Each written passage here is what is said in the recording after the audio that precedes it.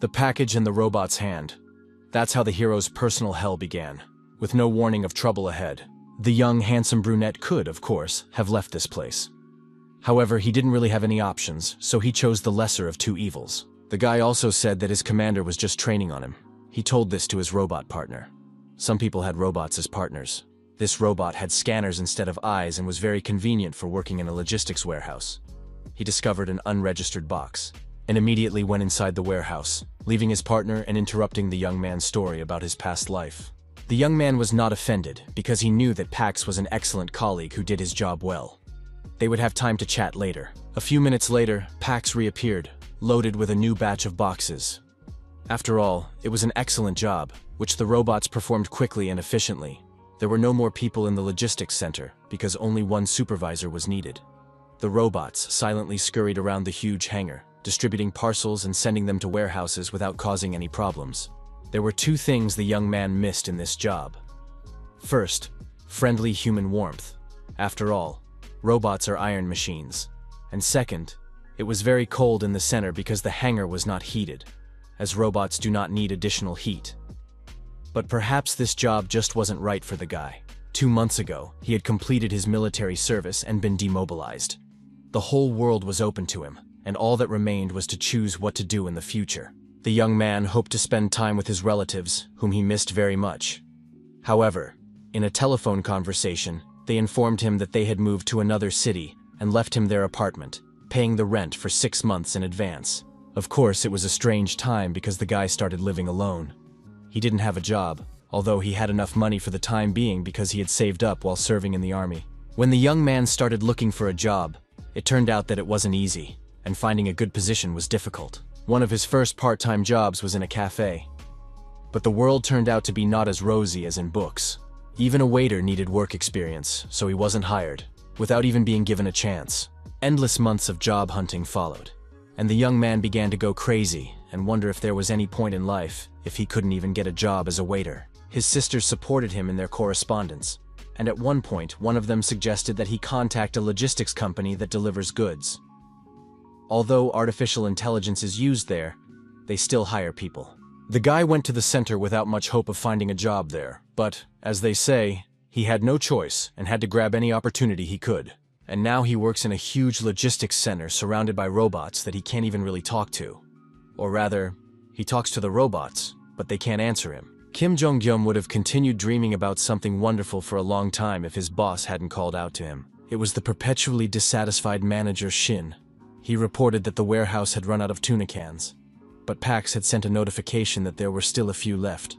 The manager sent Yong-gyum to the warehouse to check if there was anything left on the top shelves. The young man disliked this manager, who treated him worse than robots, showing absolutely no human warmth in his communication, only giving orders. The young man entered the inner warehouses and began searching for boxes of tuna cans. This turned out to be no easy task, because the warehouse was huge. But soon, climbing a ladder, the young man found a box that should have been in a completely different place. That's why it was lost. Chong-gyum was already descending the ladder with the box of tuna in his hands when the warehouse door slammed shut. He went down the stairs, approached the door, and tried to open it by pulling on the handle. However, the door would not budge. The young man tried to use the phone to call the manager and ask him to open the door from the outside. But it turned out that the subscriber was temporarily unavailable. This did not make the young man very happy, but he still hoped that it was just someone's joke and that he would be released soon. He thought about calling the emergency services, but he was afraid of looking like a coward because nothing serious had happened, and he wasn't stuck in a freezer. And if he called the rescue team here, he would put the manager Shin in an awkward position. The guy messaged one of his sisters and told her that he was locked in a warehouse. They laughed about it a little, deciding that Yong was managing to relax at work. The girl told her brother that she had heard a building collapse near her house. After that, the connection was lost, and the guy became seriously concerned.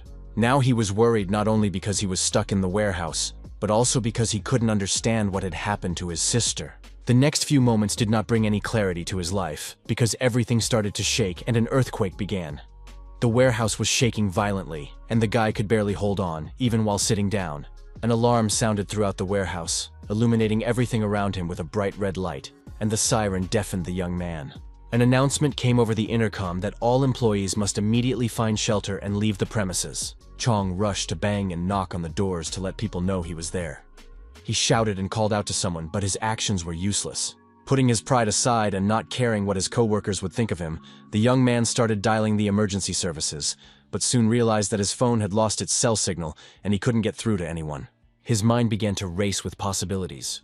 Perhaps a war had broken out, or some kind of disaster had occurred. Of course, in such a situation, there were no good thoughts at all, so the guy was simply torn apart by uncertainty. But what happened next changed his life forever. Someone knocked on the door of the warehouse where Chong was locked up. But they didn't just knock, they left dents from their fists in the iron door. The guy wanted to open the door from the inside, but at the last moment, some inner voice stopped him from doing so. The young man felt that if he made even a sound and revealed his presence, he would die immediately. Because the person who left the dents on the warehouse door was not human, there was nothing to be done. Time passed, and the young man remembered that he was the owner of a precious box of tuna. It is always easier to think and make decisions when you are not hungry. And so the young man spent the next 3 days. He realized that something serious had happened outside because no one came for him or opened the door. Perhaps a war had started, but Chong was sure of one thing. This warehouse had saved his life. The blaring alarm fell silent, and the guy was even able to sleep normally. It was unclear how long he could hold out like this. His phone was almost dead, and it was unclear how he would get out. The young man hoped that the military would soon open the warehouse once they had restored order in the city.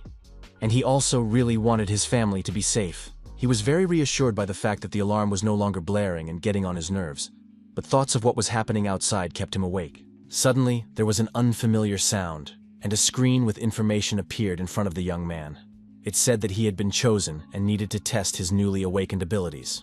The notification said that the guy was at the first level and could preserve any object in space. This information greatly pleased and reassured the young man, because he realized that he had completely lost his mind and could no longer distinguish fantasy from reality. But it wasn't so bad, because he was able to hold out alone for 3 whole days, and he chose the one object he wanted to keep for himself, almost without thinking. After all, he had nothing with him and nothing to keep, so let the PAX Order Fulfillment Center, where the guy had been working lately, remain intact. In the next moment, space seemed to blur, and he began to fall somewhere, not understanding what was happening. The warehouse was gone. When the dust and smoke settled, the young man could finally see the sunny sky. But the rest did not make him happy at all. The city lay in ruins, with mountains of rubble where the streets had once been. The sky was ablaze with the evening glow, as if mocking the people. Streets, broken asphalt, dead trucks and cars, human bodies. Here, on the stones, lay the dead warehouse workers, all covered in smoke and dust, with no signs of life. At that moment, the space flickered again, and the sound of a save notification sounded. The surrounding scene so shocked the young man that he couldn't help himself. He simply felt sick at the sight of the destroyed peaceful city and the dead people. Suddenly, the boy's head spun and began to ache, and the alert announced that the process was being updated. The boy had already begun to come to his senses, still crouching on the ground, when suddenly a huge shadow appeared next to his own, catching the young man's attention. Chong froze in horror, not understanding what was behind him. And there, standing in all its gigantic height, was a huge monster, a goblin. Drenched in sweat from fear, the young man tried to stifle a scream, covering his mouth with his fist, and, calming down, remembered that he had heard a loud roar 3 days ago when he was locked up. A huge foot of an unknown object appeared near the boy. It was similar to a human foot, but gigantic in size and covered in blood. It was clearly not a bear or a gorilla. The young man could no longer restrain himself. He ran at full speed, screaming for help and calling for someone to save him. The goblin hesitated for a moment, but realizing that his meal was running away, he let out a wild scream and roar and set off in pursuit. He had no intention of falling behind and pursued the young man, who still couldn't understand who was chasing him. Soon, Chong could see that it was an orc. It was unclear where it had come from and why it was running so fast. The young man didn't have time to come up with a plan, so he just ran through the streets of the city, continuing to scream and ask for help. But he already understood that if this continued, it would be the end of him. Another notification informed him that synchronization was complete and he could enter the subspace. A glowing screen appeared in front of him. The guy ran up to it, and just as the goblin was about to grab him by the shoulder, the young man thought it was too late. However, his head was already in the glowing circle, and closing his eyes, he squeezed them shut and prepared to die. Chongyum stood there, covering his head with his hand and trying to push away the orc, who was no longer there. The boy opened his eyes and found that he was safe, and the huge, terrifying monster was standing on the other side of the passage, as if behind glass, unable to reach the young man. Still reeling from the shock, Zhang saw a drone in front of him and asked if the goblin really couldn't enter. The drone confirmed that without the boy's permission, no living creature, object, or energy could enter or leave the subspace. The young man listened to this information, still not understanding who he was talking to and who was telling him this. The young man looked around and realized that he was in his logistics center, which he had saved when he was asked to save one object. Chongyum couldn't believe his eyes and didn't even know what to ask the drone. After assessing the situation, he realized that the entire logistics center, along with the robots and goods, had indeed been placed in his subspace. Soon, a notification informed him that he had entered his subspace for the first time and received a reward. 1 magic stone. This magic stone was a piece of rock in the shape of a rhombus that glowed and radiated energy. What to do with this stone was not yet clear. Meanwhile, the goblin continued to pound on the entrance to the subspace. He still had no intention of giving up on eating the young man, as evidenced by his bloodthirsty, hate-filled gaze and his jaw with huge fangs, full of saliva and emitting terrifying growls. The boy asked again if the goblin could enter the subspace, but received confirmation that this would not happen. He was then given information about the logistics center and all the products it contained. He was also told about the characteristics of the items that could be delivered. The young man also learned that there were 2 minutes left before the shutdown, and that he could use the magic stone to supply himself with energy and support the objects in the subspace.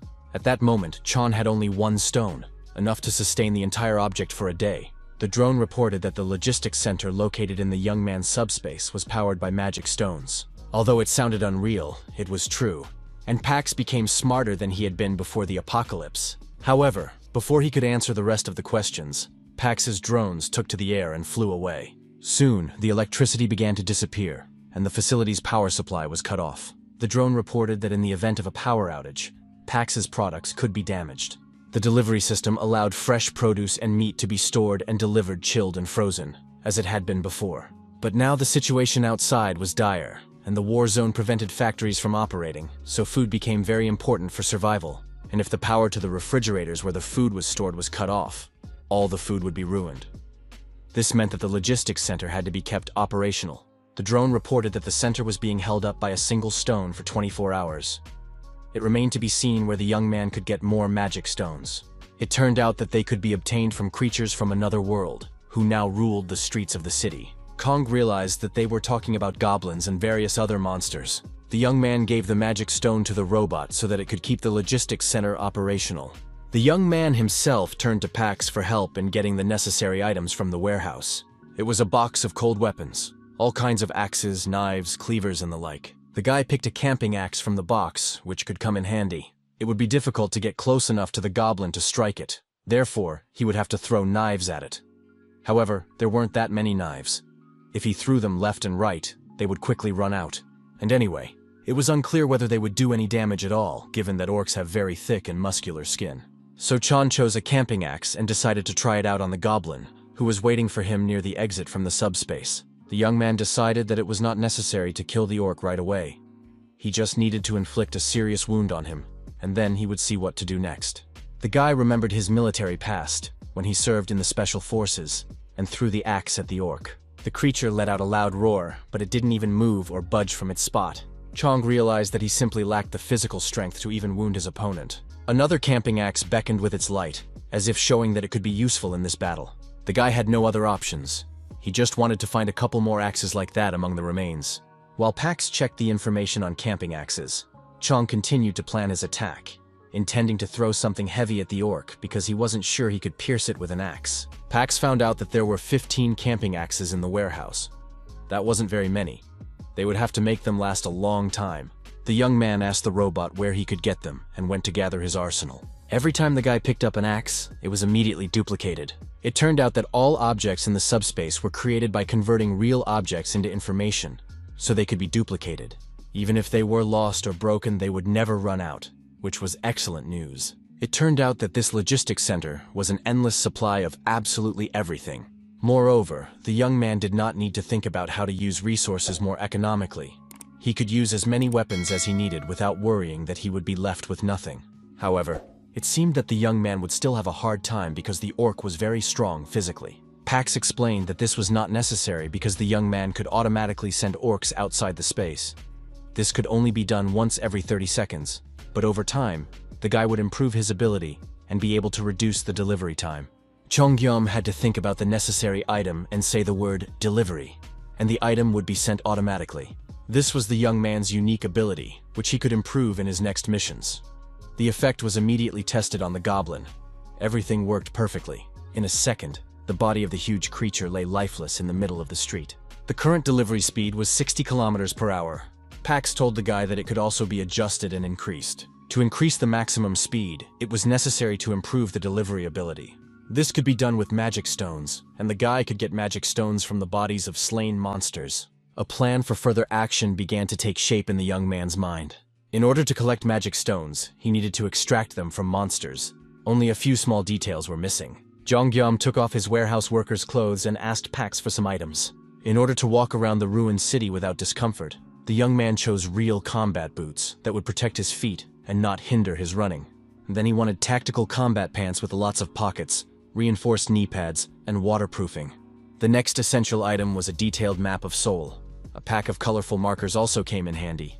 After changing into his new clothes and laying out the city map in front of him, the young man circled the areas he needed to visit. He planned his route, intending to find all his relatives. He mapped out the most logical route. The young man understood that if he wanted to reach his relatives, he had to hurry as much as possible. It would be long and difficult to do this on foot, considering that the roads were broken and the streets were full of monsters. Therefore, the presence of a bicycle in the warehouse turned out to be very useful. Of course, a car or motorcycle would have been better, but in this situation, even a bicycle seemed like a great way to get around. This bicycle was equipped with an electric drive and a powerful headlight. Chong made his way to the city, mentally urging his family to hold on and wait for their younger relative.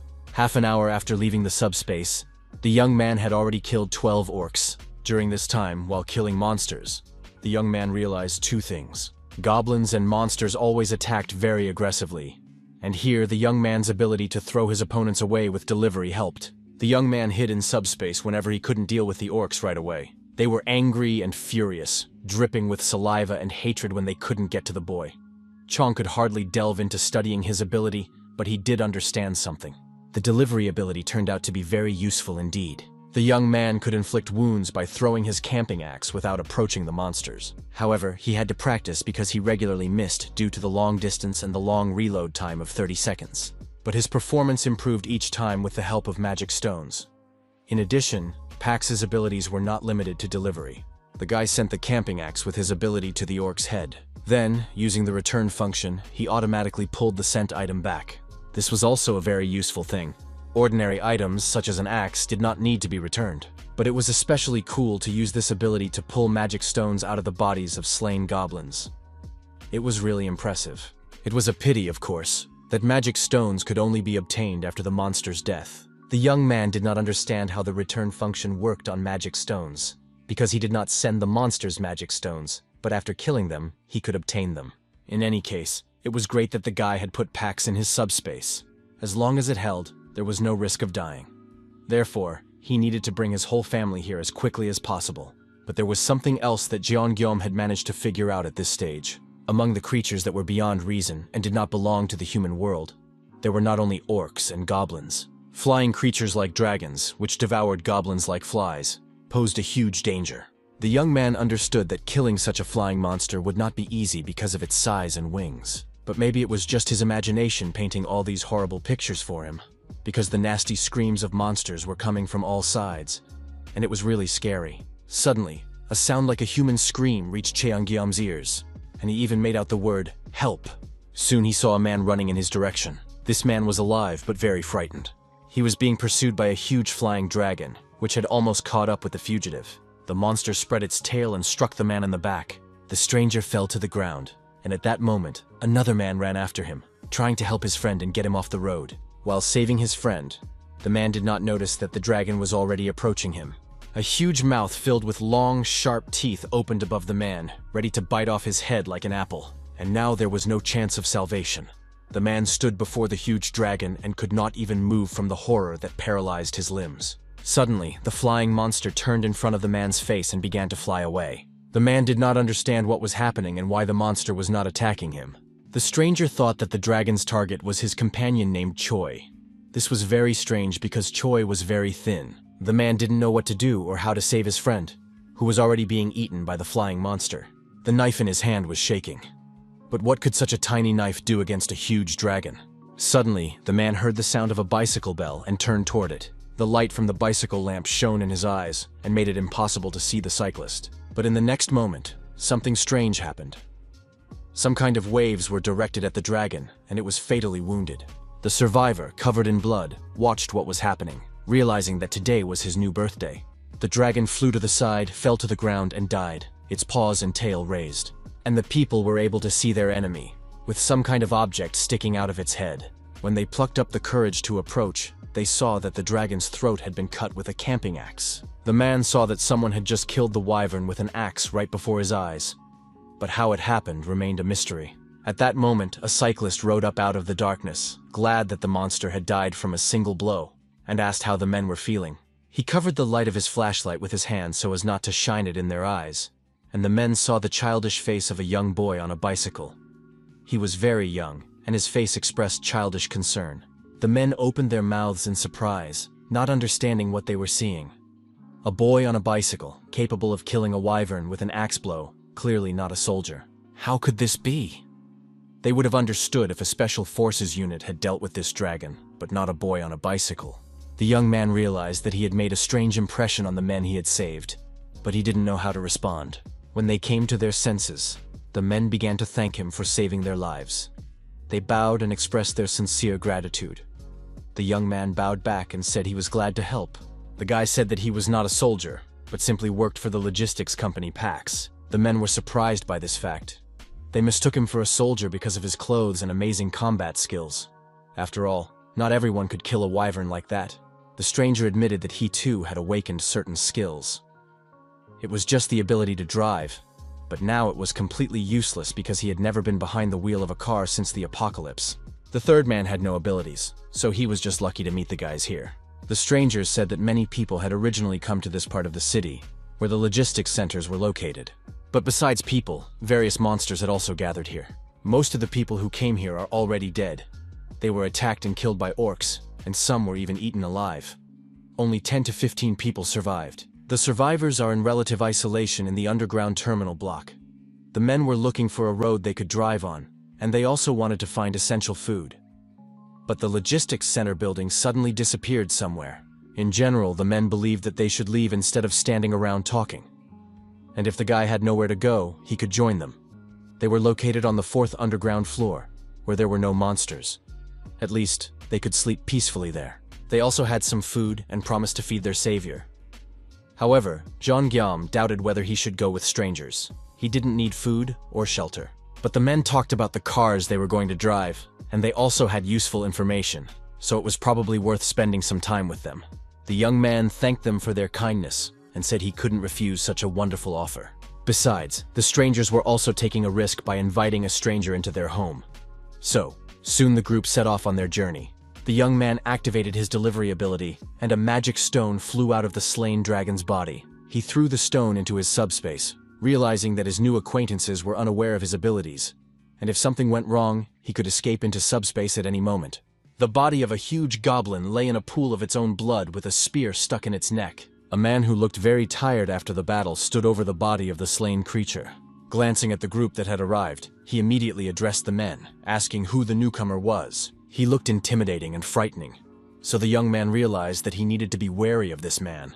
After all, he had just killed a huge goblin. The monster had wandered into their territory completely by accident, and the orc hadn't noticed the people, so they managed to deal with the monster and get away easily. No one was hurt, but this place could no longer be called safe, because the next day, similar monsters could come here, and everything would not end so well.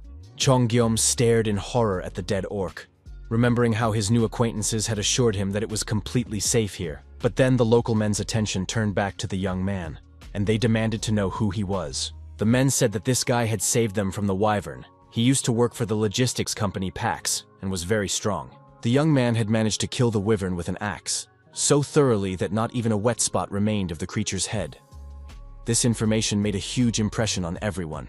Many froze, staring at the young man, when suddenly his hand was in someone's palm. It was a short woman with a kind face. She thanked the young man for saving her two companions, Yeonsu and Ben Shul. After that, other people began to express their sincere gratitude for saving their friends, which made John very embarrassed. He tried to say that he had not done anything extraordinary, but had simply done what he had to do, but the thanks continued to pour in. It turned out that all these people had been working together for over 10 years and had become like family to each other. The general manager of the Tichon Express terminal was Lee Jin-mok. The general manager bowed respectfully to the young man and thanked him for saving Yeonsu and Ben Shul. After all the formalities were settled and the young men got to know each other, the young man was taken through the underground, where he was told and shown how they survived there. The underground was much better than the surface. They had food and water from the logistics center, as well as the opportunity to sleep while someone was on duty. The manager was absolutely sure that the food would last a long time, because they got it from the logistics center. But soon after, a report came from the guys who had returned from the city. They said that the logistics center had simply disappeared from the face of the earth. Everyone present was very surprised by what they heard and fell into a stupor, because it became clear that food supplies were not endless. The manager couldn't believe what he was hearing. However, Yeonsu said that when the guys tried to look around, they stumbled upon a wyvern. No one understood how such a huge building could have vanished. But when monsters roam around, anything can happen. So they just had to accept the new reality. Of course, this situation was unpleasant, and now it was necessary to decide what to do in such circumstances. The manager announced that the guys had to clear the tunnel at all costs, because if they stayed here, things would get worse every day. There was no need to despair. It was just that the time had come a little earlier than expected, and they would have had to leave the dungeon anyway someday. The main thing was that the people had a plan. Chon listened very carefully to everything people were saying and turned to the manager to find out which tunnel they were talking about. The manager explained that before the apocalypse, everyone lived in different places and needed transportation to get to work.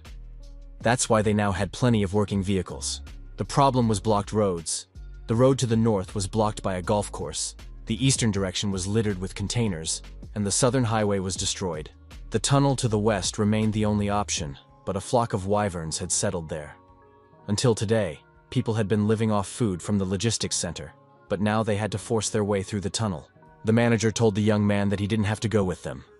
After all the roads were blocked only to vehicles, and on a bicycle, he could leave this place in any direction. However, Jungyeom said that he needed normal transportation, because he was going to search for his family, and believed that he had to help people. The young man confirmed that he would definitely go to help and do everything necessary to clear the tunnel for himself and the others. But the young man did not want to show people his ability because he did not fully trust them. Perhaps they are not as kind as they seem. Of course, these people were not lucky enough to be in a safe place like Chon. And all this time they were fighting for their lives while he was simply locked up in a warehouse. They had food supplies from the logistics center, and people knew the value of food and water. However, they weren't going to share this information with others easily. And that was right. Chon Gyeom wanted to go into the tunnel and see how many creatures had bred there. He announced this to his new companions, hoping to use his ability alone to clear the way. And maybe then he would be able to improve some of the abilities that opened up after killing the orc. Perhaps he would be able to reduce the recharge time thanks to the magic stones. Among his abilities was the ability to send 2 items at once. There was also a mysterious automatic delivery function, but he planned to figure that out later. All he needed for all this was 10 magic stones. Chong Gyeom wanted to face a pack of wyverns to get more magic stones and improve his abilities. Due to people's caution, he decided to go alone, kill all the wyverns, take their stones, and improve his abilities to clear the way. Yeonsu volunteered to go with him on this mission because he was being chased by a giant wyvern at the time. And besides, the guy didn't know the way. Besides, he trusted the young man and believed that he would save them even if something unexpected happened. This was slightly different from Jongyeom's plan, but he did not argue and accepted the help of his new friend. Besides, Yeonsu wanted to test his driving ability. He had never received a notification and simply knew that he had this ability. He imagined in his head how he should operate the vehicle. However, this information did not impress the hero, who understood that this would be their first ride.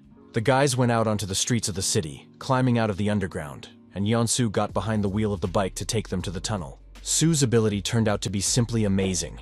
They were racing at breakneck speed, and the wind whistled around them, not calming down for a moment.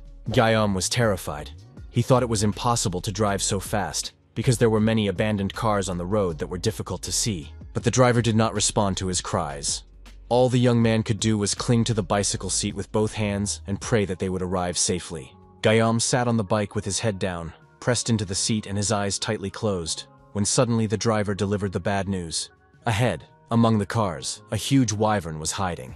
The driver didn't know what to do, whether to keep going or to drive around it. The dragon had also noticed the approaching people and was staring at them with a bloodthirsty gaze. Yong-soo turned to his companion, trying to figure out what to do next, without slowing down for a second, which caused another wave of panic in Guillaume. The young man used his ability on the fly, and a camping axe flew into the dragon's jaw.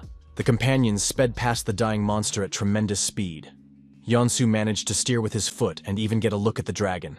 In a split second they sped on, leaving the body of the slain wyvern behind. Jong-gyum used his delivery ability, warning his driver not to turn around under any circumstances, and pulled the magic crystal out of the dead dragon's body. A couple of seconds later, the guys had already reached the tunnel. Yong-soo was an excellent driver, so they got there in a matter of minutes. But suddenly, he stopped the bike abruptly. He was the first to notice the horror they had fallen into. They were surrounded on all sides by wyverns, leaving them no chance to hide or avoid a collision.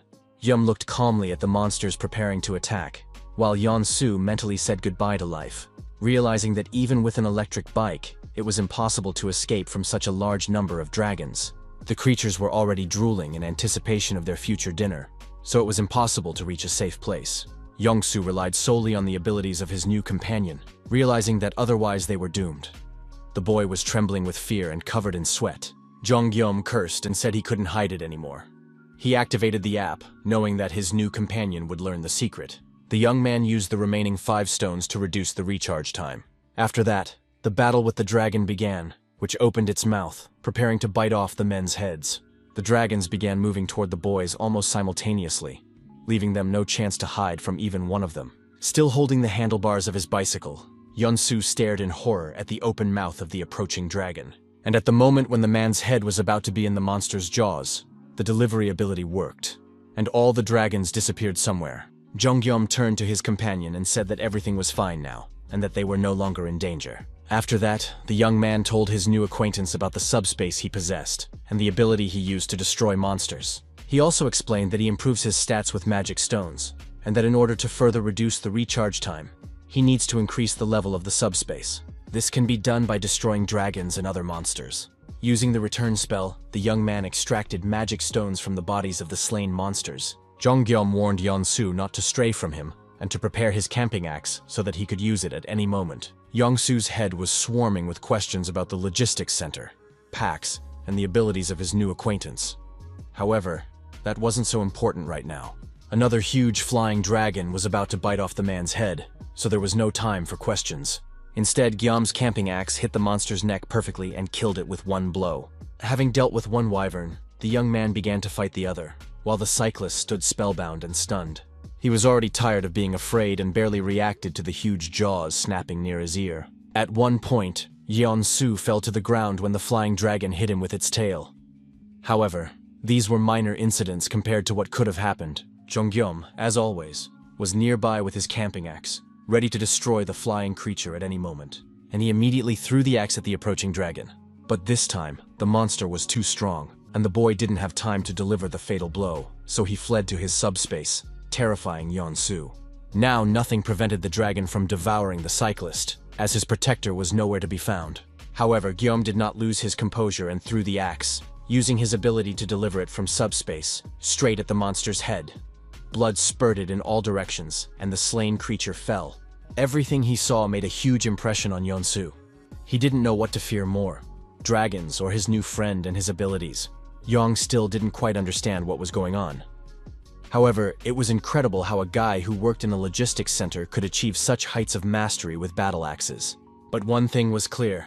These monsters were no problem for Jong-gyum. The young man could handle any tunnel and clear it without much effort. And with the help of the machines in the current situation, it was possible to quickly and safely reach the desired location thanks to Yong-soo's skills as a driver. After all, the tunnel was only part of the route, and there would be monsters after it too.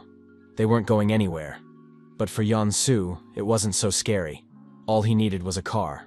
Yeon-soo envied his new acquaintance because with such an ability, he himself could quickly reach his relatives. At the same time, Jong-gyeom needed a car, and most likely had a long journey ahead of him.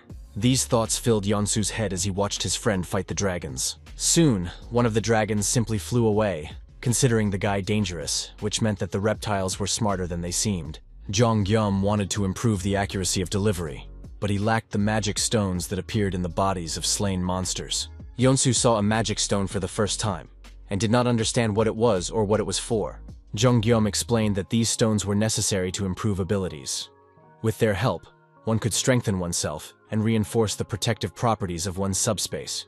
Yeon-soo had never used magic stones to enhance his abilities because he simply did not know they existed. He admired the young man's skill with axes, throwing them with such power as if he were shooting a gun.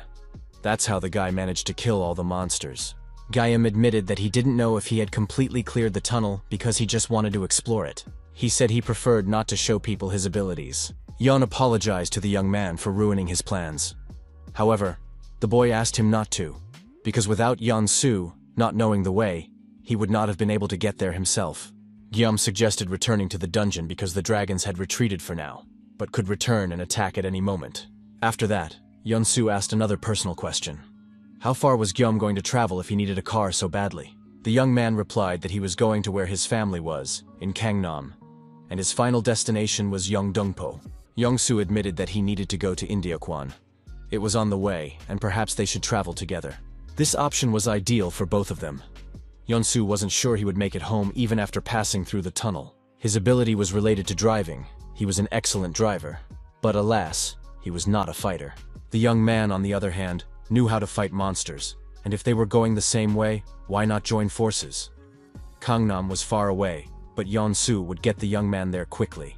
He understood, of course, that he was just a driver, but he promised not to be a burden to Gyeom. Besides, he had a small supply of food that they could share. The idea didn't seem so unreasonable, since Yeon-soo's driving skills were beyond doubt. Jong-gyeom really wanted to hide his abilities from the other players, because he couldn't imagine how they would react if they found out the truth about him. They might force him to do something against his will, such as not giving him the car keys until he fulfilled their demands. The young man wanted to trust Yeon-soo because he had gone with him, risking his life, even though a monster had recently been chasing him. The guy confirmed his agreement, saying he was ready to team up with Yeon-soo and drive together to his relative's house. However, he insisted that he would clear the tunnel alone and did not want anyone to interfere or learn about his ability. Gyeom asked that no one interfere with him and allow him to clean up the tunnel alone. Yeon-soo, putting his hand on his heart, promised that people would not be stubborn and interfere if he asked them not to. Upon arriving in the underground, Yeon-soo gathered all the residents and announced that they would soon be able to escape through the tunnel. Jong-gyeom would clear the passage using his newly awakened ability, and the people would have to wait outside until he was done. He added that he couldn't explain what this ability was because it was a secret. All they could do was trust that Gyeom would succeed. It seemed unthinkable. He had revealed someone else's secret to everyone. The people were so surprised that they couldn't believe what they had heard. It turned out that their new acquaintance would clear the tunnel on his own, and they just had to wait until it was over. Yeon-soo even promised to tell them exactly how the young man would do it. The situation was deteriorating before their eyes, because they were already wary of the young man, and now their trust could disappear altogether. The manager looked at the young man with a puzzled expression, not knowing what to do in the current situation. Gyeom also realized that it was too late to back down, so he announced that he would clear the tunnel by tomorrow morning so that everyone could pass through. And although it all sounded fantastic and unlikely, the people had no other options. Food supplies were running low, and the tunnel needed to be dealt with as soon as possible. Manager Chin Mok said he would not ask about his abilities, as he saw no point in it. The main thing for him was that the tunnel be cleared. Perhaps the guy decided to do this out of sympathy for the people. If it was easier for him without helpers, they would not get in the way. However, the manager asked the young man to accept the food and drinks that the people had collected, because he would need strength to clear the tunnel. The young man risked his life for all of them, and the only thing the people could do was share their food with him, especially since he was going to clear the tunnel alone. People began to bow to him, expressing their sincere and heartfelt gratitude. They regretted that they could only thank him. And although the young man tried to explain that this situation was beneficial to him, they did not listen.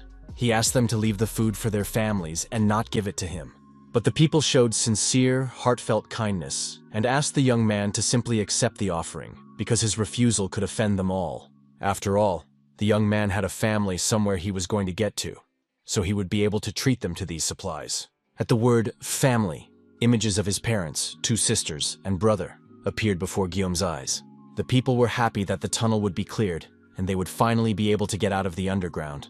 And that meant it was time to open the hiding place. The stash turned out to be beer, and the people began to celebrate the happy event, hoping that everything they had planned would come true, and their loved ones would be happy to see them. There was not much alcohol, but it was enough to drink to the safe arrival and reunion with their beloved families, as well as to the safety of everyone and their young savior, Jong Guillaume. The next day, the weather was wonderful. The sun shone softly, breaking through the fluffy clouds, and the blue sky seemed peaceful and serene. In front of the tunnel entrance, Guillaume sat on his bicycle with a camping axe in his hands. The faces of those seeing him off were filled with concern about the upcoming event. However, the young man asked them not to worry, and confidently said that he would accomplish the task at hand. Leaving the people at the entrance, the young man rode his bike to the tunnel to improve his skills and clear the passage for everyone. His face was focused and showed no fear or confusion. The young man rode with the firm intention of doing his job well. Entering the tunnel, the young man stopped his bike and assessed the scale of the disaster. The entire ceiling was littered with wyverns waiting for prey. The boy's thoughts turned to his childhood, and he remembered himself as a boy who was often beaten. One eye had swollen shut from a blow. His rival and main tormentor was his older sister, who constantly picked on her brother, although she denied these accusations. They constantly complained to their father, who had to judge between them. But the quarrels between them occurred regularly and always ended in fights. Despite the fact that they often hit each other, bruised each other, and pulled each other's hair, the brother and sister remained very close and dear to each other. And maybe now they even hate each other.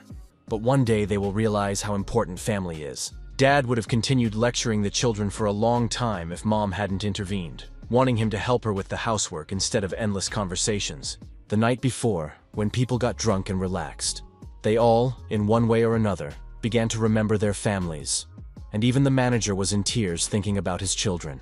Soon everyone fell into a drunken sleep, and loud snoring echoed through the dungeon. It was simply impossible to sleep in such conditions. In addition, some were already thirsty and wanted water. In the middle of the night, Yeonsu had to replace his colleagues on duty when he noticed that Guillaume was nowhere to be found. The guard said he had gone outside to get some air. Yeonsu went in search of his new acquaintance and soon found him near some huge trucks. He was worried that the young man wasn't resting, because a difficult day and a battle in the tunnel lay ahead. Perhaps he just didn't feel comfortable sleeping underground. But the guy said he just couldn't sleep, and had been busy gathering small gifts for all the inhabitants of the underground. Their kindness sincerely touched the young man. He didn't load the trucks completely to make them easier to drive, but in principle, the supplies should have been enough. It was the last of 15 trucks that he had already loaded with food and essential items. Guillaume asked him not to tell anyone about this until the tunnel was cleared. Yeonsu didn't understand how the guy could give away food left and right and who he was anyway, if he could afford to do so. Meanwhile, in the underground, the work of clearing and destroying the dragons continued as usual. Jong Guillaume destroyed wyverns using his delivery ability, without even putting in much effort. He thought about how he would like to put all the people in his subspace to protect them. However, at this stage, it was impossible for him to do so with his abilities. If he could improve his subspace by a couple of levels, he might be able to accommodate up to 20 people there. But to do that, he would need to collect even more magic stones. There weren't that many dragons left in the tunnel. In addition, some of them flew away alone or in pairs, so it was unlikely that he would be able to raise the level significantly. But thanks to the upgrade of his precision delivery ability, the guy managed to kill quite a few lizards. Without this improvement, nothing would have worked. If he wanted to settle his family in the subspace, he would need huge dragons with powerful magic stones. And now one of these creatures was looking intently at Jong Guillaume. People stood excitedly and impatiently near the cars, waiting for the guy to appear. Some believed in his abilities, others doubted and were genuinely worried. Thoughts of helping him arose, but that could only ruin everything. So they decided not to interfere and just wait for his return. Soon, Jong Guillaume himself appeared from the tunnel. His shirt was splattered with blood, and his face was gray from dust and smoke. However, as he drew closer, he radiated satisfaction with the work he had done, and the sun's rays illuminated this pure, sincere, and kind young man. People rushed to cheer and praise the young man, who not only returned alive from the tunnel, but also did a great deed for all of them. After that, the manager gave a speech of gratitude to his employees and wished them a safe journey home. The employees also thanked the manager for everything he had done and wished him a safe journey. After that, Guillaume told the people that if they ran into any problems along the way, they could look in the cargo compartment. There they would find something that would be useful to them. Everyone got into their cars and hurried to their families. The road was difficult because there were abandoned cars lying in the middle of the highway, but the trucks slowly moved in the right direction. After passing through the tunnel, they said goodbye to each other, and each went their own way, to meet their loved ones. Chong Guillaume enjoyed the ride, but he couldn't stop thinking about the last dragon he hadn't fought. The wyvern disappeared too quickly without giving him a chance to get a good look at it. The young man was almost certain that the monster was a wyvern. However, it looked different and was enormous in size. Perhaps it was the leader, or maybe it was just an adult specimen that produced ordinary, already quite common dragons. Guillaume was thinking about all this. Suddenly, a sound caught the young man's attention. The car had stopped in the middle of the city. Everything around was still eerie. The bodies of dead soldiers lay scattered, weapons nearby. It was clear that the enemy was stronger than even the national army. All this made the men think terrible thoughts about how they had no choice. Corpses, monster carcasses, and overturned cars were scattered everywhere, and there was not a single normal road. But this was happening everywhere they went, and they were equally frightened and horrified by what they saw. The fact that the bodies of soldiers remained lying in the streets suggested that the situation was even worse than people could imagine. Zhongjum thought that if he had stayed in the army longer, he might have ended up in the place of these soldiers, abandoned to be torn apart by monsters. Soon, their path was blocked by a wire fence topped with barbed wire, and it was clear that it was impossible to pass. This fence was intended to block the path, but it could only be used against humans, as winged wyverns and huge orcs paid no attention to such barriers. The barbed wire was most likely installed by the military. It seemed that they were trying to block something. They could have looked for another road or tried to cross another bridge, which might not have been blocked yet. But Zhongguillaume did not listen to his companion because he saw something at the end of the bridge. Giant wolf-like monsters. The young man immediately figured that if he killed these creatures, he would be able to improve his subspace, although Yunsu was already about to turn back at that moment. However, before he did so, a daring plan formed in Guillaume's mind. The young man suggested trying to cross the bridge in one place. He asked the driver if he could drive the truck on the sidewalk. Of course, it was a bit narrow, but there was still a chance. With a satisfied smile and confident in his strength, Guillaume declared that he had come up with a good way to get through the barrier and demanded that the driver not turn the truck around. It was decided to make their way through here. While the guys were discussing the details of their future journey, new participants appeared before them. A giant orc who was tearing wolf-like monsters to pieces. But within a few minutes, the battle took a dramatic turn. The pack of wolves devoured the orc in a matter of seconds. The monsters tore each other apart, ripping flesh and spraying blood in all directions. The humans watched with their mouths agape, amazed at the bloodthirstiness and power of the monsters. Yongsu asked his partner again if he really wanted to cross this bridge. Guillaume said that when he was a child, he used to play a computer game where 3 races were at war with each other. In this game, you could customize the maps and additional options as you saw fit. Guillaume's favorite map was one where you had to fight off hordes of monsters using limited resources. Now they were in a similar situation.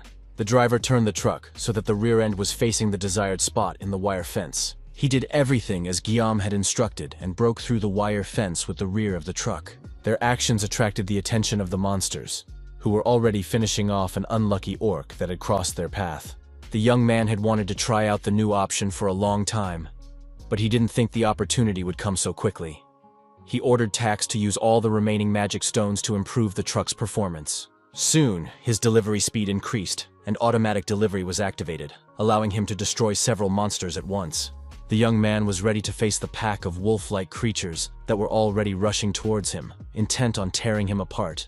Guillaume began fighting the pack of monsters with huge refrigerators, which he threw, knocking the monsters down in midair. Almost immediately, he received 12 magic stones, and thought that it was not in vain that he had improved the range and accuracy of delivery after clearing the tunnel. He could have thrown an axe, but the delivery direction was only slightly adjusted.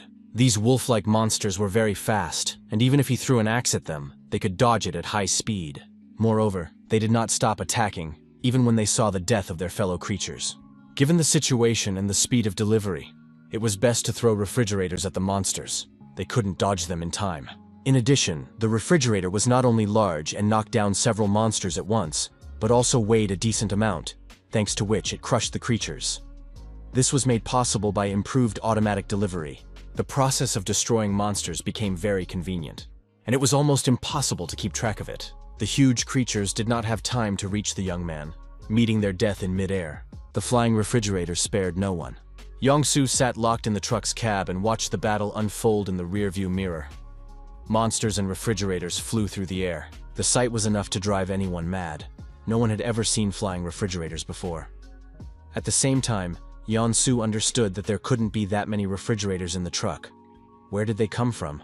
And what was going on in general? Perhaps they were somehow reappearing. Of course, Gyeom took the axes from the slain monsters, but what about the refrigerators? It was unclear. Yeon-soo's head was bursting with thoughts, while Gyeom suggested a snack. It dawned on the driver that the young man's supplies were endless. This knowledge struck him as much as everything else. He thought the guy was collecting axes because there weren't many of them, but it turned out there was a whole wagon load. Gyeom said he was picking up the axes so they wouldn't lie on the road and hurt someone. Perhaps Yeon-soo just didn't understand everything correctly. However, the young man did not deny that his supplies were endless, and the guys agreed to have a snack while the refrigerators continued to destroy monsters. Yeon-soo continued to argue that he still didn't know what abilities the guy had, but it didn't matter anymore. They were enough to get the job done. Yeon-soo said he was very grateful to Gyeom for clearing the tunnel and helping them get to the city. If they crossed the bridge, they would reach his home in about an hour. Yeon-soo hoped that nothing had happened to his family and believed that they were all right. To distract himself from his sad thoughts, Gyeom said that Yeon-soo couldn't appear in front of his family looking like that. It would take some time to destroy the wolf-like monsters, so the boys could find some clothes for Yeon-soo. At first, the driver was embarrassed, surprised that the young man was even helping him with clothes. However, he didn't have to beg him for long, and soon he voiced his preferences.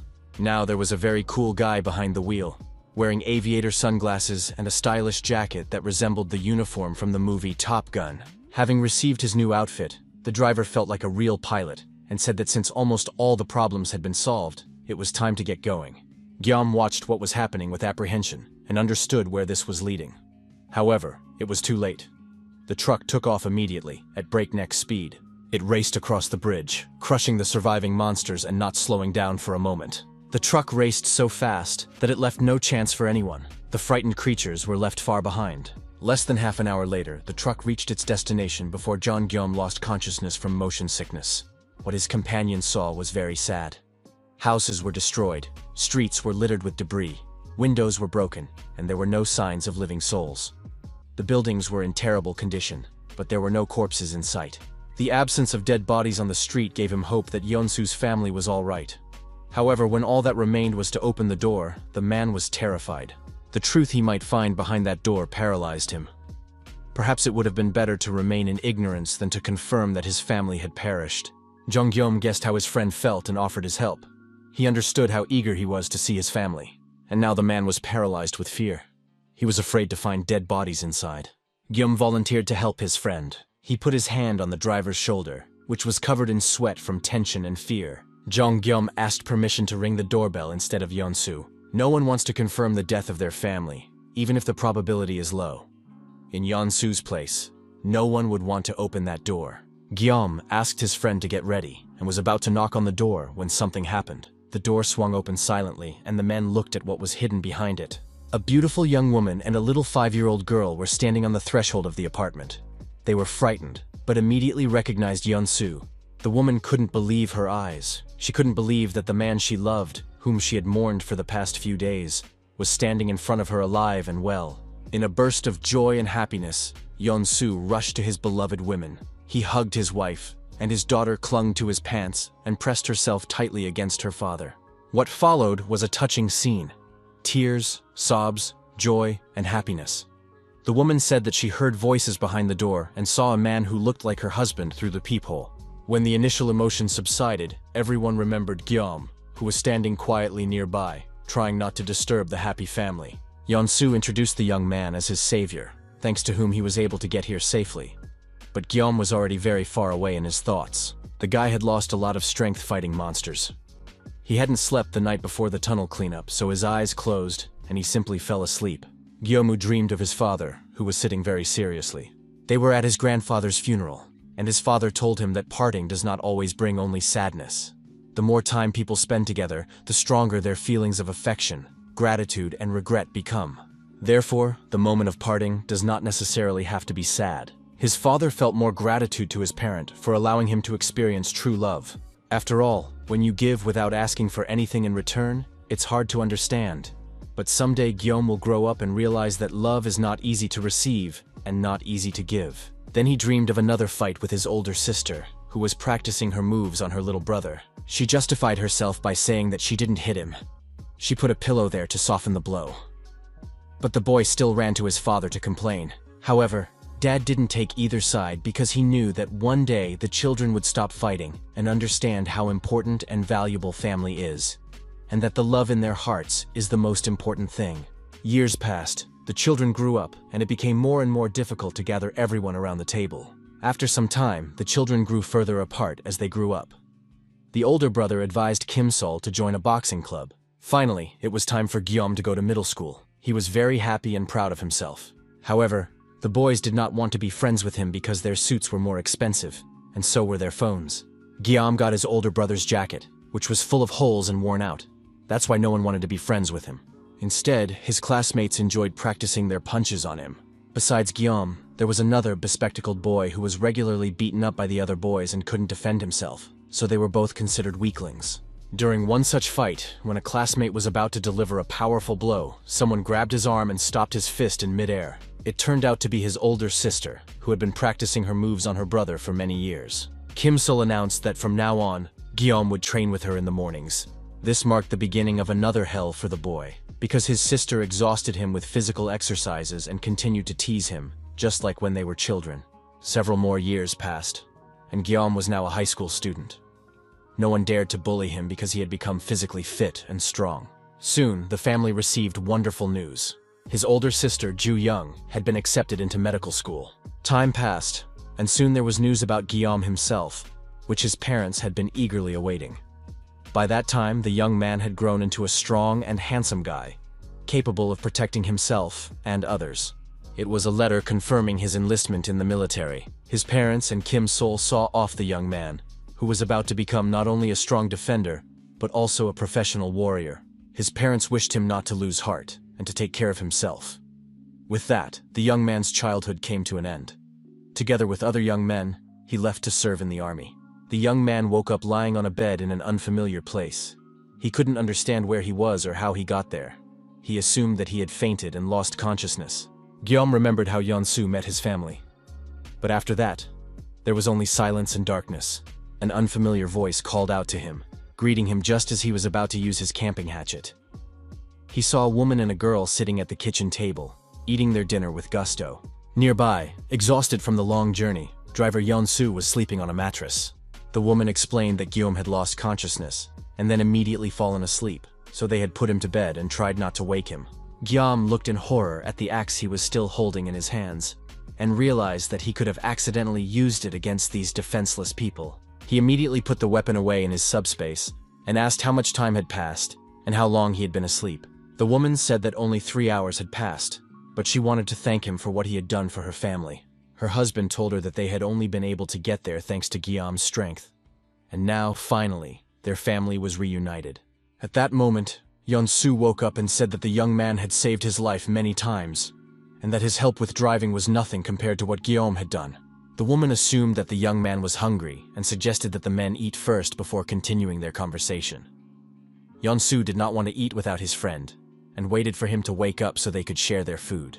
The woman prepared stewed fish, just like Guillaume's mother used to make. The young man was sincerely touched by this situation and the hospitality shown to him by this family. He said that it was his favorite and most luxurious dish. The woman and the girl had already eaten and left the men so that they could enjoy their meal and talk in peace. It was the most delicious food Guillaume had had since he left his parents' home and went to serve in the army. The delicious lunch was eaten. Nostalgic feelings overwhelmed the young man. He remembered his family and the food his mother used to cook for him. When lunch was over, Yeonsu got down to business and said he wanted to take Guillaume to his relatives. This proposal surprised the young man, but Yeonsu insisted that he had already discussed everything with his wife. and she supported his decision.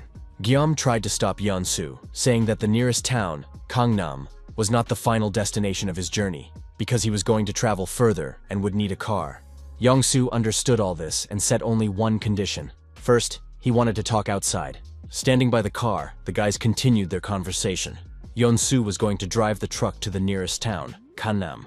Then he wanted to leave the truck with the young man and get an electric bike from him in return, so he could return to his family himself. He planned to ride the bike back home very quickly. It all seemed convenient, of course, but suspicious Guillaume immediately had questions. Of course, Yeonsu was an excellent driver and could outrun any monster.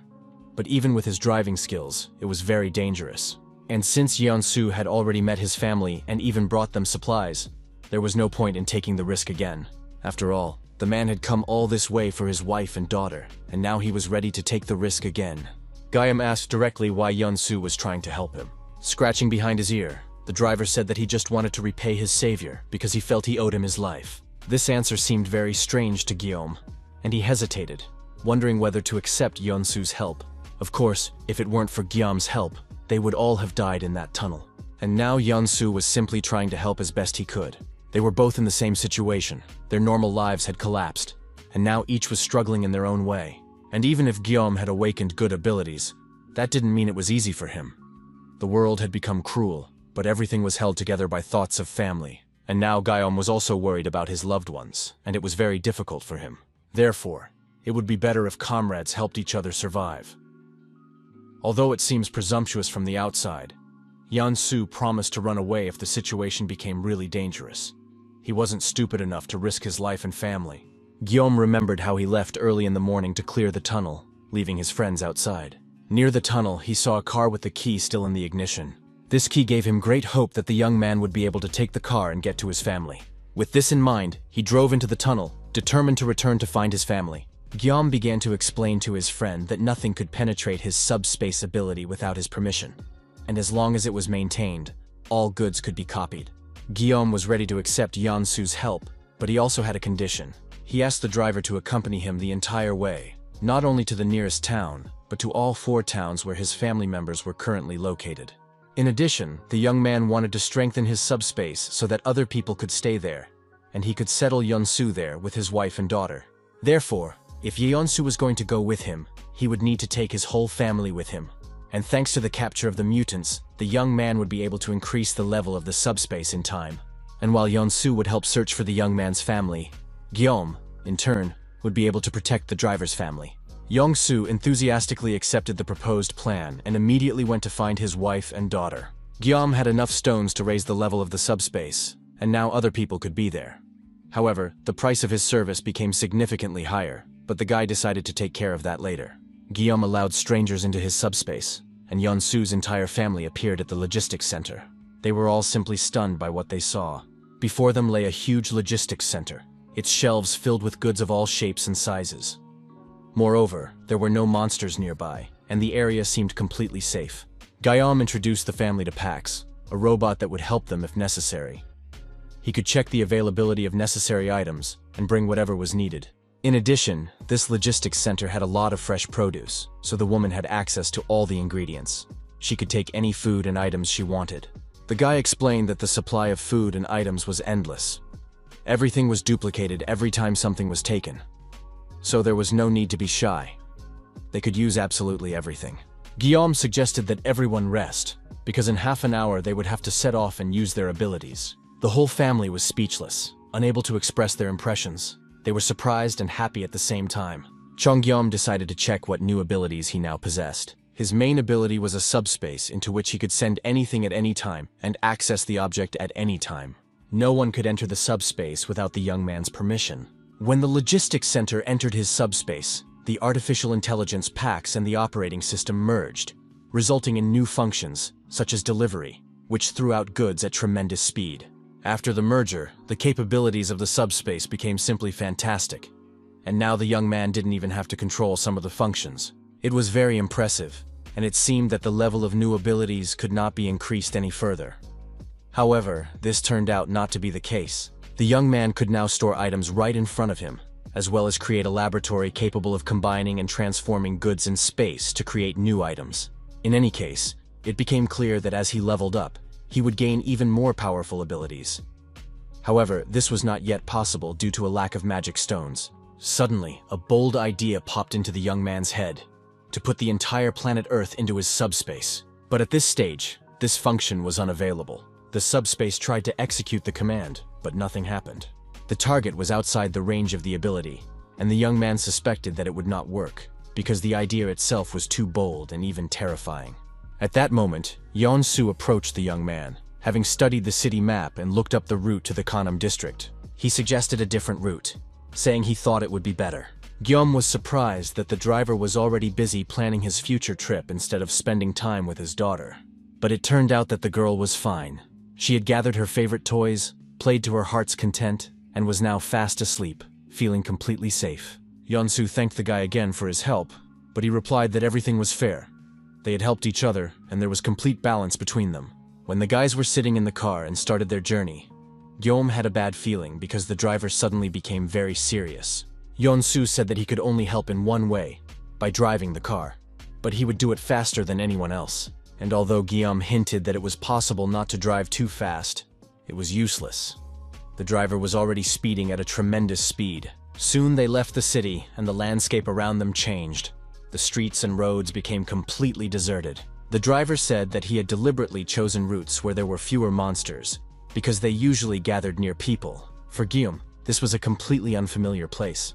The road was bumpy, he felt very sick, and all he wanted was for the journey to end as soon as possible. Suddenly, they drove up to a completely empty area and saw that the road was blocked by a barrier. These were military barricades with iron spikes, which were impossible to cross without damaging the wheels. The guys didn't know if there were any soldiers nearby who had left these barriers, but then Gyeom saw the headlights of the car that was chasing them in the side mirror. The equipment and weapons in that car did indeed belong to the military, but the people inside were clearly not soldiers.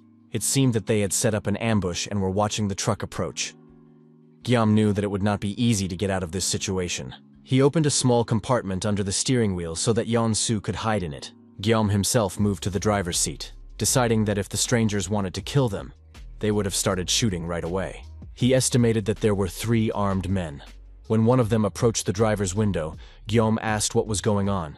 The stranger replied rudely that it was a check. He demanded that the young man get out of the car and open the trunk for inspection. The young man obediently complied with the armed stranger's demands, and they saw that the car was filled to the brim with goods. They were happy to see such a successful catch, and realized that the young man was a courier. After that, one of the bandits, probably their leader, told Gyeom that now all this belonged to them. He also demanded to know where the young man was taking these goods. Gyeom honestly admitted that he had taken everything from the logistics center, but it was now impossible to get there. All the roads leading to the center were destroyed and blocked. However, he was willing to bring supplies to these people if they needed them. The leader was interested in how many more supplies were in that logistics center. While they were talking, one of the bandits hinted that they had no choice. Time was running out. But suddenly the soldiers became agitated and began to discuss that it was too late and time was running out. Therefore, they needed to take the food and stop talking. They took the truck and were about to harm the young man. Before Gyeom could escape into his subspace, he received a powerful blow to the solar plexus. It was very unexpected and painful, and the young man fell to his knees because his breathing was labored, and excruciating pain spread throughout his body. His further impressions were only auditory, because a bag was placed over his head. He heard how he was taken somewhere and explained to someone that he had brought food from the logistics center.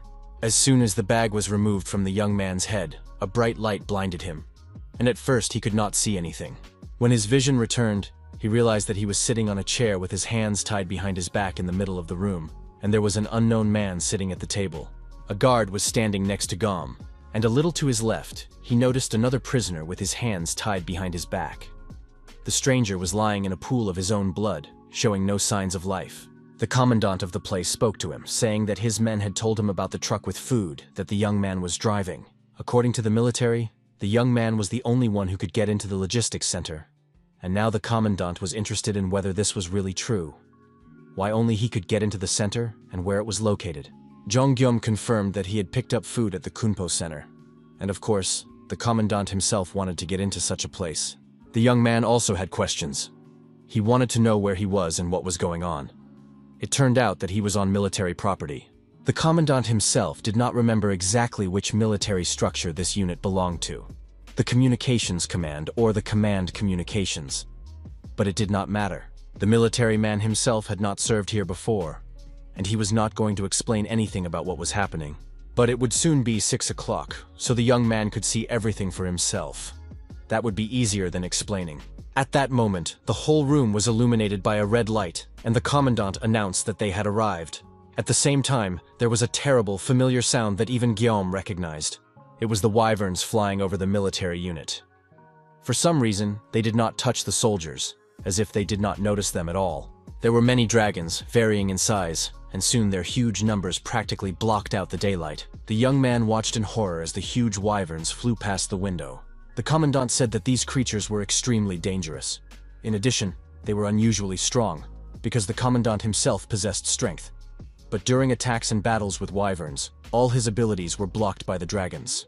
The commandant drew Guillaume's attention to a soldier who was lying there in the room, his hands tied, in a pool of his own blood. This guy was a real soldier, and the army had a plan to attack the wyverns with weapons. However, it didn't help, and all the soldiers who were recruited to fight the monsters died. This particular soldier wasn't killed, he just wasn't feeling well and probably knew a lot of useful stuff. But now he wasn't in the best shape because he hadn't been fed in a long time. Now the commandant ruled this place. He reported that the military base was full of weapons, but there was no food at all, so Guillaume had to take his men, go with them to the logistics center, and get food. If they succeeded, the young man would be accepted into their ranks. This would be beneficial both to the bandits and to him, because they would be able to protect him from the monsters. Guillaume began to say something strange about how this place seemed perfect, and therefore he wanted Pax to send the Ministry's Communications Command to the subspace. It seemed like complete nonsense, and the soldiers nearby decided that the guy had simply gone mad. The next moment, the young man found himself with everyone around him in a completely different place.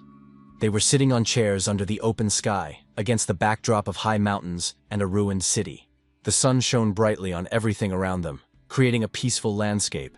The men looked around in confusion, not understanding what had happened and where the building they had been in had disappeared to. Guillaume was still sitting on a chair with his hands tied, and next to him was a guard with an automatic weapon. The commandant looked around in confusion, not understanding how this was possible and where the building had gone. At that moment, the young man sitting on the chair with his hands tied was seized by another attack, and he vomited right in front of him. This was a side effect of being packed into subspace. The rope had to be cut quickly before it was too late. But then there were sounds that needed no explanation.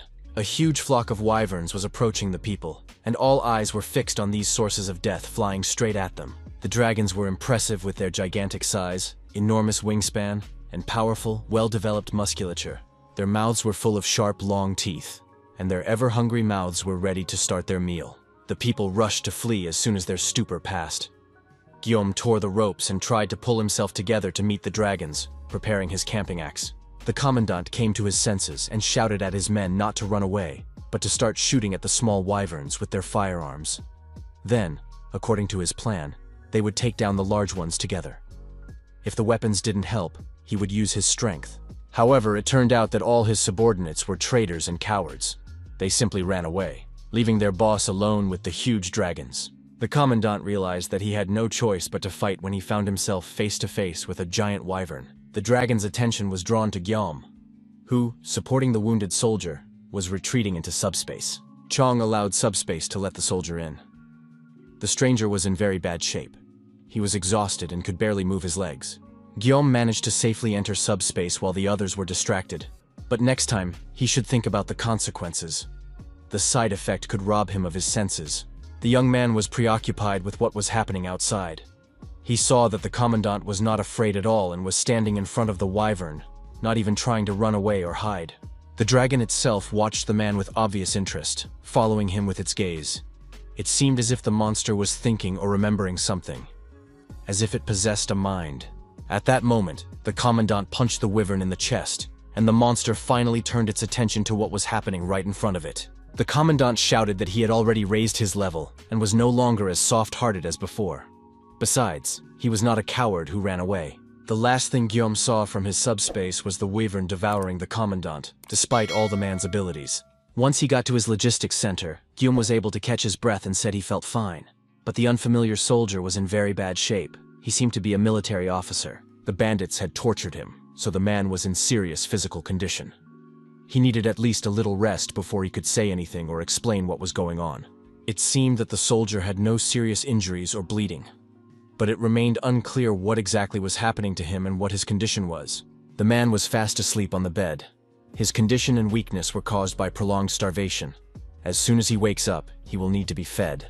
Jonghyum warned Yeon-soo that another building would soon appear in the subspace.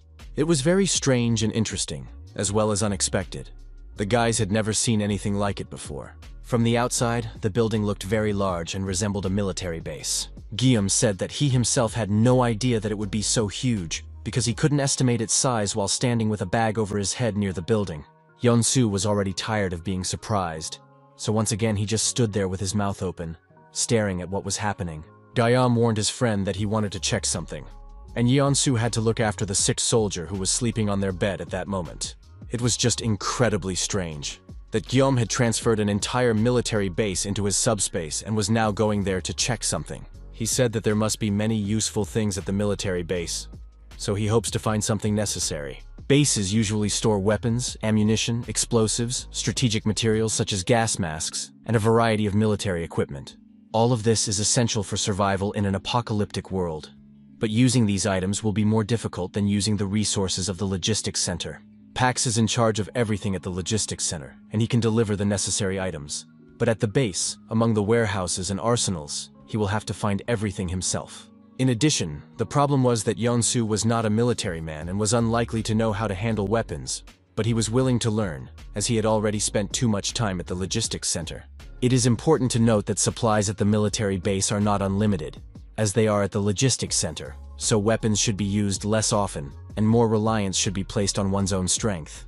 While Guillaume was thinking about this, a drone appeared above him and explained something about subspace. It turned out that subspace was programmed by the PAX logistics system, and the newly annexed sector should also be considered a type of logistics warehouse operating on the same principles.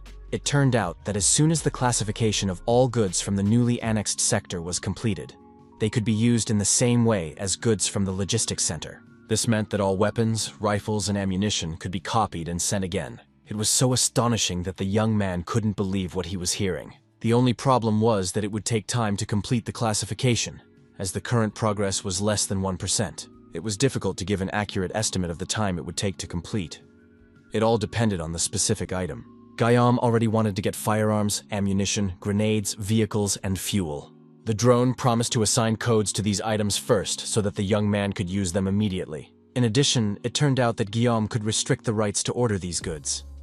It was not a matter of distrust of Yeon-soo or his family, but there was still an unfamiliar military man in the subspace. This was very reasonable and logical, and now that the boys had weapons and vehicles, the situation outside should become easier. With all these weapons, it would be easier to deal with the beasts and monsters that had taken over the outside world. Of course, one would hope that these creatures would be frightened by the weapons and disappear on their own, but that was unlikely to happen. There were too many monsters to get rid of, and it was unlikely that Guillaume would be able to deal with the giant wyverns on his own. Therefore, the only suitable option was to enlist Yeon-soo in military service. He had served in the army in his youth, and now it was time to remember his combat skills. The guys examined their newly acquired military arsenal. Guillaume explained that if the barrel broke, they should just throw it away and take a new one, because they had an unlimited supply of ammunition. It would have been ideal if the automatic weapons came with ammunition, but unfortunately the military base did not have any, so the guys had to assemble their weapons by hand. Of course, they hadn't fired in a long time, but there were so many targets in their subspace that they could easily practice their skills on them.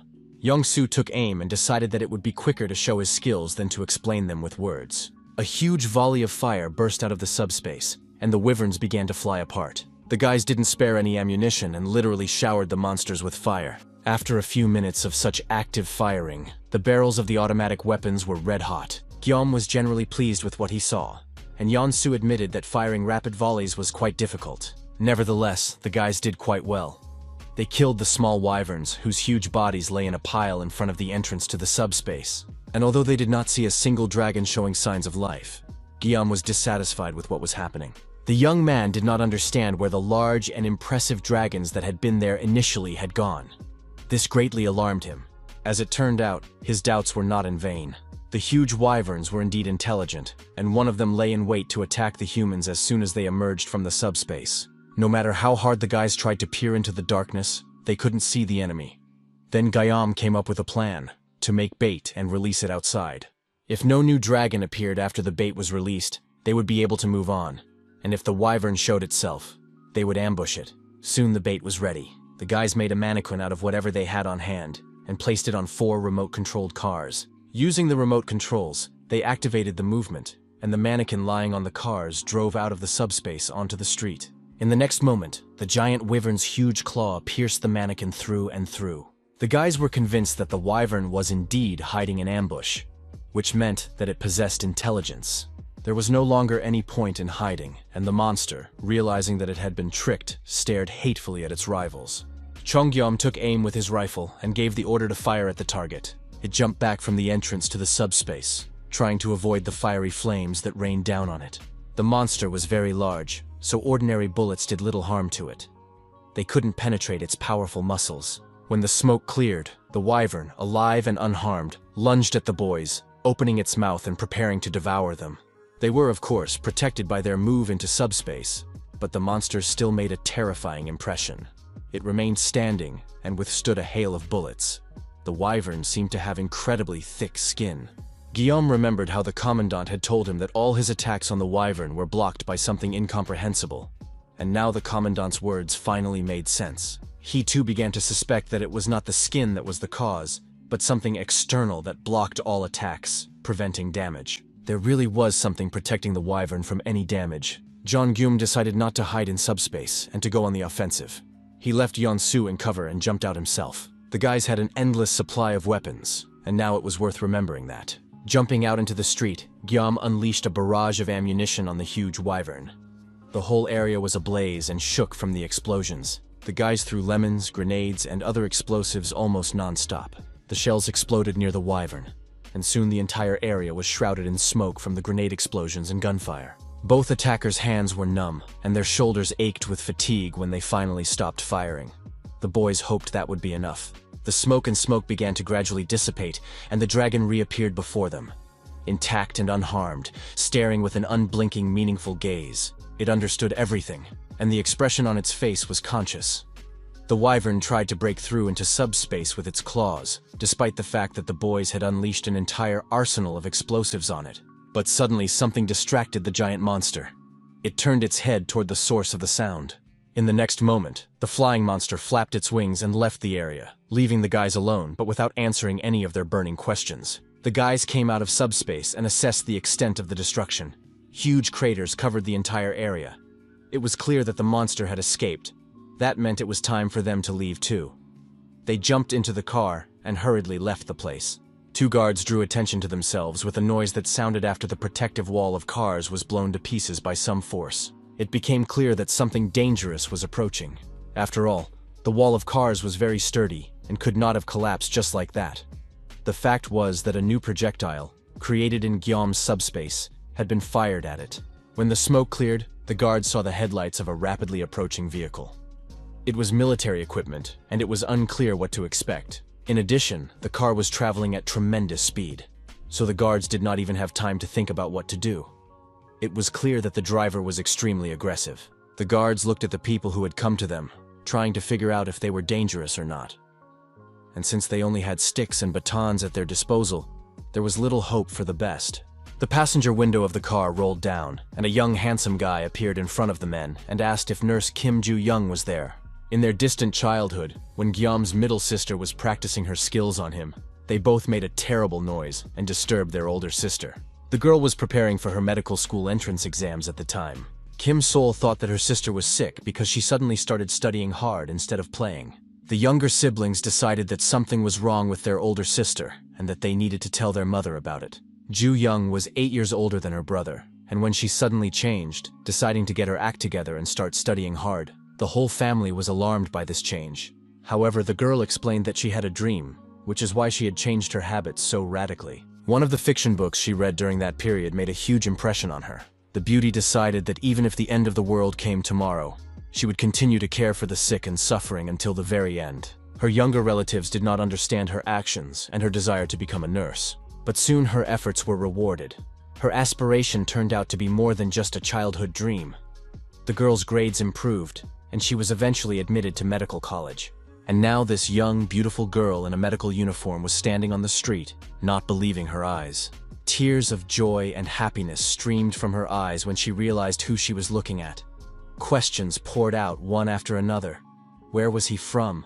How did he find her? Why hadn't he shown up before? Jong-gyum couldn't hold back either. He cried with happiness and relief, thanking heaven that this meeting had finally taken place. His older sister Ju-yeon was standing in front of him, alive and unharmed. They embraced each other tightly, covering each other with kisses and telling each other how scared and lonely they had been, how they had feared they would never see each other again. When the initial emotions subsided, Guillaume introduced his friend, saying that it was this man who had helped him get to his sister. In turn, Kim Ju-yeon thanked Lee Soo-yeon for helping her brother and took a chocolate bar she had stashed away for a rainy day out of her pocket to share between the men, knowing that food was now worth its weight in gold. Jong tried to say that there was no need to treat them. He had something more important, namely a patient who needed medical attention. Ju-yeon immediately got to work, demanding that the patient be taken out of the car immediately. However, it soon became clear that the patient was not there. He was in a subspace that could only be accessed with the help of Guillaume's power. The nurse realized that her brother had awakened, and although this surprised her, such cases had become common recently. Guillaume did not want to open the subspace in front of strangers, as he did not intend to tell anyone about his abilities. But Ju-yeon noticed that there were too many prying eyes around, and that it was impossible to act openly. Led by the nurse, the guys went around the hospital to find a secluded room where they could safely enter the subspace. Once they reached the logistics center, the girl could no longer contain her emotions. Everything seemed simply amazing and unreal to her. In addition to the logistics center, her brother also controlled a military complex with an entire arsenal. Guillaume promised to tell her everything later. They immediately brought the medic to the soldier, who was still lying on the same bed, showing no signs of life, but not dying either. He seemed to be in a deep, lethargic sleep. Ju-yeon asked how long the man had been in this state, but no one had that information. Jong had found him unconscious, and it seemed that he had been tortured before that. It was unknown how long he had been unconscious. The doctor's verdict was harsh. She announced that the soldier would not live long. The situation was very bad, but there was still something that could be tried.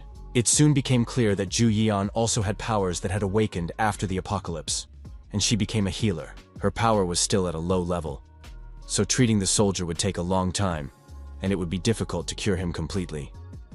However, he would definitely not die, and the girl placed her hand on the patient's body. Soon, she said that it was necessary to stop the treatment because the man was severely malnourished. His malnutrition had become more dangerous than his wounds. Therefore, he needed time, and with proper nutrition, he would recover much faster. Gum remembered how his sister had said that even if the end of the world came, she would still take care of the sick. The young man admitted that he now remembered her every word, because he realized how important family was in a person's life. After the treatment was over, Ju-young asked her brother to tell her about his powers and his life. The story was a bit long, so they decided to talk over dinner. It turned out that Yeon-soo's wife had taken up cooking and baking bread out of boredom, so the group moved to the kitchen. Gom began to tell his sister how he got out of the locked warehouse and realized that he had become the owner of a logistics center. Then he rescued Yeon-soo and met the other residents of the town, whom he helped to return to their homes after clearing the tunnel. He told her all this, while his sister devoured her food with gusto. She listened very attentively, even though her jaws were working non-stop, and the young man continued to recount his adventures. The girl thanked Yeon-soo's wife for preparing such delicious food. She also said that she had prepared a restroom on the first floor for her sister, and that the girl could stay there. After that, Gom told how he brought Yeon-soo's family to his warehouse. Now the guy's main goal was to bring his whole family to this place, and since his older sister was already there, he would calmly go to the next city to pick up his middle sister, who was in the city of Yuljiro. And then Ju-young surprised her brother by saying that she would not stay in this place. Although she feels very comfortable here, he must understand her. The fact is that there are a lot of people in the hospital, and there are patients who need constant monitoring or medication. However, that wasn't even the main problem, because other nurses could take care of the patients. The problem was something else entirely. The buildings around the hospital looked completely abandoned and deserted. At that moment, The man was looking into the night and listening to his subordinate's report. He was told that there were two strangers, that there was a loud noise, and that the protective wall of cars collapsed, and then a military vehicle arrived. According to the guards, they were not special forces, and one of the men in the vehicle turned out to be the younger brother of nurse Ju Yong.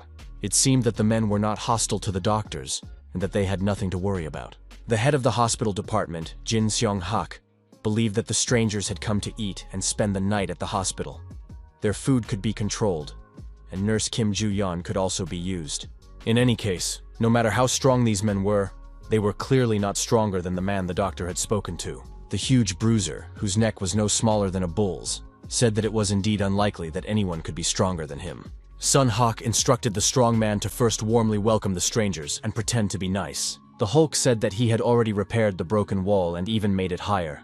Gom listened to his sister's story about how people changed overnight. Most likely, it was either poisoning or withdrawal syndrome. It turned out that Sun Hak, the head of the infectious diseases department, was using his position to poison people and control them. It could be said that all those who had awakened had died, except for his sister. In essence, they were all drug addicts. The doctor guarded his food and magic stones. The girl did not know why the other nurses had not become addicted. She gradually stole the magic stones to strengthen her abilities. If she raises her level a little more, she will be able to cure people of their harmful habits. She agrees that her brother should go in search of their entire family, while she will try to survive here somehow. She demanded that her brother leave and not interfere, because the situation is very dangerous, and she is worried about him. But Gom said he was not afraid at all because the only weapon the manager had was food.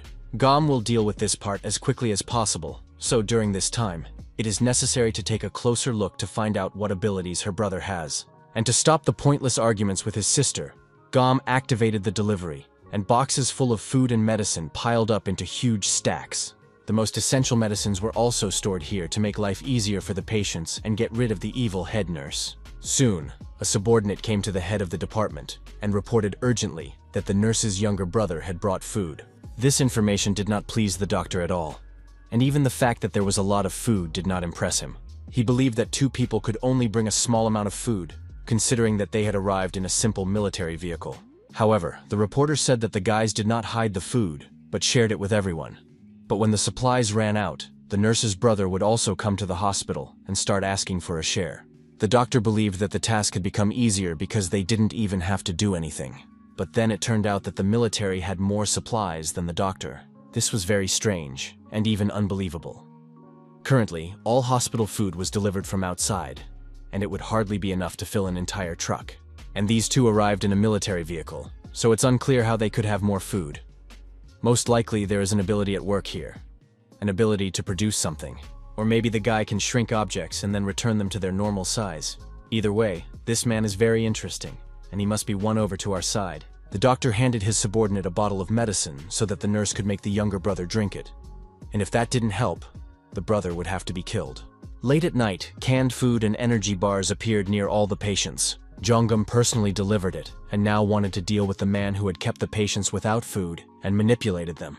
Gyum left the ward, trying to find the stranger who, according to his sister, he would recognize at first glance. Jong-gyum wanted to find the right person as soon as possible so he could finish his business here and go in search of the rest of his family. His sister Ju Young's plan was to neutralize the weapon in the hands of the head of the infectious diseases department.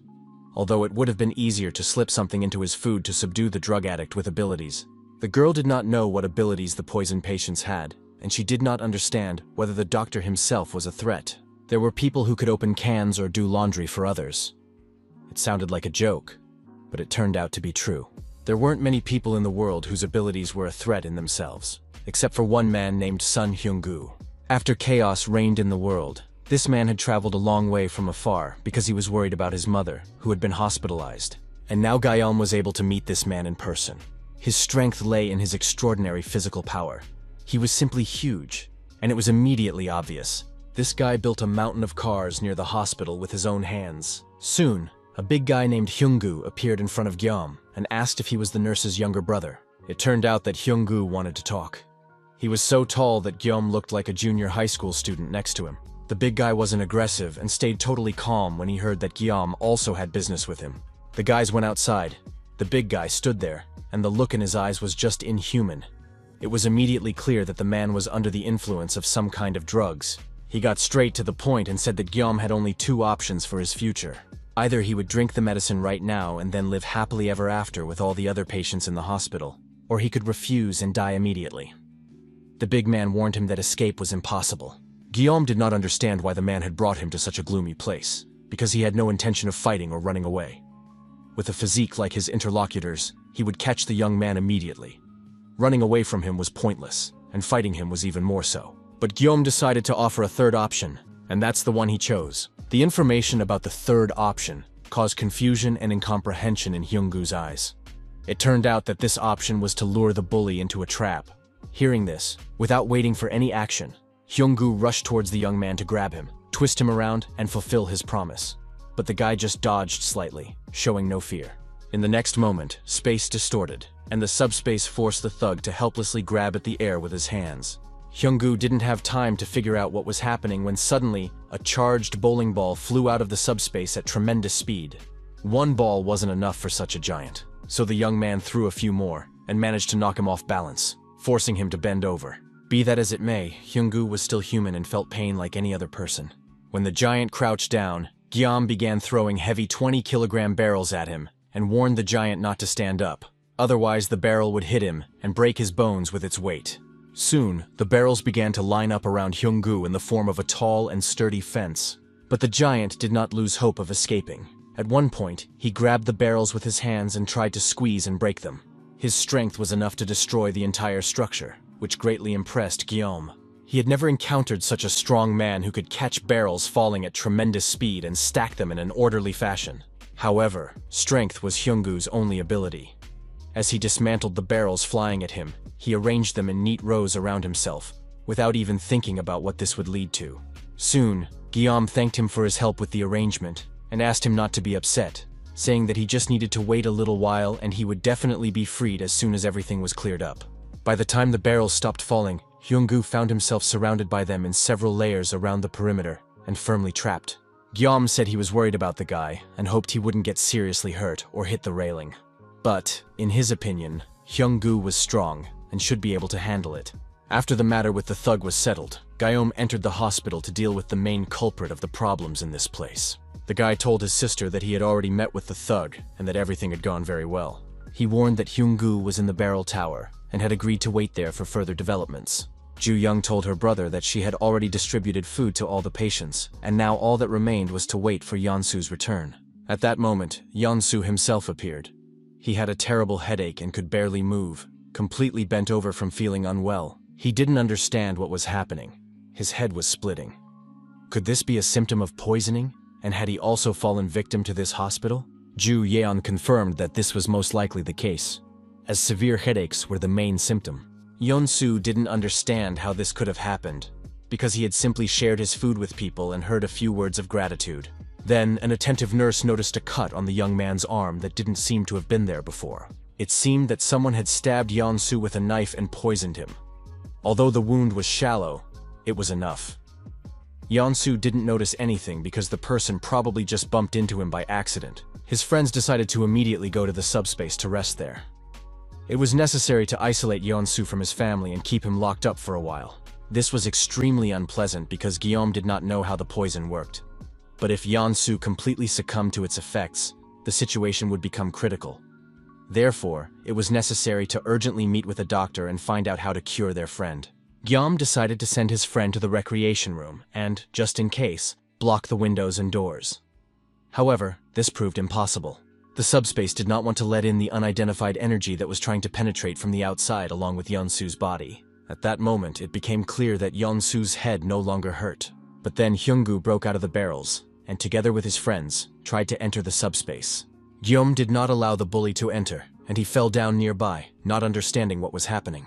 Everything that was happening seemed very strange to everyone present. In addition, it turned out that the subspace was invulnerable, not only to physical attacks from outside, but also to mental influences. After the poison's effects had worn off, the bully visited his mother and confessed to her what he had done.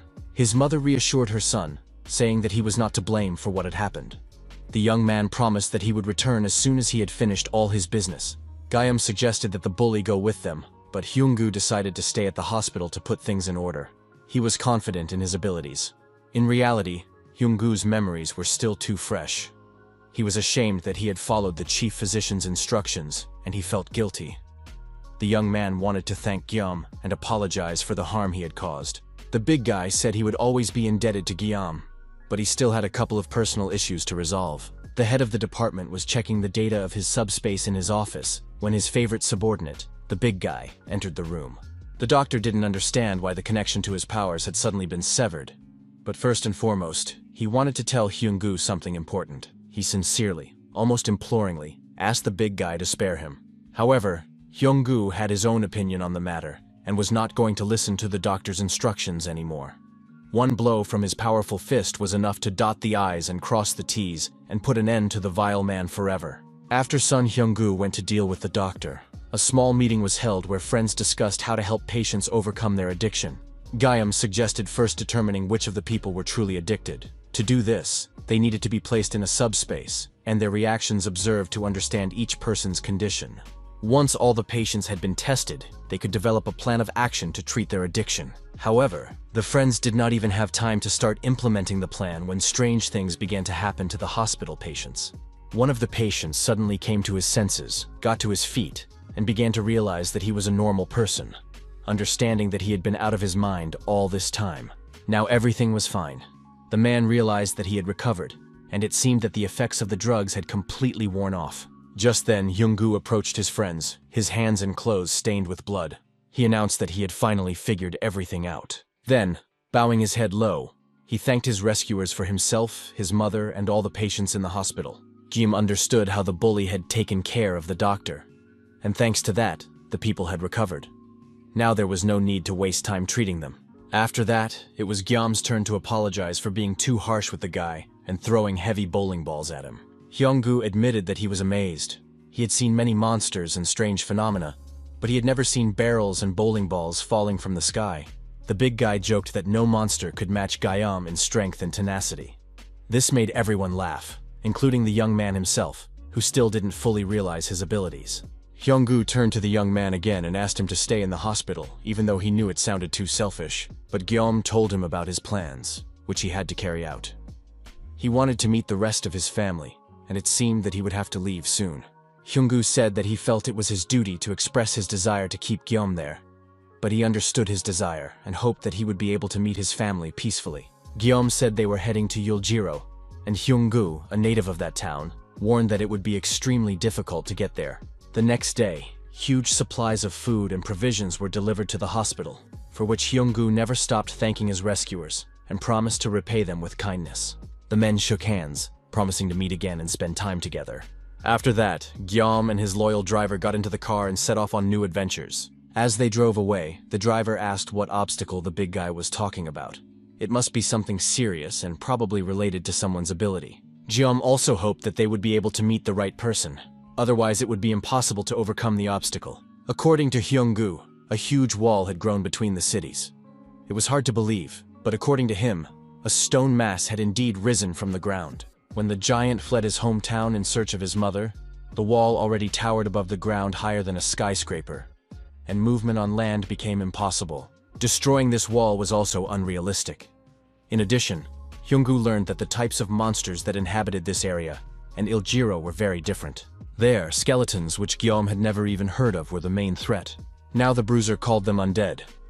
Not only did they resurrect after being killed, but their bodies continued to roam the area. Monsters that never died, and a giant wall towering above the skyscrapers, made Yuljiro an extremely dangerous area in every respect. But the strangest thing was that Guillaume wasn't the least bit worried about his second sister, who lived in that area. On the contrary, he was confident that the girl could handle the monsters even without any abilities. At that moment, a call came from subspace from his sister, who was caring for a soldier. She told her brother that the soldier they had been caring for seemed to have regained consciousness. The girl wanted to know when Guillaume planned to return so she could talk to him in person. The return was immediate, as the soldier might have valuable information. He thanked everyone for saving him and introduced himself. His name was Han Kyung-ho. He was a lieutenant colonel and headed the Ministry of Defense's Information Corps. Han admitted that he did not understand where he was, because outside he could see the headquarters of the Armed Forces Command. However, There were no familiar buildings around, so the lieutenant colonel was completely confused. Guillaume explained that they were in the break room of the logistics center employees, in a subspace created by his own power. Outside this subspace was the town of Hannam, and now they were heading towards the bridge. What he heard astonished the soldier. His sister added that, in simple terms, it could be explained as follows. The entire space around them had been created thanks to this guy's abilities. In fact, they were now in Hannam. The lieutenant colonel asked if they would mind dropping him off here. It was clear that he couldn't yet wrap his head around the information about the subspace and movement in everyday life. In addition, Guillaume immediately began to explain that he had no intention of harming the soldier. Khan was sure that he did not consider the guys a threat, because they had saved and healed him. It was not a matter of mistrust, but something else. He couldn't even explain it himself, but he knew he needed to contact the Joint Chiefs of Staff as soon as possible, because there was a serious problem. At that moment, the robot Pax brought banana milk and a sandwich to treat Lieutenant Colonel Khan. It was a very clever gesture on the part of Guillaume, who had recently served in the army and knew that soldiers were always hungry. He said he would release the lieutenant colonel as soon as he had eaten, and when a person who has been without food for a long time finally gets it, they become kinder and more talkative. The lieutenant colonel was no exception, and when his favorite food was placed in front of him, he began his story. Once, creatures from another dimension began to appear simultaneously all over the world. By creatures, he meant not only monsters. Beasts from another world attacked everything in their path, including those who had come with them from another dimension. While the government was responding to the monsters and trying to destroy them, the monsters began to search for and recruit awakened people. And from those recruited, they formed new units. These squads were very effective at destroying monsters. And at first it seemed that the zone would soon stabilize and be completely cleared. But the main problem arose when that very monster appeared. No weapon, grenade, or shell could defeat this dragon. The military tried to join forces, but by that time, the strength of all the groups had been greatly weakened by the powerful monster, and the Defense and Communications Command did not even send a response. This was very strange. The lieutenant colonel contacted other groups that were fighting monsters, but they did not come to their aid, and in the end, there was no way out.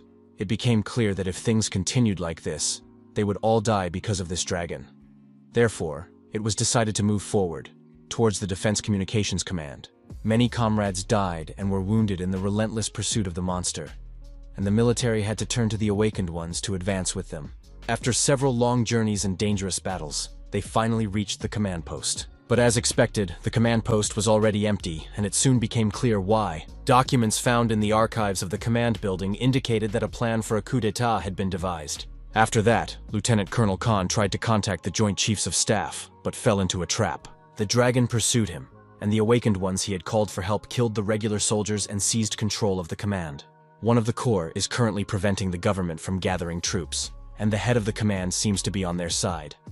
All of this is being done in secret, so Lieutenant Colonel Han must report the betrayal as soon as possible.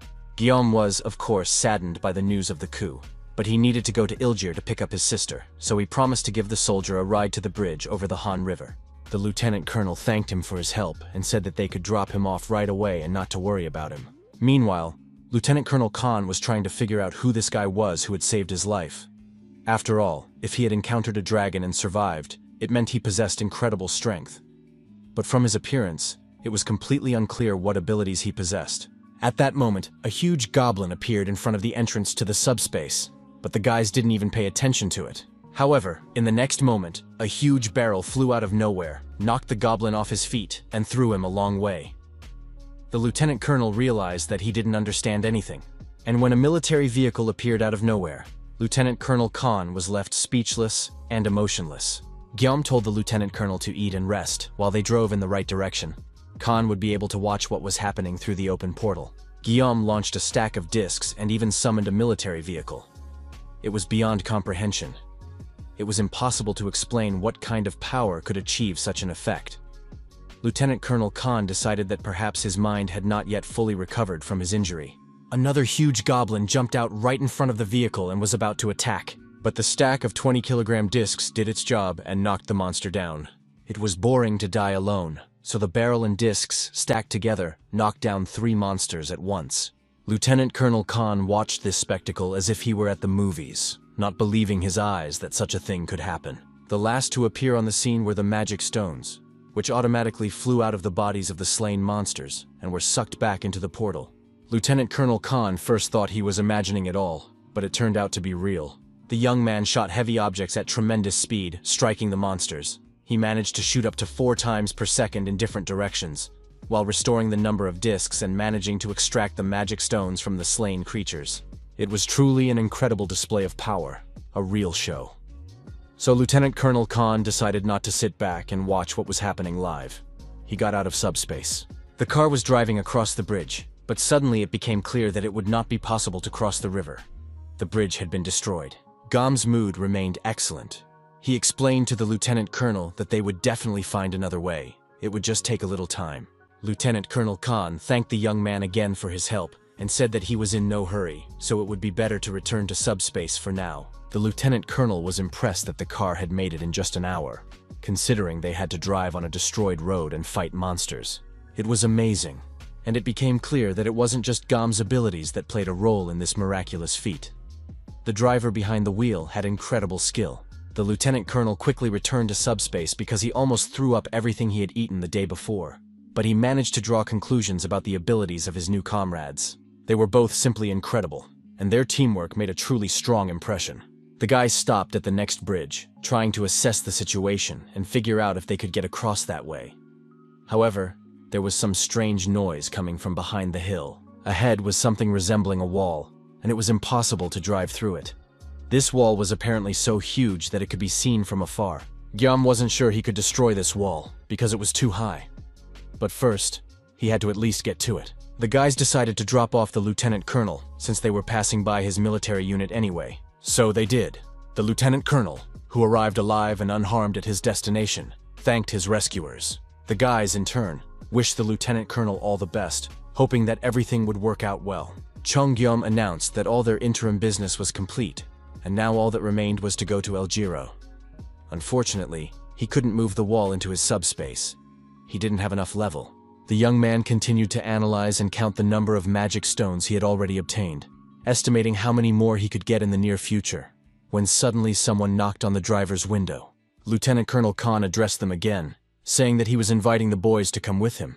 He had something that might interest them. It turned out that the government provided magic stones to the awakened and supported their early growth. If the young men became subordinates of the government, they would receive serious support.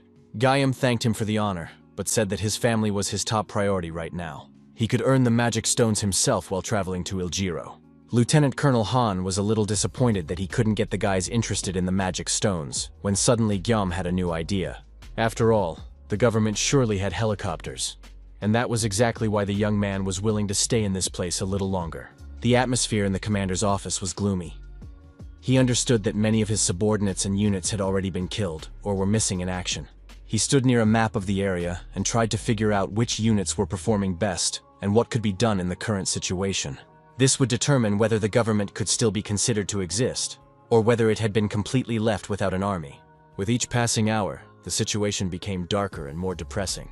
His thoughts were interrupted by his secretary, who announced a visitor. The visitor turned out to be the sole survivor of the 1st National Defense Information Corps, and he had urgent news. The very fact that the commander of the National Defense Information Corps had appeared was a miracle in itself. The men greeted each other, unable to believe their eyes that they had finally managed to meet. Lieutenant Colonel Khan handed over an important document that he had obtained during his mission. The commander read the plan to overthrow the government and was horrified by what he saw. However, according to Lieutenant Colonel Khan, all was not lost. He had brought people who could be useful to the government right now. The commander personally went down to the street and thanked the men for their help and the tremendous work they had done for the country. Lieutenant Colonel Khan told the commander about the men's abilities and also conveyed Gam's request to exchange the helicopter for ammunition and food. Of course, helicopters are strategically important assets, but given Gam's abilities, such a request could be considered. However, the commander had one condition. He wanted the men to become soldiers. Everyone knew that the government was having a hard time dealing with the situation. But if the guys joined the army, maybe they could find a way to fix things. Gayam tried once again to explain that at this stage of his life, the most important thing was to save his family. The commander sincerely understood the young man's feelings and supported his decision, but it was difficult for him to simply give a helicopter to a stranger. Gayam understood the refusal, wished everyone luck, and hoped that the situation would change for the better. and people would be able to return to normal life. The young man got into the car, buckled up, and asked Yeonsu to start the engine and drive off. A new knock on the window interrupted their departure. The commander made a personal request. He promised to provide a helicopter if the guys helped him with one mission. Soon, a convoy of trucks accompanied by Guillaume and his driver set off through the streets of the city. The commander said that military reserve forces were gathering at the train station in Seoul, and that they were still in contact with them. The problem was that skeletons were blocking the road. These were not just monsters, dangerous because of their strength. These creatures were extremely annoying. There were an incredible number of them. Each skeleton had a core in the lower right part of its chest. If this core was not destroyed, the skeletons would continue to respawn. In other words, the commander wanted Guillaume to destroy the skeletons and help the isolated soldiers escape. This turned out to be easier than easy. The flying discs dealt perfectly with the fragile bodies of the skeletons. Soon the road was littered with bones, and the convoy of trucks continued on its way. Cut off from the rest of the world, the soldiers at the station greeted their rescuers with joyful cries of, "Hurrah!" The guys immediately settled into the trucks that had been brought in. When everyone was seated and ready, the convoy set off in the opposite direction. The ordinary skeletons were easy to deal with, and the men fought them with weapons. But the commander warned that there was something to keep in mind. From time to time, unusual skeletons would appear. They were called skeleton knights, and if you encountered one, it was best to avoid combat as much as possible. It was strongly recommended to retreat without hesitation, regardless of how much damage Guillaume could inflict on a skeleton knight. A huge stack of discs flew into the skeleton knight's body. However, the monster did not even stagger or move from its place because the attacks had no effect on it at all. This surprised even Guillaume and Yeonsu, not to mention the soldiers sitting in the trucks. This skeleton knight really resembled a medieval warrior. His body was encased in armor, he held a sword and shield in his hands, and a red cloak hung over his shoulders. In addition, he began to speak in an incomprehensible skeleton language. After that, the monster stuck his sword into the asphalt and took out some magic stones. Clenching his fist, he turned these stones into magical dust, which scattered around him. Then the skeleton knight spoke in human language, greeting the young man and saying that he was glad to meet a representative of another world. The skeleton knight introduced himself as Gwyn, one of the 12 knights serving the king. Guillaume realized that by breaking the magic stones, the monster had gained the ability to speak. The skeleton noted that the greeting in the form of flying discs was very original, and asked why humans had invaded his territory. The skeleton knight stated that they were at different stages of development, but that there were mutual morals and ethics, so it was probably not a good idea to greet strangers with flying objects. Gwen said that throwing discs at him was useless. Such a weak weapon could only damage dull orcs. His words were followed by a new wave of flying discs, and the monster realized that no one else was going to communicate with him. Guillaume had no other options or backup plan, so he focused all his power on throwing the discs as fast as possible. The skeleton knight did an excellent job of deflecting the flying discs with his sword and shield. The next moment, the monster decided to counterattack and rushed at full speed toward the trucks. The guys were in shock, while Guillaume continued to wonder how the skeleton knight was able to handle all these projectiles as if he were cutting soft tofu. But then an idea popped into the young man's head. He needed to throw another object at it that could cause damage and bounce off the sword. Guillaume activated track delivery and programmed it to be delivered directly to the chest. Another batch of discs was released from subspace in the direction of the skeleton knight. Now they weren't just flying, they had a guided trajectory. No matter where the knight dodged, the delivery had to be made. And so it happened. A huge stack of discs knocked the skeleton knight off his feet.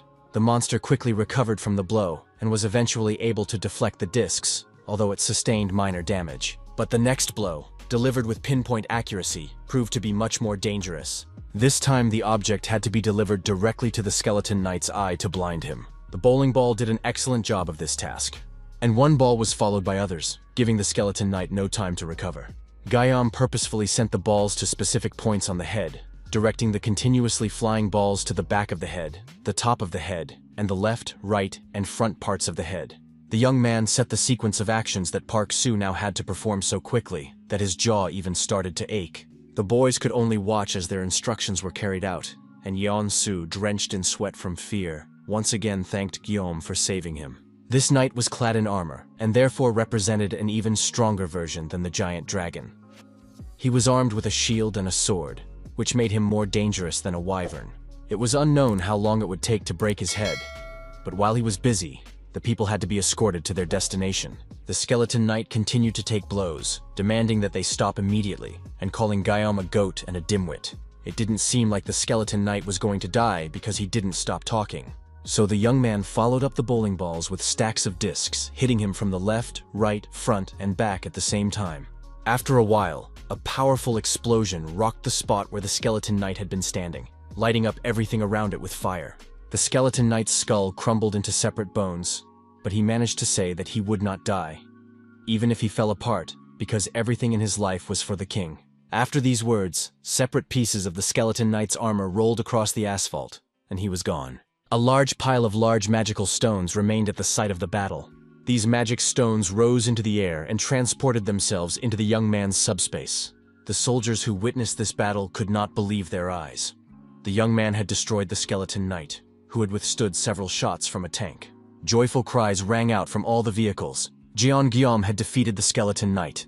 The commander reminded them that when they encountered the skeleton knight, he had ordered them to retreat immediately, but they had destroyed it, and that seemed impossible. The commander again asked the boys to join the armed forces and the army. He asked Guillaume to think about the offer again after meeting with his relatives, because the guys were reliable allies, and together they could do a lot for the people. After that, the commander led the boys to the promised helicopters, but Guillaume's thoughts were preoccupied with the battle with the skeleton knight. The young man understood that he was now a hero to the soldiers, having defeated an invincible enemy. But all this seemed meaningless, because if there had been 2 skeleton knights, there would have been nothing left of the soldiers. The biggest problem was that there were at least 11 more such knights. It was unknown who their king was, but he was most likely much stronger.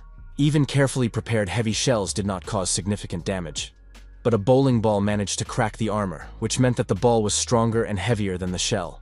The commander reported that he had received news from Lieutenant Colonel Han. He reported that the young man was going to Iligiro. According to available information, a high wall had appeared in that city. The military had gone there on a reconnaissance mission, but contact with them had now been lost. The military periodically conducts aerial reconnaissance of the interior of the wall and can confirm the activity of people inside the city. Members of the unit inside report that it is safe, so the commander is confident that Guillaume's family is also fine. The young man remembered his sister and did not ask for details.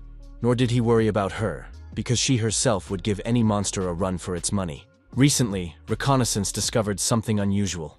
The upper part of the wall, which had grown, gradually narrowed, as if forming a roof, and it was unknown whether it would be completely closed. Now the commander could lend Guillaume a helicopter, the technical condition of which immediately made the guy's jaws drop. It was just a rusty metal box with a propeller. Guillaume couldn't understand how it could even take off, and even if it didn't fall apart during takeoff, it would be a miracle. But it turned out that the young man was simply looking in the wrong direction. Their helicopter was very close by. It was a real beauty, completely intact and shiny with perfect propellers. The commander proudly showed the machine to the guys and said that it was the most reliable equipment because he was lending it to his future allies and didn't want anything to happen to them. Yong-Soo looked with delight at the Black Hawk, which he was now supposed to fly, and already anticipated sitting at the controls. The commander wanted to clarify who would be the pilot, because according to his information, Yong-Soo had never flown before. This was true. He had never flown a helicopter before, but the driver looked at his abilities. He found out that he would be able to fly the helicopter using 50 magic stones. Yong-Soo only needed to register before taking the controls of even an unfamiliar vehicle. It seemed that his task was not related to leveling up. It was enough to simply obtain a driver's license. This was excellent news. He didn't need to level up, because the problem of the lack of magic stones still remained. But then the commander asked him to wait a minute. He left the guys to guess what he was doing and headed for the crashed helicopter. Inside was a box full of magic stones that the military had collected while destroying monsters across the country. There were about 200 magic stones in this box, a gift from the army to the guys. At first, the commander wanted to surprise them and hide the stones on board the helicopter. But now they needed them more. This was followed by an exchange of thanks and mutual bows. Yong-Soo told his comrade that he only needed 50 of them, and Guillaume could use the rest as he saw fit. Using the stones, Yong-Soo declared that they could now depart, as he had fully grasped how to operate the machine. Guillaume already imagined the hell that awaited him in the near future, and understood that all his requests to fly slowly would be ignored. Yong-Soo recommended that he prepare himself mentally before takeoff, but there was almost no time left, so it was better to just relax and ignore it. To distract himself from the impending horror, Guillaume decided to check his stats. He learned that the large magic stones he had received from the skeleton knight were equal to 100 ordinary stones.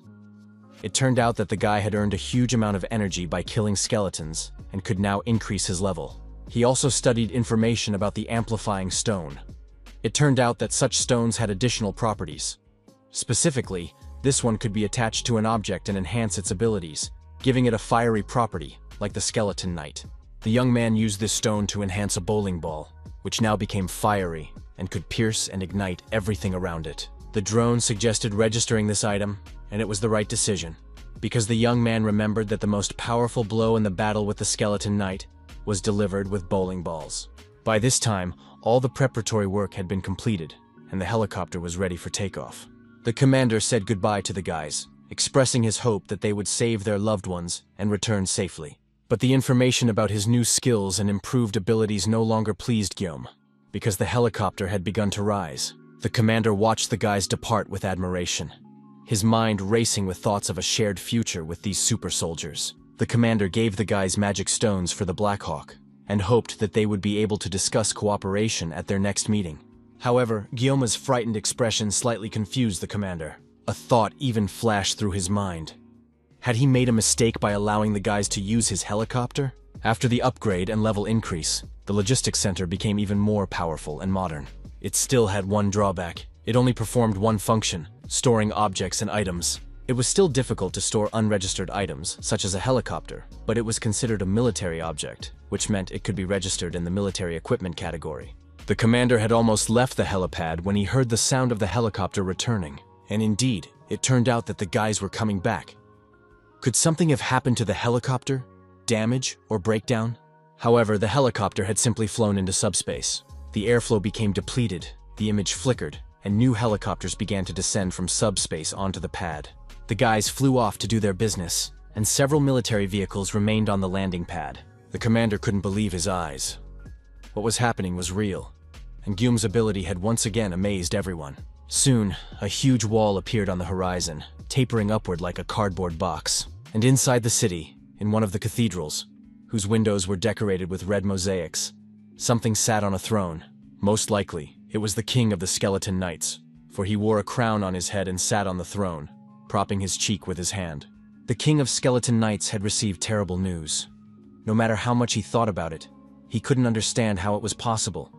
The initial level of the earthly dimension was only 8th, and in order to get to Earth, he had to lower his own level.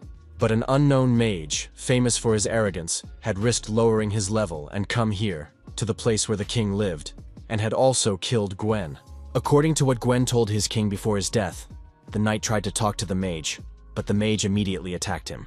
This mage was very dangerous, and another skeleton knight named Lancelot was ready to cut off his head and bring it to his king. However, it is likely that this mage came to Earth to take the initiative before the opening became full scale, so he really needs to be destroyed. Since the murder took place outside the castle, there is no need to kill the mage.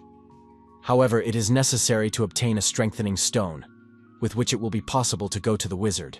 At that moment, it was reported that people had entered the castle, but the Night King decided that it was just another crazy flying toy of the people, and did not react, believing that the roof would close soon. Huge flying mice met the helicopter pilots in the air. They were quickly dealt with using energy discs, and the helicopter safely flew over the wall. Yongsu said that they had almost reached their destination, but landing would be difficult, and not because there was no landing pad. It turned out that a skeleton knight was fighting another monster below, so the helicopter hovered over the battlefield, unsure of what to do next. A real battle was unfolding below them. A skeleton knight in blue armor, wearing a helmet and wielding a sword, was fighting an unknown enemy. He was opposed by a stranger who was not afraid of fire attacks. His hands were like steel, and his fists were strong and unbeatable. The stranger threw a fireball at the skeleton knight, knocking the monster off its feet and throwing it a considerable distance. The boys watched the battle with fascination, and Yonsu noted that both opponents were magnificent. If they landed the helicopter now, they would have to deal with 2 monsters at once. Guillaume asked if his friend really saw 2 monsters there, and when Yonsu confirmed it, the young man announced his verdict. One of the creatures fighting the skeleton, the one who had just blown up the skeleton knight, turned out to be Kim Jong-gyom's sister. It was strange, of course. The girl looked at the skeleton knight's body, not understanding why he was still alive. All her life, Kim Sol had fought and loved combat. She enjoyed spending time in front of the TV when mixed martial arts matches were broadcast. Soon she realized that she had a younger brother she could practice on, because he always wanted to play with her. She didn't understand why the matches on TV lasted so long, and her younger brother was always lying beaten up. The girl didn't have time to feel like a winner. She was not attracted to defeating weaker opponents. So Kim Sol went out into the yard and took on not only the neighborhood children, but also their parents. Her father recognized his daughter's talent and enrolled her in a sports club. Having experienced the pain of her first defeat, she did not weaken or give up, but realized that she had something to strive for. Her competitive spirit was awakened, and her natural strength and unquenchable passion came to the fore. The girl no longer had any rivals, even in sports circles. She trained with insane determination, sparing no effort. At one point, it reached the point of absurdity. Kim Sol suffered a serious injury. Her ligaments were torn. However, the girl resumed training without waiting for a full recovery. She suffered more injuries, but increased her workload and continued to train hard. Finally, last year, Kim Sol made her debut in the professional arena. Jum asked his friend to lower the helicopter. The guy wanted to throw a bowling ball. Meanwhile, the battle continued below. The skeleton knight had fully recovered from the explosion that had caused him some damage. He asked his opponent why his attacks were not hitting their target. The girl explained that the skeleton knight was too slow. The monster objected that he was not slow at all, unlike others, and that it was not a matter of speed, but rather the technique that the girl possessed. Kim Sol tried to explain that it was not a matter of technique at all, but rather the incorrect position of his shoulders, waist, and feet. The knight replied that the basics were indeed important, and he was always happy to learn something new. If it weren't for the hierarchy, he would have lost long ago. But the girl, by raising her rank, could become the best knight. This seemed like complete nonsense, and Kim Sol did not understand what he was talking about at all. At that moment, the knight announced that he would let the girl go, because there was little time left, and if she did not leave the castle, her death would be inevitable. He promised to talk to the king and beg for permission for her, because he would not have done so if she had not shown respect and taught him the basics. Kim Sol did not hear his last words, because all that remained of the knight was a pile of scattered pieces.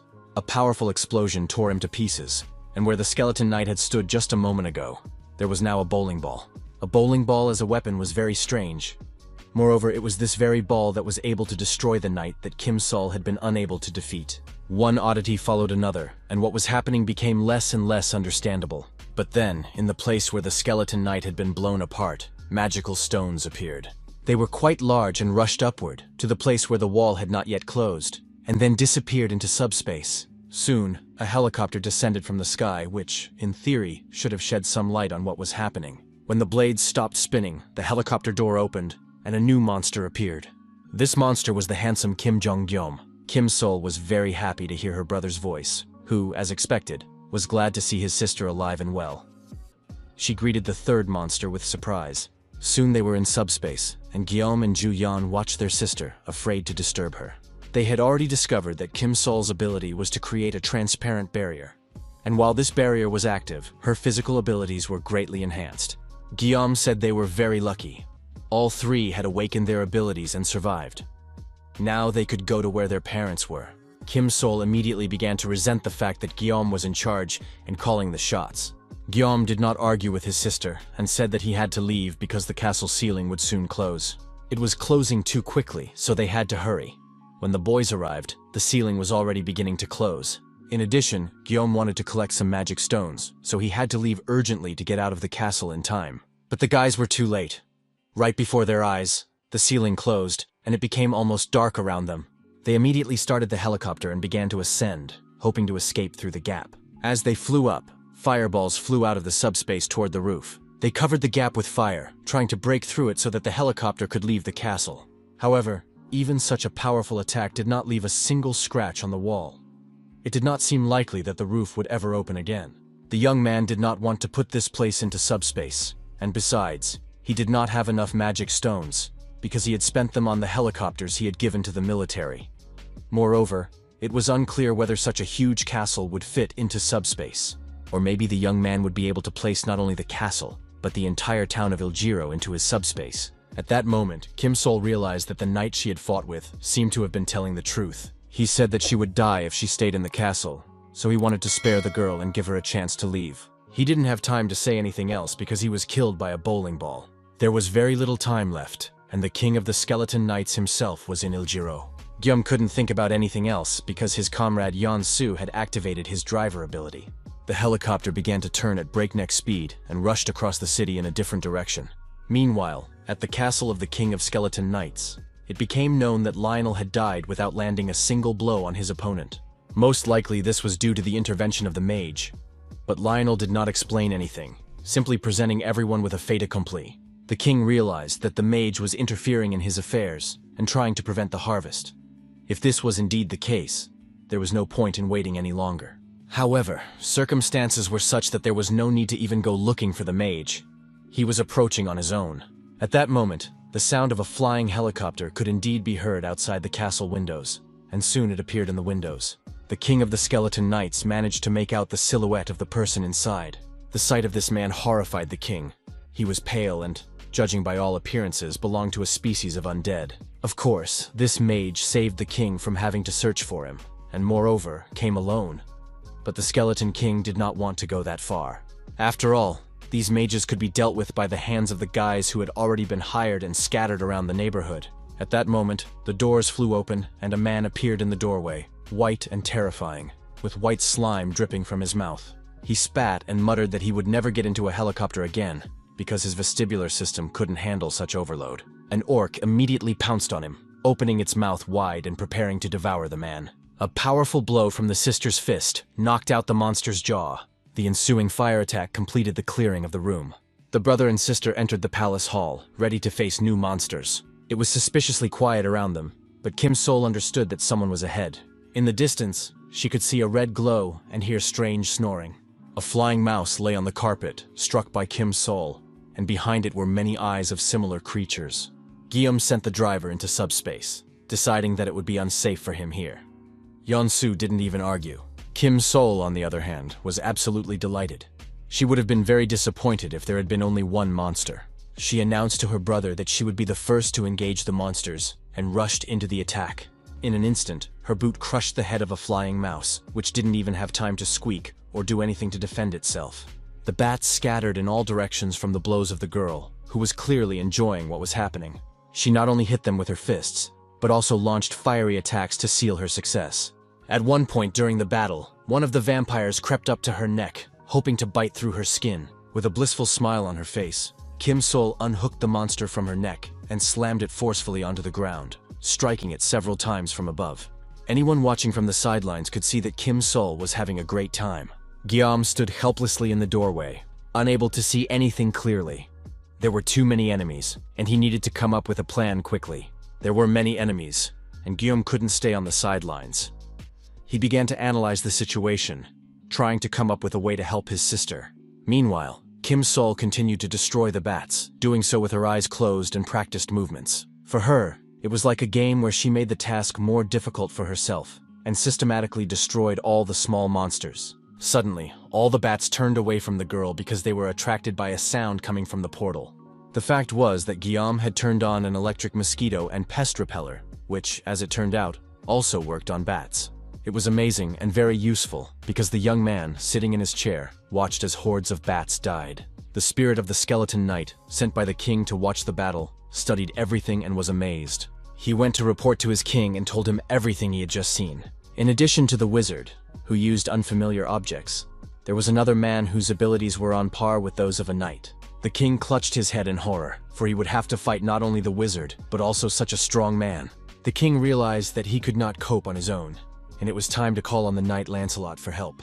Lancelot was also amazed that they had encountered a 7th level wizard on Earth. Everyone would be shocked when they found out. It turned out that the wizard was at least level 8, and even if the king had the same rank, the wizard's power was still greater. In addition, the man fighting alongside him ensured their victory in any case. One of the skeleton knights named Tristan gave his life to the king, and now the Lord of Skeletons was able to strengthen all ranks. The king of the skeleton knights used Tristan's magic stone to summon the most powerful sword in his service. He gave it to a knight named Lancelot who was about to go into battle. In the current situation, the king had no choice, and all hopes were pinned on this battle. Kim Sol was offended by her brother for interfering in her battle and not letting her enjoy the process of destroying the bats, so she broke the insect repellents. Then she took the wires from them and wound them around a baseball bat, thus creating a new weapon that did not yet have a name. She was pleased with her invention and was about to test it on the bats that were still alive. Kim Sol immediately felt that the space had become more powerful and thanked her brother for the weapon, believing that this electric baton would be perfect for crushing heads. Jong Gyeom warned that when combining a reinforced item with another, the power decreases. The class drops to semi-rare, and the characteristics receive a minus. But even in this case, the item, albeit semi-rare, was still valuable and could be useful in battle due to its uniqueness. She scratched her neck again, and her brother noticed. Then the girl confessed where she got the bite. Everything was fine until she entered and exited the subspace. Perhaps she would soon turn into a vampire or some kind of monster. The girl did not feel any changes in her body yet, and perhaps the subspace helped her get rid of the poisoning. But just in case, Kim Sol asked her brother to kill her if she turned into a vampire, because she didn't want to become a monster. They talked like this until they heard voices coming from the depths of the hall. Someone sitting on a throne confessed that the name Arcane made him cry, and he was surprised that the famous wizard had come in person to such a poor place. The king of the Skeleton Knights asked the wizard why he had interfered in other people's affairs and started causing problems. The brother and sister were astonished. They realized that they were in the presence of the king of skeletons, and at the same time were glad that they would not have to search for him and waste time. The king continued, saying that he would like to hear a direct answer from his guests, and even if they had come from Arcane, he was now in a position where he had no choice. Kim Sol did not understand what he was talking about, what Arcane was and what was going on here in general. The king said he had been a fool to try to talk to the guests. It seemed they had no intention of engaging in dialogue, so the only thing left for them to do was to die right here and now. After that, the Lord of Knights summoned Lancelot and ordered him to kill the visitors. The appearance of an opponent made Kim Sol very happy. She wanted to test her new electric baton. She asked her brother not to worry about her and rushed to attack the Skeleton Knight. The rivals crossed weapons. The knight had a sword in his hands, and Kim Sol was armed with an electric baton.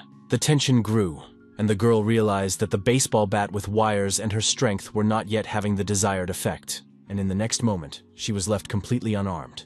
The knight cut the bat in half with his sword. It was surprising because the baton was a semi-rare item, yet it broke so quickly, as if it were made of ordinary rubber. Kim Sol immediately understood what was going on. The problem was not the fragility of the bat, but the fact that this knight was really very strong. Guillaume knew that his sister rarely called anyone strong, which meant that the opponent was truly worthy.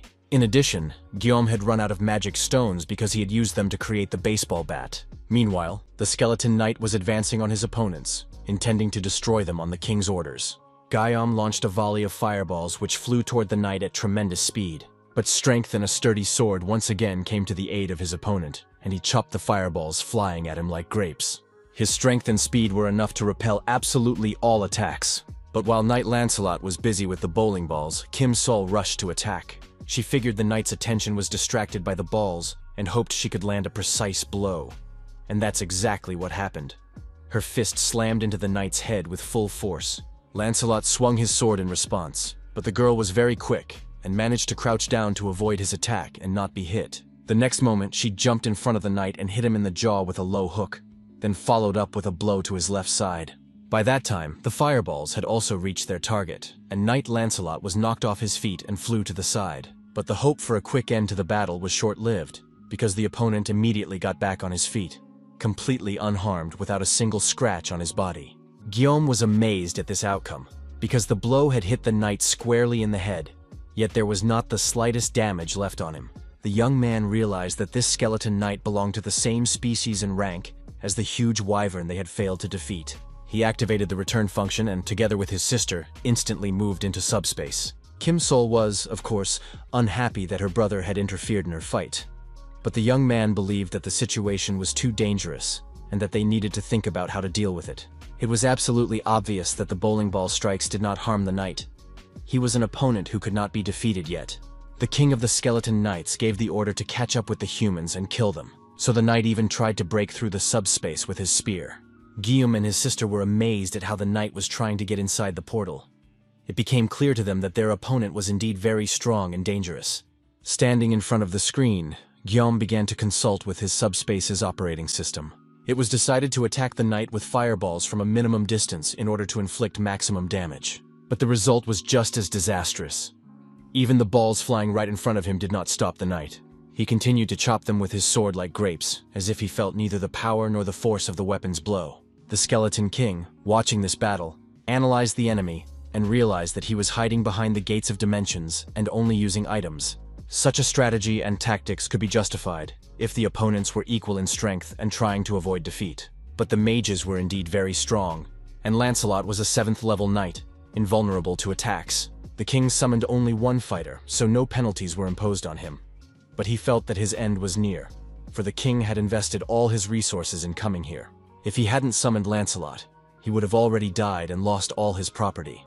And since he was destined to die, it was better to receive punishment from the Chamber of Commerce. However, he was disappointed by the pitiful spectacle that this battle now presented. If the king had known that everything would turn out this way, he would never have summoned Lancelot. The Skeleton King watched the battle and wondered how many items the enemy had. Moreover, the enemy did not use magic, which meant that he obtained items by some other means.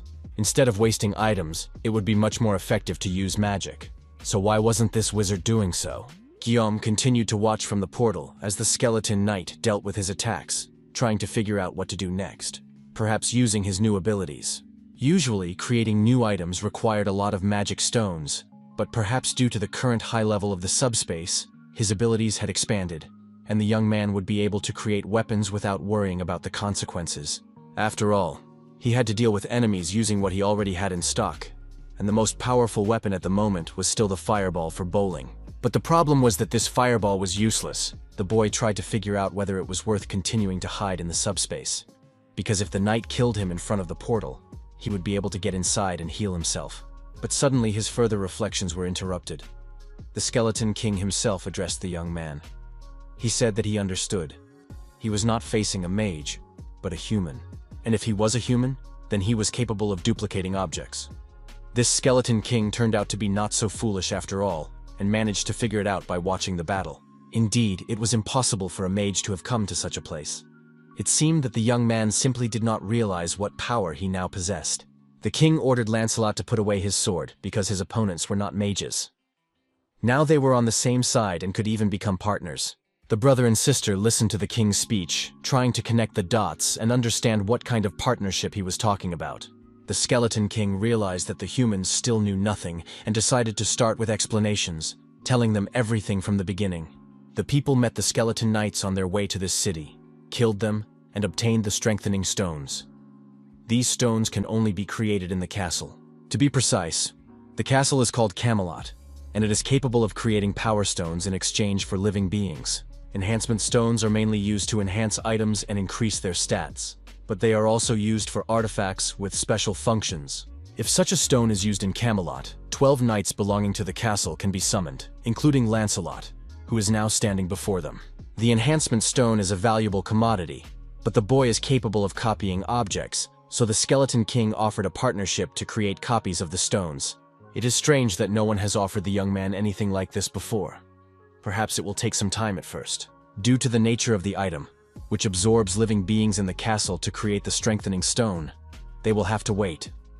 But as soon as the stone is ready, the king guarantees that everything will go smoothly. In addition, any requests the young man makes in the future will be carried out by the knights without question. At this point, Guillaume interrupted him, saying that the idea of cooperation was indeed excellent, and he was grateful for it. Thanks to the king's advice, everything worked out perfectly, and Pax moved Camelot into subspace. The King of Knights did not expect this at all. It turned out that the castle he had built no longer belonged to him. At one point, the Skeleton King saw the moon in the clear sky and realized that his castle, which had protected him on all sides and hidden him from the outside world, was no more. The Skeleton King still could not understand what was happening. Soon he was struck by the size of the diminished Camelot. The castle looked like a toy house that children play with. It fit in Guillaume's hand and glowed like a magic stone. At that moment, the Skeleton King let out a wild cry, accusing the young man of daring to steal royal property.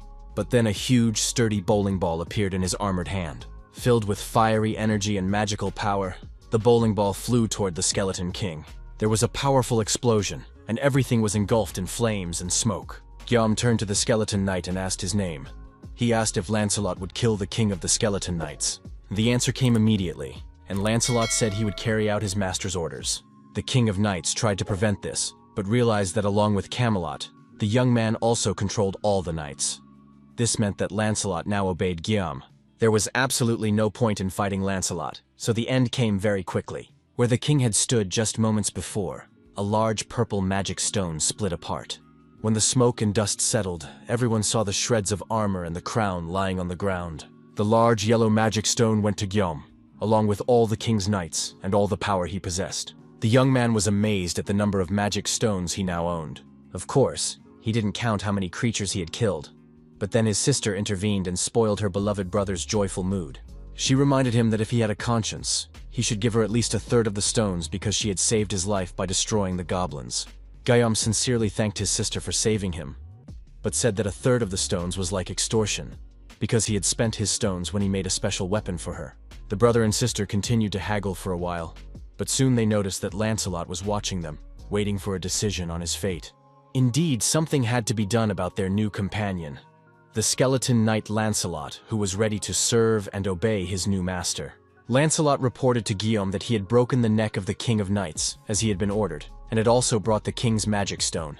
No one knew how to interact with the skeleton knight, so at first he became a horse for Yonsu's daughter, who enjoyed riding on his shoulders. The girl was bored in the subspace, so she quickly befriended the skeleton knight, and now her parents didn't know what to do about it. Lancelot was happy because he believed that by helping his lord's companions, he was also helping him. The skeleton knight showed remarkable care, and even held the girl so she wouldn't fall and hurt herself. Everyone liked such an attentive and caring person. In addition, he fought well for his young age, and Guillaume realized that his sisters treated the skeleton knight as a human being. In any case, Guillaume was going to leave for the Dobong area because there was a house there that he wanted to visit. The young man wanted to get there as soon as possible because he was still worried about his relatives. But his older sister, a nurse, showed concern and said that her brother had hardly rested in the last few days. She didn't want him to faint from exhaustion, so she suggested that he stay and sleep in the subspace with her that night. Such care touched the young man deeply. Besides, it was more dangerous to travel at night, and Yonsu's daughter had not yet finished playing with Lancelot. When everyone went to rest, Guillaume decided to prepare a place for Sir Lancelot to sleep. First, he needed to study the data on Camelot.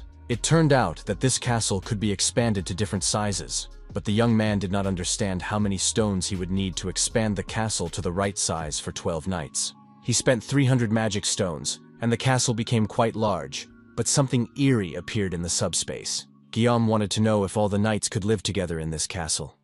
Lancelot said that it was not a problem for him, but it was too small for the king.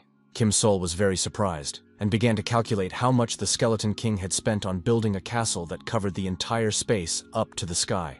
Lancelot did not know the exact number, but he estimated that it was at least tens of thousands of stones. After that, while the young man was busy calculating and planning, Kim Sol turned to Lancelot with a personal request. She had been watching the knight for some time and was impressed by his sword skills. Now the girl wanted Lancelot to teach her this technique, even through his helmet. It was clear that the skeleton knight was flattered by such a request, and gladly agreed to do so.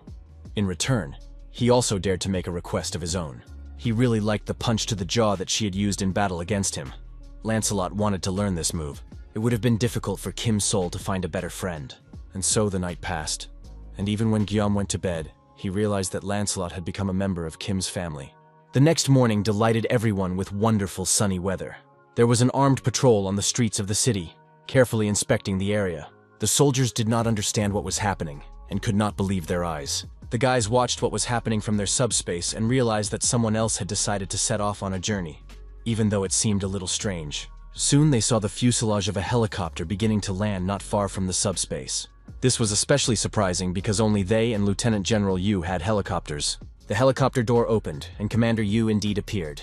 The men greeted each other warmly and joyfully, and the Lieutenant General said that he had been looking for the men for a long time when he saw that the city's fortress wall had disappeared. Guillaume hoped that the military man would not try to lure him back into the army, but the Lieutenant General had important news. He wanted to warn the boys at all costs that they could no longer travel by helicopter, because the rebels who had staged the coup had captured the air defense base. And now they were shooting down everything that flew through the air. The situation was as follows. The Joint Chiefs of Staff held a meeting based on the documents and information obtained by Lieutenant Colonel Khan. It became known that the First Corps had captured the capital's defense forces and was shooting down all drones and aircraft that appeared in the air. The military analyzed the firing points and confirmed that powerful air defenses had been installed there. The military was in a difficult position because security was very tight, and the lieutenant general remembered that the guys were going to fly to Yeonbu, so he hurried to find them. If the guys flew there anyway, they would have to make a big detour. However, the commander did not have accurate information about the distant terrain, and unfortunately, could not recommend any route. The news was indeed worse than they would have liked. But the guys were grateful to the commander for the warning, and decided to discuss their travel plans again. If the goal was simply to get to Yeonbu, they could have flown around and made a detour. But Gyeomu also needed to stop in the city of Dobong. This meant that a clash with the rebels in Dobong was inevitable. The problem was that, in a sense, the rebels were even more dangerous than the monsters. It turned out that his brother, his wife, and his parents were now threatened not only by monsters and beasts, but also by militarized rebels. The young man realized that there was no time to waste, and that they had to move out immediately, so he immediately summoned Lancelot. Lieutenant General Yu was once again so surprised that his jaw almost dropped and his eyes bulged. Guillaume explained to the commander that they had indeed defeated the King of Knights, and were therefore able to remove the wall. This knight, who was now in the young man's subspace, was able to help them in this matter. The lieutenant general was shocked when he realized that the skeleton knight was now working with Guillaume. Since the young man needed to go to Dobong and a clash with the rebels was inevitable, Lancelot could be of great help to them. The young man suggested that they all come up with a plan to destroy the rebels. Coming up with plans and strategic military operations was Lieutenant General Yu's favorite thing to do, so he gladly agreed to participate. The anti-aircraft defense system's anti-aircraft guns were hidden in dense green forests and guarded by equally green guards. In addition, the green rebel guards guarded the cages in which the people were locked up. Their condition was deplorable. They were either dead or on the verge of death from exhaustion and dehydration. This was the scene that the skeleton knight's spirit saw. Lancelot carefully studied the area and estimated how many rebels were in the vicinity. One of the green goblins had officer's epaulets, and the creature looked like a mixture of a human and a green goblin. The knight's spirit watched and listened very carefully to everything that was happening at the base. One of the options available to Camelot Castle was to summon skeleton knights. A knight in ghost form had no physical contact with anything, but could pass freely through walls and fly through the air. If you summon a knight in one form, physical or spiritual, you can change his incarnation at any moment. In other words, summoning a ghost proved to be the best means of reconnoitering the enemy camp. So Lancelot conducted reconnaissance of the enemy's positions. He determined the number of forces, the location of anti-aircraft guns, and the characteristics of the enemy. In 2.5 hours, Lancelot obtained complete information and returned to base. However, it became clear that some military units had been transformed from ordinary soldiers into goblins. In addition, these creatures kept people in cages and sacrificed them. The world was changing rapidly and getting worse by the minute. Lancelot reported that one of the goblin commanders was a very important officer and that they were planning to organize an additional transfer of personnel. This was invaluable information that Lancelot had obtained by observing everything with his own eyes, but at the same time, it was difficult for people to comprehend, as they could not even imagine that someone would be capable of capturing civilians and plotting such a thing. It seemed that the rebels had joined of their own free will, but it remained unclear why they were holding civilians captive. Lancelot heard the military talking about the priest. The skeleton knight also believed that people were being held to cause repulsion. He explained that all beings in the dimensions have their own ranks, which are called hierarchy. This power, which the hierarchy possesses, gives the right to protect oneself from beings lower than oneself. The lower the rank in the hierarchy, the stronger the repulsion. For example, an attack from the 9th rank has no effect on a creature of the 8th rank. That is, they sacrifice people to get a higher rank in the hierarchy. Using sacrifices to gain rank is a method used by beings with low intelligence. It is a kind of trick. And when such tricks are used by low-ranking beings, in many cases they involve deals and contacts with beings of higher ranks. Lancelot could not say exactly what kind of deal was involved in this case. However, in any case, it doesn't matter, because these creatures make sacrifices, and for that alone, they must be destroyed. The Lieutenant General believed that things were not so simple, and that the rebels' plan was probably more dangerous than it seemed at first glance. The information Lancelot brought back was excellent, and the probability of success had increased significantly, because now they knew the location of the brigade commander and the anti-aircraft guns. However, the main problem lay elsewhere. The rebels' line of defense turned out to be much stronger than expected, and as soon as the operation began, they would surely call for support. If the First Corps joined in, there was a chance that it would escalate into a full-scale war. And that option was completely unacceptable, because they were few in number and needed to capture the base before reinforcements arrived. But to do everything quickly on their own, they needed air support. An attack from above would help them capture the base quickly. But this was almost impossible due to anti-aircraft guns. Guillaume understood that he did not have time to wait for support, because his older brother's house was in that area. He had to finish everything quickly and go there. Of course, Lancelot was a 7th level knight and could destroy everyone on his own. But the area was too large, and reinforcements would arrive before Lancelot could clear everything himself. The spirit of the knight Lancelot suggested summoning another knight to solve the problem of the anti-aircraft guns. But this required enhancement and magic stones. And right now, Guillaume didn't have any such stones. He could have cancelled Lancelot's summoning, taken the enhancement stone, and summoned him again. But there was no point in doing so because it wouldn't increase his power. Besides, Guillaume couldn't even imagine how he would communicate with some other knight instead of Lancelot, who had already become a member of the family. It would have been nice to copy the strengthening stone, but unfortunately, the young man did not know how to copy magic and strengthening stones. Lancelot's spirit reminded him that by defeating the King of Knights, he could obtain an enhancing stone. And indeed, with all the commotion, Guillaume had completely forgotten that after the death of the King of Knights, he had received a yellow magic stone. Everyone looked at Guillaume, not understanding how he could have forgotten about such a treasure. Now it remained to choose which knight to call to Lancelot's aid. Lancelot said that absolutely all the knights possessed skill and loyalty, so people would not be disappointed no matter who was summoned. However, it seemed to him that a knight named Bedivere would be the most suitable. This knight was so good at long-range attacks that he was once called the greatest archer of all time. At the rebels' secret base, even the pleasant sun did not look very pleasant because it had to be viewed through the bars of a cage. The girl sat with her legs tucked under her and tried not to look at the people around her.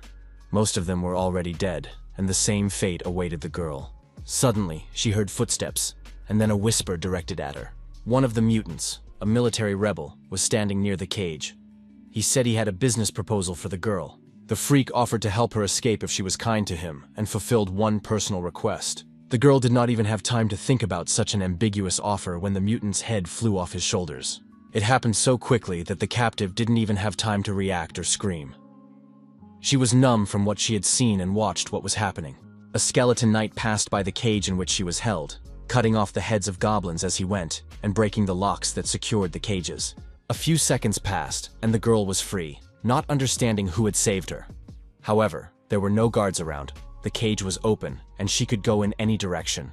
As she looked around, trying to see her savior, a fiery bowling ball flew past her at tremendous speed. The goblin warriors were also interested in the flight of this unknown flying object, trying to figure out what was flying in the sky. But they couldn't make out the object because its rapid approach meant that death was flying toward the goblins at the speed of a fiery bowling ball. Along with the goblins, the bowling ball tore the anti-aircraft defense installations to pieces. Without any enemy approaching, and for reasons that were completely unclear, the anti-aircraft guns were destroyed in all locations where they were deployed.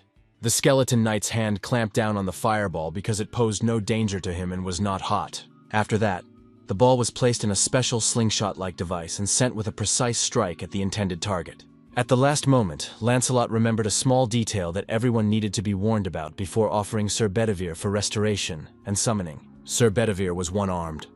Despite this, he was a brilliant archer of his time and shot with only one hand.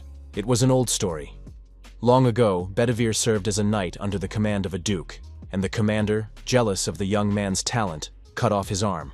Since then, the knight has held a thick leather strap in his hands instead of a bow, and used it to throw stones and spears.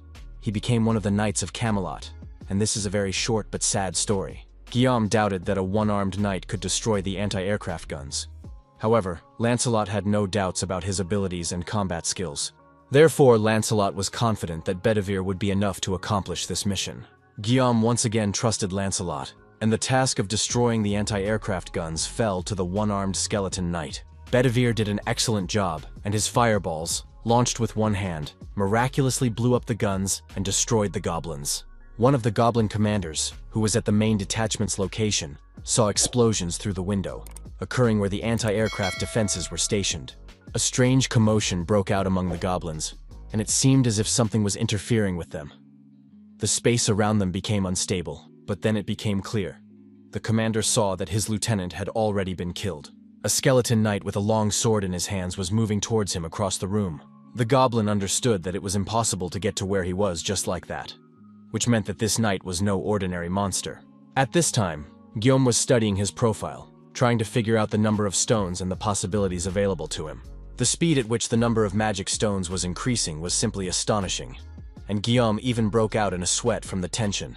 Of course, this was very good, but even Yansu was surprised as he watched what was happening. Fireballs flew out one after another at tremendous speed. After that, they all exploded together, leaving no chance for anyone to survive in this fiery hell. And in the end, a fiery flower bloomed in the sky. This was the signal that the knights were to give if all the anti-aircraft guns were destroyed. Apparently, it happened very quickly. Lancelot's tactics and Bedivere's skill proved to be just perfect, so the guys could be immediately enrolled in the special forces. The guys really turned out to be excellent knights, and Guillaume could now advance to his destination without fear of being ambushed. Bedivere was trying to read the instructions at that moment to understand where to go next.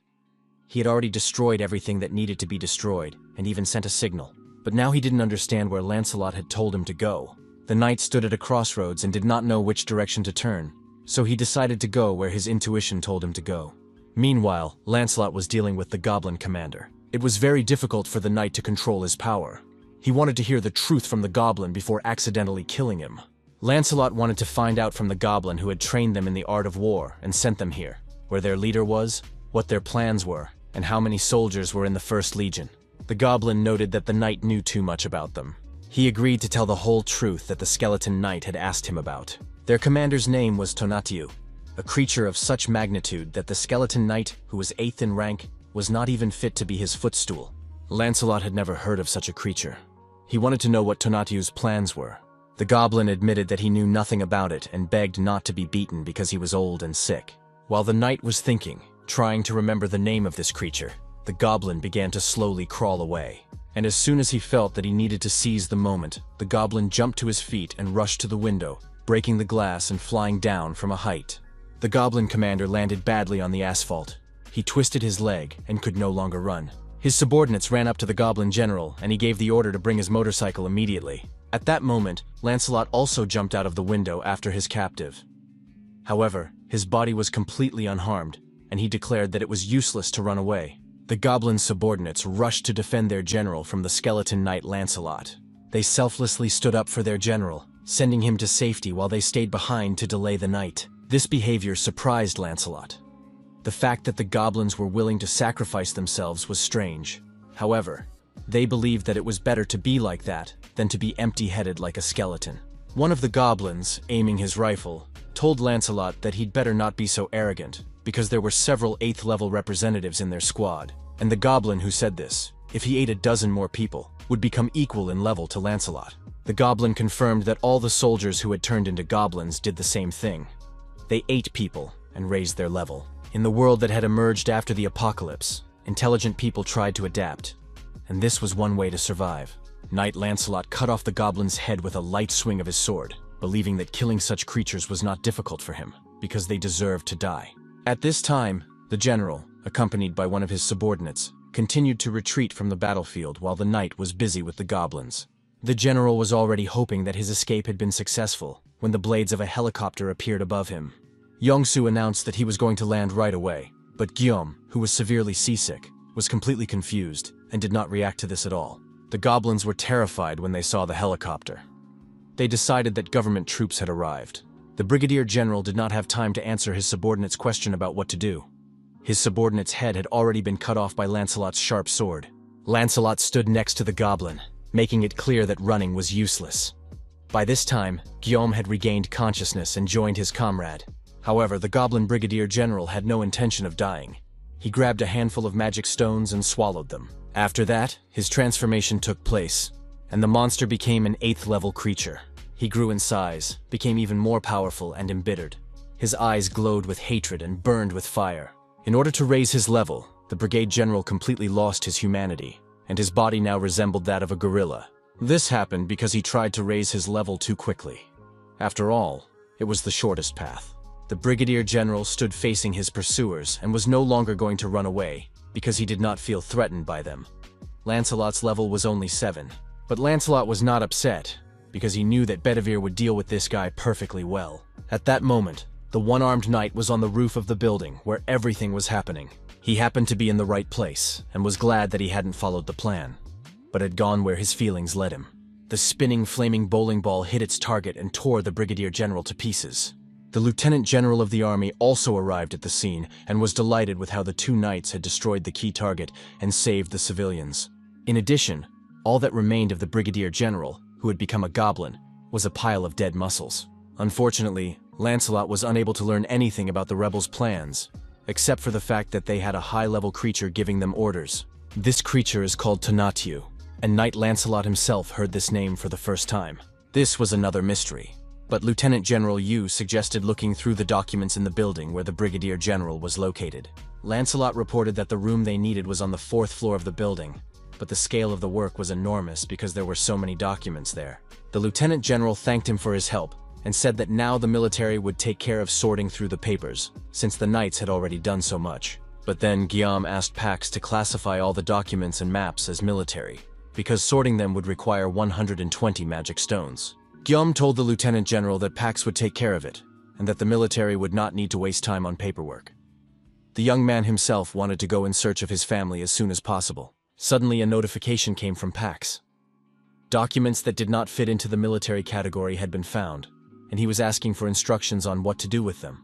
It turned out to be a spatial being registration form, a document that could increase one's rating. Lancelot stated that the document written correctly was official, and the one in poor condition was a forgery. It turned out that the military was turning into goblins by using fake document registration methods. The document stated that magic stones in an account were required to register one's existence in the dimension. However, unlike the usual dimension, the current dimension of Earth was just beginning to develop, and at present there was no one who could meet these conditions. The only person who met the conditions was Guillaume, because he killed an 8th level creature that already had an account in the dimension and got it. In any case, such a document should not exist on Earth. But since Guillaume now has this document and meets all the conditions, why shouldn't he register right now?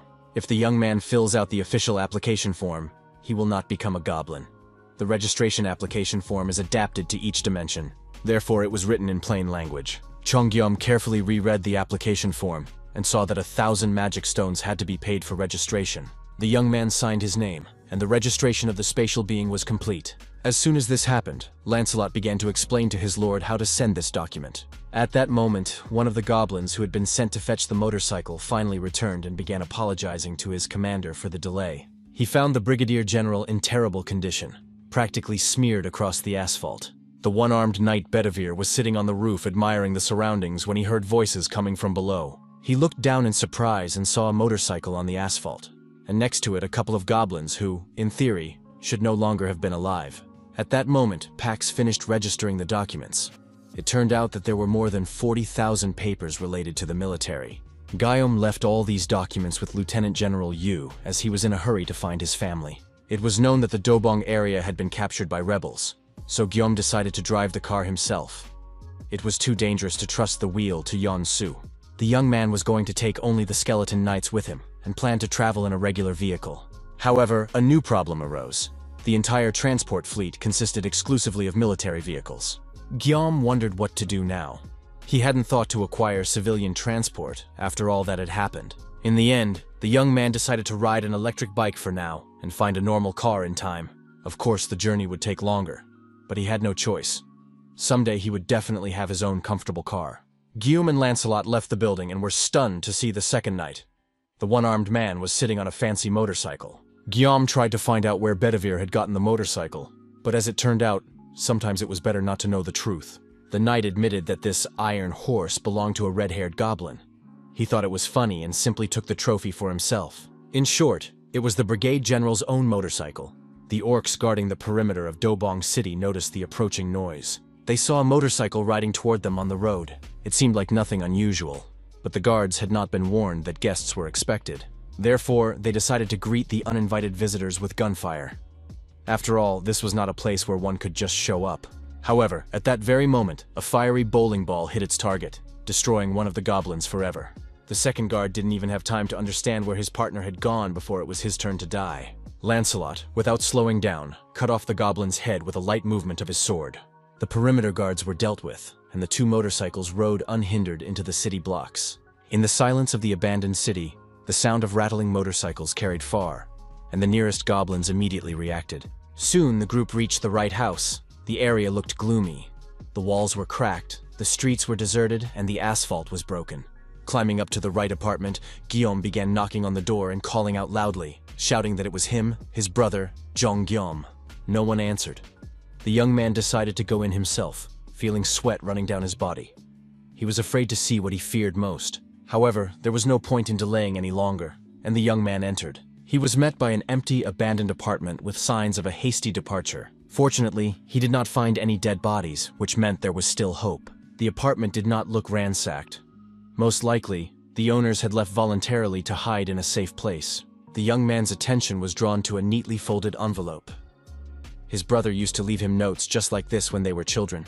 The letter said that the phones in the city weren't working, and Hyun-soo had left the note in case any of his relatives came looking for him. His brother wrote that they had decided to go to their parents' house because it was too dangerous to stay there. He warned them not to go to Weijongbu because soldiers were kidnapping people right on the streets. Inside the city, everything was calm, but there was nowhere to hide from the soldiers. My brother wrote that the soldiers were dragging away adults and children, regardless of gender or age.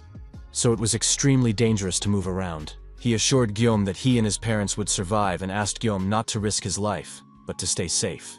Guillaume realized that his brother and his wife had managed to escape before the rebels captured the city. He gave the note to Betiver and asked him to show it to his sisters in the subspace. It was unknown when exactly his brother had written this letter, but Guillaume guessed that the first rebel corps would soon reach the city where his parents were hiding. Therefore, he decided to leave immediately and ordered the knight to prepare for the journey. The knight understood that his master was very upset and did not want to let him drive in such a state. Guillaume and Lancelot ran out of the entrance, but an unpleasant surprise awaited them. A helicopter hovering directly in front of the house, and a machine gun aimed at them. A goblin sat at the controls and confirmed via radio that he could see a man and a skeleton, and was ready to open fire. A second later, a hail of bullets rained down on the street, sweeping away everything in its path. Machine gun fire literally sprayed everything around, leaving no chance of survival. Soon the entire street was covered in smoke. Visibility was completely lost. Guillaume froze in shock for a moment, realizing that he had miraculously survived in such circumstances. He ordered Pax to keep the Black Hawk in the military items category. The goblin at the helm was stunned when he saw that the young man was alive and well, despite the heavy fire. He was even more surprised when he realized that the helicopter was no longer beneath him. The goblin screamed and crashed to the asphalt, while Guillaume hurried his knight along. He didn't want to linger for a second. The young man thought about how they had destroyed many rebels on their way here, and even captured a helicopter with rockets and guns. Now all his thoughts were occupied with his family. He wanted to find them as soon as possible. The sunset sky shimmered with fiery hues. Meanwhile, somewhere nearby, the goblins were discussing that the priest would distribute the victims according to their numbers, and they reminded each other that several days had already passed. Therefore, the goblins needed to hurry and look for new victims. But no matter how hard they tried, they still couldn't destroy this strange building. Lieutenant Park Han-jun's number of victims had already reached 300. However, he still couldn't destroy the building. He didn't have enough level. He had to either ask another goblin for help or come up with another way. Lieutenant Park ordered his subordinates to find and bring new victims to make up for the shortfall. Everyone knew what had happened to Sergeant Kyung-gyumin. Now he was just a goblin. There was only one thing left to do with him: eliminate him. The huge goblin, who had been human not long ago, rushed off in search of new victims. Meanwhile, a group of motorcyclists approached the goblins chatting on the street. The guy riding the first motorcycle was yelling at the top of his lungs for the damn creatures to get lost. "This is my house," he yelled. "I'll deal with all of you now." Behind him rode a skeleton knight, clutching a sharp sword in his hand. When the motorcyclists sped past the goblins, the monsters' heads were already rolling on the asphalt. The decapitated bodies twitched for a few more seconds, flooding everything around them with blood. The motorcyclists drove up to a hardware store surrounded by barricades. The entire facade was covered with steel sheets, with only one tiny hole left, from which muffled whispers could be heard. A man sitting on a chair watched through this hole and told the others what was happening outside. He sat on a makeshift shelf made of chairs and said that motorcycles had appeared on the street, and one of them was carrying a skeleton. all of which seemed extremely strange. He suddenly remembered his grandfather's funeral. At that time, his grandmother said that good and bad things only happen where there are people. Over the years, these words had taken on meaning. Even when a person experiences misfortune, they still have a chance to experience happiness, thanks to those who are close to them, thanks to love. That is why children need to be raised with faith in love, because it is the most important thing. While the children were growing up and arguing, their father was dreaming. He wanted to build a large, cozy house where the whole family could live together. But it turned out to be much more difficult than it seemed in his dreams. The costs were enormous, so the dream remained just that. But the children grew up healthy, and the future seemed bright. Until the monster appeared. Fortunately, the man worked in a hardware store and managed to fight off the goblin with improvised weapons. But then things took a turn for the worse. They had to conserve water, search for food, and constantly hide. There were looters everywhere. Soon, their eldest son and his wife came to live with the parents, and now they were all hiding together. The daughter-in-law's alchemy abilities awakened, so the family didn't have to worry about water. Soldiers began to turn into monsters, and instead of patrolling the streets, they started kidnapping civilians. They dragged people out of their homes, regardless of gender or age, and took them away to an unknown destination. Therefore, the parents decided to isolate themselves completely. The man wanted only one thing, to make sure his children were safe. And that's when his ability awakened. He became an architect capable of building anything. Thus, his long-held dream came true.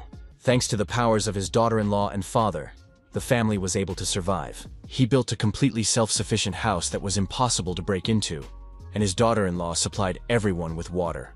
Now the father watched through the peephole. Several soldiers were wandering in front of the house, and then they brought a huge monster with them. They decided to destroy the dwelling. His father had expected this day to come, so he had made a detour in advance.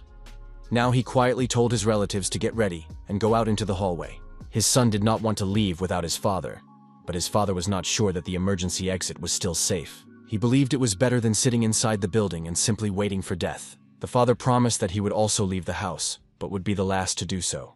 But then the sound of a motorcycle was heard outside, and everyone started moving, so there was no time, and the father ordered everyone to leave. He understood that the monsters were going to evict him from his own home.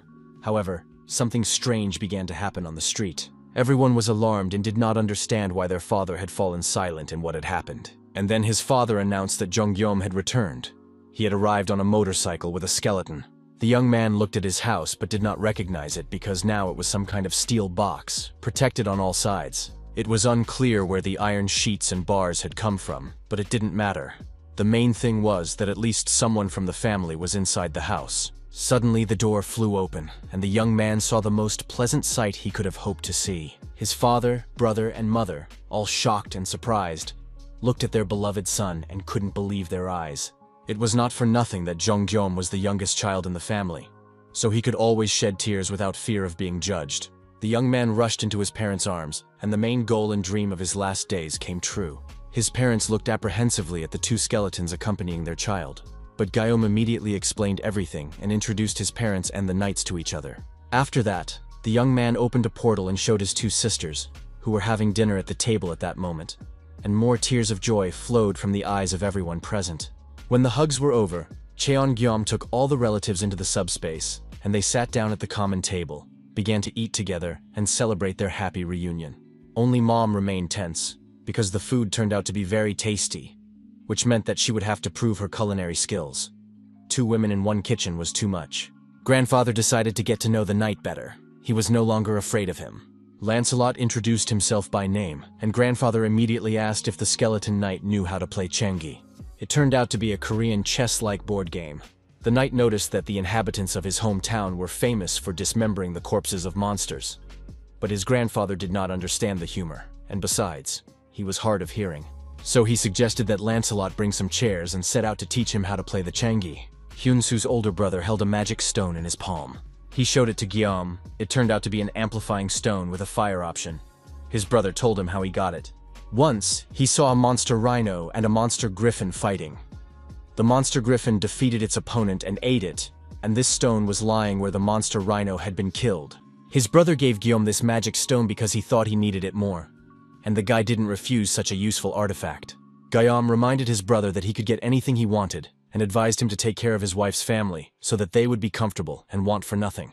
The brothers were happy to see each other, especially since they had hardly communicated during most of their childhood due to their age difference. Hyun-soo thanked his brother for the warm welcome and went to his wife to tell her relatives about all the conditions. Guillaume noticed the scar on his older brother's face and realized that he had been through a lot.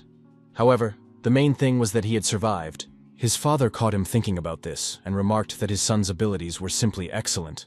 His father said that he was sincerely happy and grateful to his younger son. Not only was the whole family now safe thanks to his abilities, but they were also able to eat their fill. But his father reminded him that good and bad things only happen where there are people.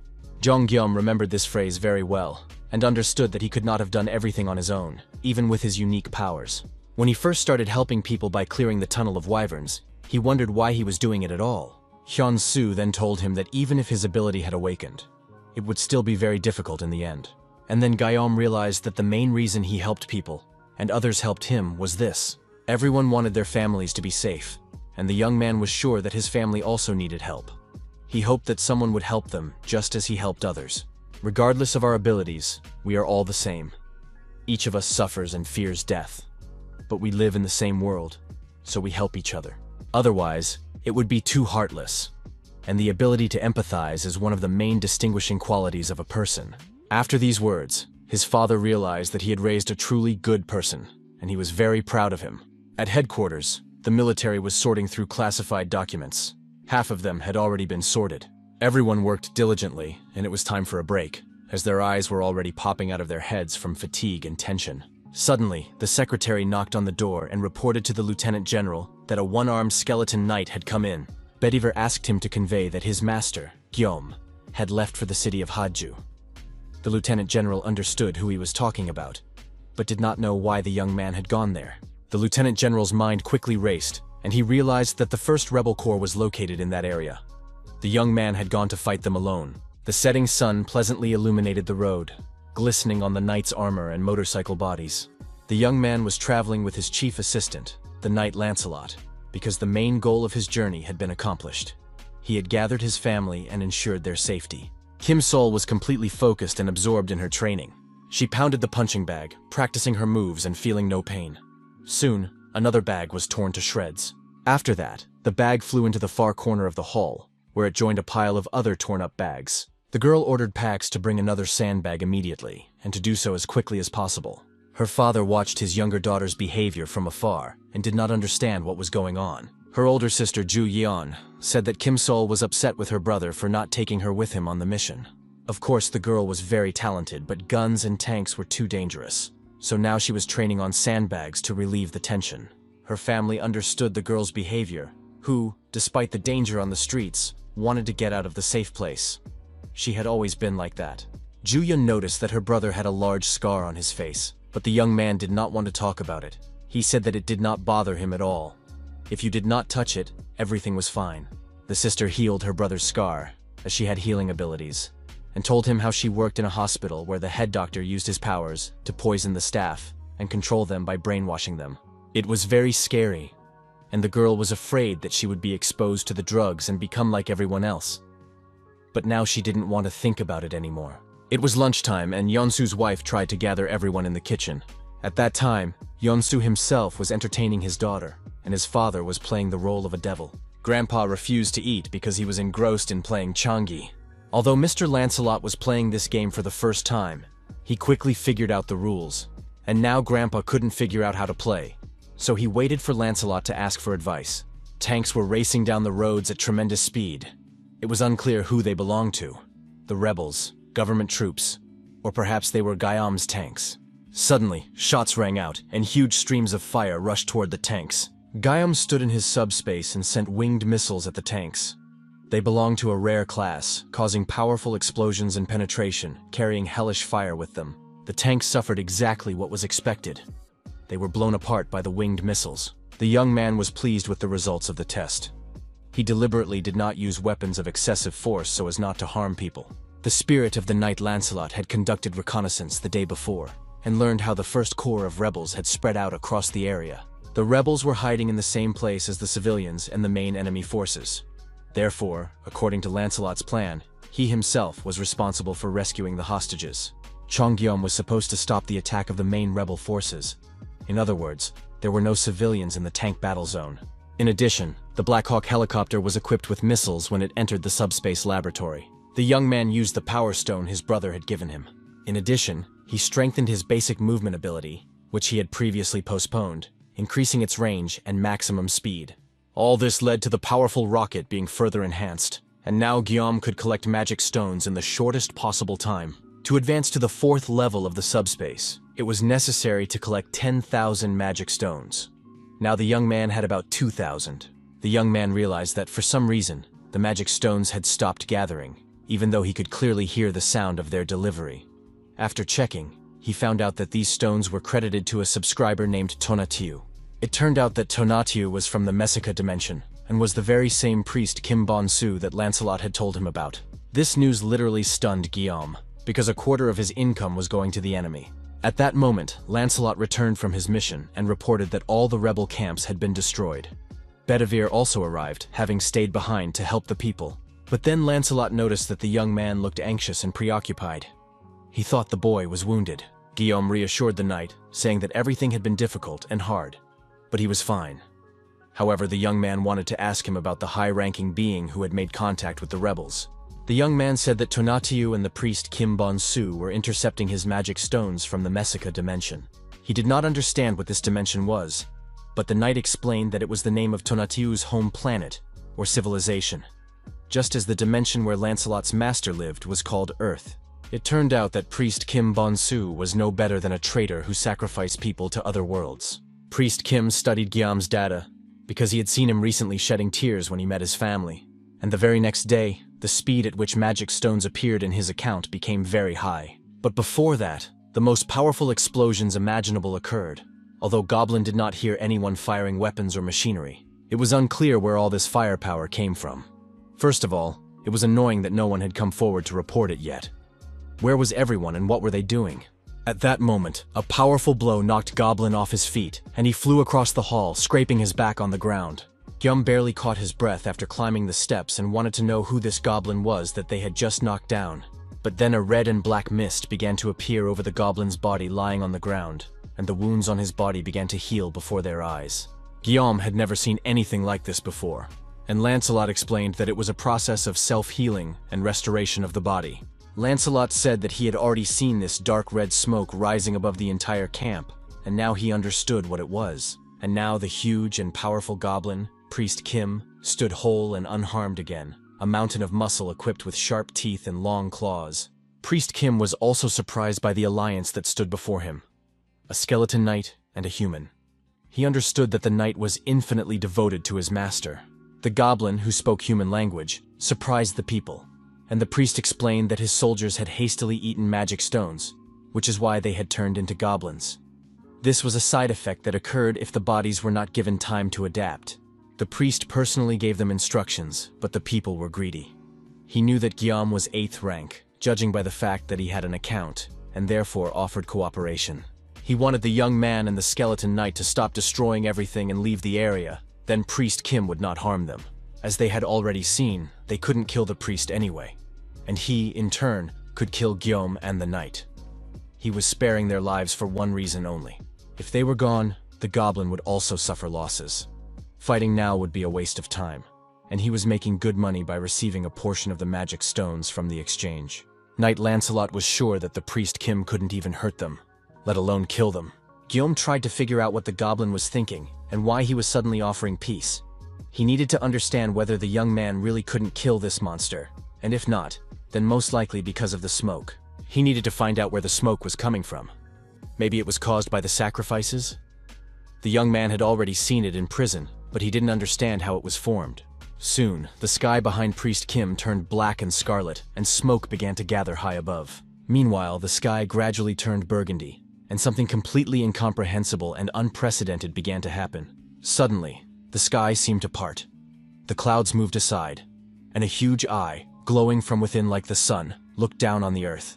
This heavenly eye looked simply unreal, and Zhong Guillaume realized that he was looking at a being of the highest level. Priest Kim guessed that his guests did not expect to see such a thing, and apparently were encountering a high-level being for the first time. beings who never communicate directly and always act through intermediaries due to hierarchical restrictions. But soon Tonatiuh himself would arrive here in person. Priest Kim was the only one who could help bring about the appearance of a higher-level being. The goblin hoped that now people understood how foolish they were. Nevertheless, Priest Kim was willing to give them another chance because he felt sorry for losing Gyeom's unique abilities. After all, they were too valuable to simply disappear. He added that if the boy knelt down now and begged the priest to let him become his right hand. But he didn't have time to finish. The skeleton knight Lancelot was offended that some goblin dared to try to subjugate his master, and with a slight swing of his sword, Priest Kim's head rolled away. Priest Kim's severed head began to scar in the neck area, and red and black smoke lifted it off the ground. In the next moment, the head clicked back into place, and the huge brute, Priest Kim, was once again ready to face his opponent. He seemed to have become even broader and more powerful. At this time, the eye of a higher-level creature continued to watch the participants of the duel from the sky. And against its backdrop, the priest looked like a real demonic creature. Knight Lancelot was upset by the goblin's behavior, but he was determined to fight, even though he knew that the battle was essentially meaningless. But for any knight, it was a matter of honor to serve his master. Priest Kim was not going to give up either, and this skeleton knight had already infuriated him. He decided not to wait for an attack, but rushed into battle himself, his huge muscular body hurtling toward the knight at tremendous speed. But then Lancelot remembered the lessons Kim Sol had taught him, lessons in hand-to-hand combat. The knight took a stance, putting away his sword. A powerful punch landed squarely on the goblin's nose, and its huge snout twisted to the side, spilling blood everywhere. It was clear that the goblin was immortal. But this was an excellent opportunity for the skeleton knight to practice the recent tasks he had received from Kim Sol. Everyone understood that Priest Kim was immortal and impossible to kill, but it was perfectly possible to beat him up. And now Lancelot was going to do just that. The knight put the goblin's severed head back in place and immediately cut it off again.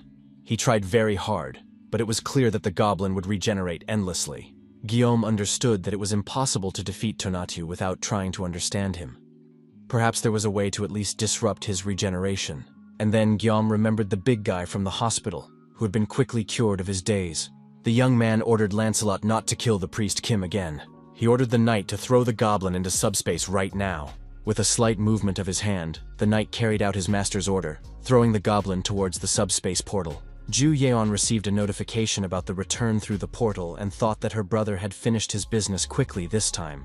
However, she read that an unidentified energy had attempted to penetrate and had been blocked. In the next moment, the girl almost lost her voice and nearly had a heart attack from fright. Before her stood a terrifying, dead, emaciated goblin, wailing pitifully throughout the subspace room. Before it could do anything, a strong female hand grabbed the monster by the snout. Kim Sol's younger sister turned out to be just what was needed. She wanted to understand what kind of creature it was, because it clearly didn't look like their brother.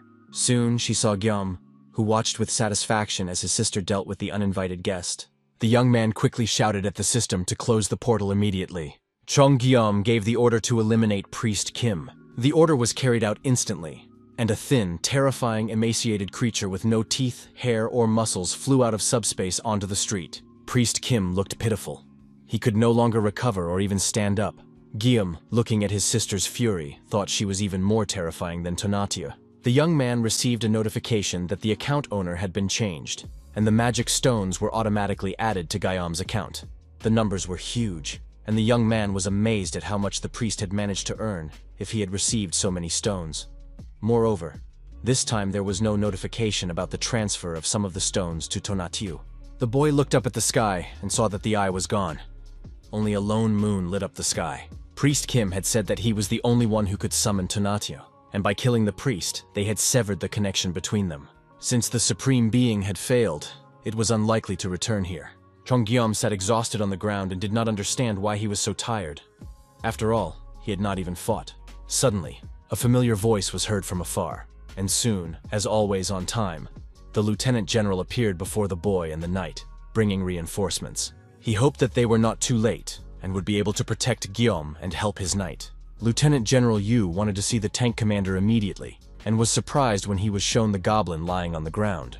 The young man tried to explain in a few words what had happened, but in general he was just happy to meet the military and hoped that everything would be fine with them. The commander was informed by radio that reconnaissance inside and around the First Corps had found the mummified bodies of rebels. According to intelligence reports, there were no survivors. The lieutenant general gave the order to rescue civilians and clear the area. The commander turned to Guillaume and said that he did not know how he had done it. But this time the young man had accomplished the task. The lieutenant general bowed his head low, expressing his immense gratitude. He did not straighten his back, continuing to talk about how foolish he had been when he first asked the young man to join the army, thinking only of the advantages. All these advantages turned out to be completely meaningless to Guillaume, because the lieutenant general underestimated the young man's abilities and influence, assessing the situation only from a military point of view. Now the lieutenant general felt very foolish, but he still wanted to ask Guillaume to continue helping people. He felt ashamed and awkward asking for this, but many people were still in a difficult situation. Some had lost their families and loved ones. Some had suffered serious injuries, and some were anxious because they had not yet revealed their abilities. The damage caused by the monsters was severe due to the incompetence of the government and the military, but now more than ever, people needed help.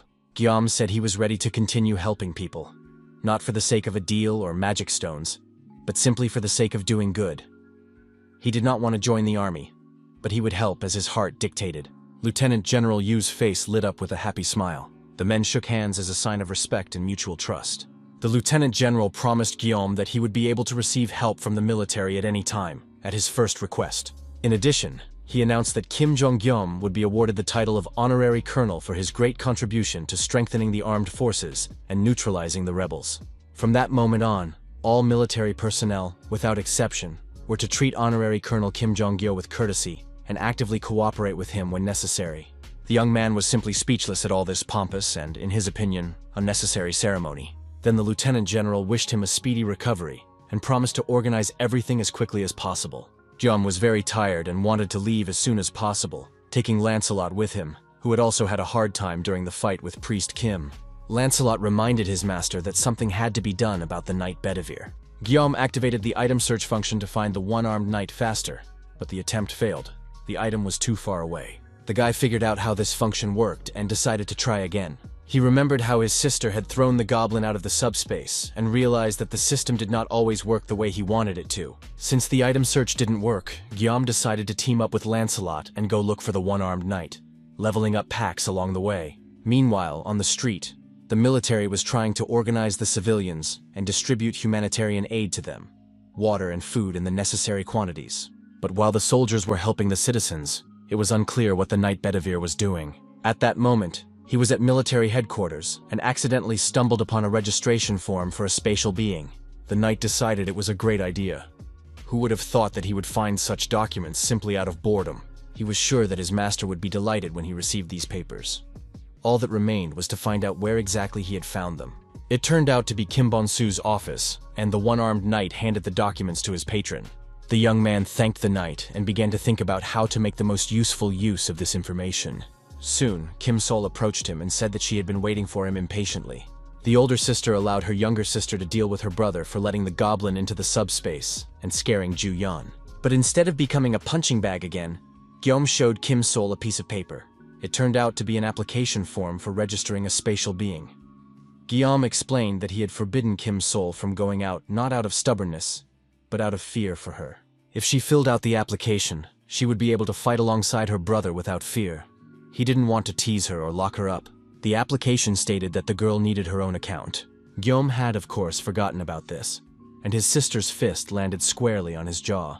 With her next blow, she knocked her beloved younger brother into the far corner of the subspace. The young man remembered that in such situations, quick feet are the best help, and he ran away, while his sister rushed after him. Ju, Yeon warned the knights not to even think about interfering, because this is what love looks like for older sisters who worry about their brothers. As the girl spoke, the knight standing nearby began to tremble. After a while, they were already shivering and were practically exhausted. Guillaume ran up with Kim Sol, but no one understood what was happening to the knights. Suddenly, his whole body began to itch wildly, and then hurt. He admitted that he had been feeling itchy for some time, but now it had become unbearable. The nurse began to think about what disease could cause such intense itching and pain. Kim Sol remembered that her neck had also been itchy, but before she knew it, the itching had gone away. Jong Guillaume tried to understand how this was possible, how someone could make a full recovery after such a serious illness. Guillaume understood that the subspace life support system had enhanced the therapeutic effect. He did not want to send the knights out of subspace, but Lancelot noted that he felt much better in Camelot. They had to move back inside Camelot Castle. Inside the castle was a huge white magic stone. This stone seemed to have fallen from the roof of the building and bounced loudly, hitting Lancelot's helmet. Guillaume and his knight assistants learned that this white amplifying stone that had just fallen looked as if it had been specially created. Its main property was resistance. It penetrated objects struck by electric current and was almost identical to the blue amplifying stone. It turned out that the blood sacrifice worked automatically. The young man had previously thought that this skill was always active, but it turned out that it had to be activated manually. The young man did not feel any burning sensation and did not understand why the owner of the item did not receive the effect of the blood sacrifice. Knight Lancelot began to apologize to his master for showing weakness. He realized that he had been indifferent to his people all this time, and now he was glad that the knights were much better off inside Camelot Castle. It was decided that when the knights returned to the subspace, they would be in Camelot. The knights thanked their lord for caring for their health. In their castle, they sincerely appreciated the attention and support. Guillaume was surprised to discover that the subspace life support system and the use of Camelot's life force were two different things with opposite characteristics. However, together they created fantastic harmony and gave a feeling of infinite power. The amplifying stones could be created endlessly. The scale of the constant growth of abilities increased, and the abilities themselves were strengthened, expanding the possibilities of their application. However, even with such powerful strength, Guillaume understood that he was still not ready to go and fight Tonatiuh. The young man realized that he needed to become stronger. To do this, he needed to study his abilities well and learn how to use them. He raised the level of the subspace, and now he had to figure out the new functions. The colonel figured out what had happened recently and realized that the rebels were pretending to be the national army, hanging up government flags, and luring people in for sacrifices. The more people they attracted, the more magic stones they got as a reward. If Colonel Kim hadn't figured everything out in advance, the coup could have actually succeeded. The colonel ordered the necessary troops to be selected and the rest of the soldiers to be sent back. Now he intended to find out everything about the additional supplies of food and equipment that might be needed. The bright light caught the lieutenant general's attention. He had been working so hard that he hadn't noticed how time had flown by. Soon, the soldier received a notification about the increase in his abilities. However, the lieutenant general was not at all pleased with the notification he received. Kim Sol also received reports on the state of Earth and space. It became known that, in accordance with the strategy of openness, auctions would be held for all regions of Earth in a week. Residents of other dimensions would take part in the competition, select representatives for each region, and then compete with each other for potential profits. It turned out that the winner from another dimension would receive the right to establish their own portal in the region. If the inhabitants of Earth win, they will be able to receive separate awards. Detailed information about the event by region was to be provided within 24 hours. It seemed that representatives from other dimensions wanted to hold a competition in order to get Earth as a bonus. It sounded like a joke, but unfortunately, it turned out to be true. In that case, the monsters were sent by these representatives and were now planning to take over Earth. The bidding competition was a kind of game with set rules, and Guillaume received a notification that he was the representative of Sol and would participate in the bidding. It seemed that humans would have to compete with alien life forms from other dimensions. Guillaume had to agree to become a representative in the bidding competition in order to be able to select up to 100 participants, including himself. The lieutenant general couldn't believe that such an absurd situation was happening to him and hoped that it wasn't true. Zhang Guillaume confirmed that he had become the representative of Sol, and now he had to assemble a team to confront the alien forces that were about to invade the capital. At the moment, the young man had included his sister Imsol on the list, as well as knights capable of fighting. Just in case, he registered his family members from the subspace, and there were about 80 spots left. He approached the colonel, who had already learned about the competition from the announcement. Colonel Kim was also supposed to take part in this competition. However, before agreeing, Colonel Kim handed the young man a notebook that he considered necessary for study. It contained a list of awakened people and their abilities, determined by the Joint Committee of Chiefs of Staff. From this list, suitable candidates could be selected. Guillaume said he needed special class snipers, regardless of whether they were awakened or not. The young man already knew who his rivals would be, because when he agreed to be a representative, he learned that these creatures worshipped the goddess Emis. Their distinctive feature was the creation of weapons based on divine power. According to the preliminary notification received from the dimension of Emes, Everyone knew exactly what their representatives would look like. The goddess Emis radiated her love brightly, so her followers considered everyone else to be uncivilized barbarians. They had at their disposal a sacred hammer filled with the light of the goddess. The Knights of Eames were clad in shining armor and well-armed. It would be extremely difficult to fight this alien race. Only a few details of the upcoming event were known. An hour before the battle, both sides had to take their positions and wait for the battle to begin. During the waiting period, a protective barrier was created, and neither side could attack. This waiting period was a stage of preparation for battle. As soon as the contest began, the core of the gate would automatically awaken, and within 12 hours, the condition for Earth's victory was to destroy the core before it was fully activated. If the Eames Dimension won and their gate core hatched, they would take over Earth. In other words, the condition for victory for the Earthlings was to destroy the core, which their opponents would not simply guard. In addition, their list of participants consisted of 8th rank fighters. The humans had to block their attacks and destroy the gate core at the same time. Guillaume, Lancelot, and Kim Sol would take care of the attack, so there should be no problems with that. The military was required to provide protection. They had to block the attacks of the 8th rank opponents. Long-range weapons are particularly effective for this, so it was necessary to recruit snipers. However, human weapons would not work against such a powerful enemy. But Guillaume tried to reassure Colonel Kim. He said that he had improved his abilities last night. The young man understood that he needed to become stronger and study himself well. He spent a lot of magic stones to increase his functionality, and could now send up to 8 items at once. In addition, in the subspace laboratory, he could enhance existing items and create new combinations. All this was made possible by additional features that improved his existing abilities. The young man easily modeled the characteristics and finished appearance of the desired items before creating them. He pondered what kind of weapon he could create using the new features. One that would be easy to use even for inexperienced fighters. The main feature of the new weapon was to be the ability to destroy 8th rank fighters even in the hands of novices. The result was a rifle capable of resisting electrical properties and possessing improved firing characteristics. At first, he tried to strengthen only the ammunition, but after firing, the weapon fell apart in his hands. Therefore, he had to modify the gun so that it could withstand the shot. For this, a reinforcing stone was used. His strategy was to use 3-shot guns created as a result of combinations, to defend against approaching enemies and destroy the core of the gate to achieve victory. Thus, the colonel was presented with a new rifle that fully met the tasks at hand. Colonel Kim immediately compiled a list of the best snipers, and a week-long training period began, during which the shooters practiced improving their accuracy, changing weapons, and working on tactical techniques. The young man's father quickly built a fortress using his architectural skills. It was a true work of fortification art, constructed using strengthening stones. The upper part of the building was intended for shooting bows or guns. The attack team enhanced their abilities with magic stones they had acquired in advance, destroying monsters. As a result, Kim Sol was able to extend her defensive ability to a certain distance beyond her body, and her sister Ju Yeon was able to use her healing abilities in a specific area. This turned out to be the right decision on Guillaume's part, and now the older sister could take on the role of the awakened one.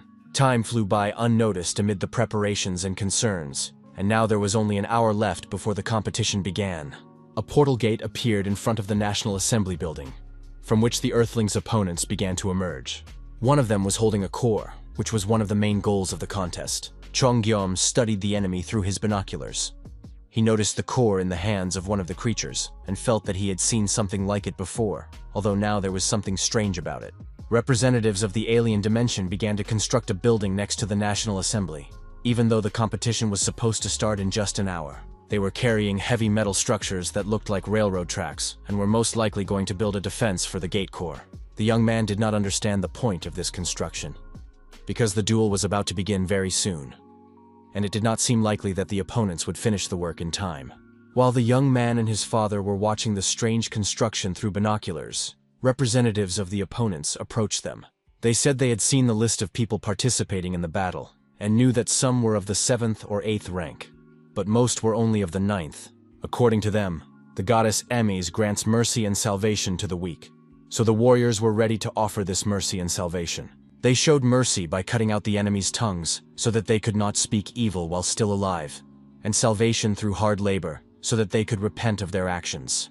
It was quite an impressive speech by the Holy Knights. for they believed that they would easily defeat the Earthlings because of their low levels. But then the moment of the competition began, and the alien knights rushed into the attack. They ran with cries of "Hurrah!" claiming to be acting in the name of the goddess Emes. The Earth Snipers were also ready for battle, and, on the commander's orders, returned fire. From the height of the stone walls, a rain of fire rained down on the armored knights from the weapons that Guillaume had recently developed and upgraded. The aliens' protective armor could not withstand the onslaught and was destroyed, and the front ranks of the attackers began to scatter. After that, the enemies advanced their knights with shields and activated the barrier of the goddess Emes. They did not know what weapons the humans were using, but they were sure that their shields were much stronger. The aliens understood that ranged weapons wear out, so they only needed to withstand the barrage of fire under the protection of the barrier to achieve victory. However, they had no idea how many weapons the Earthlings had at their disposal.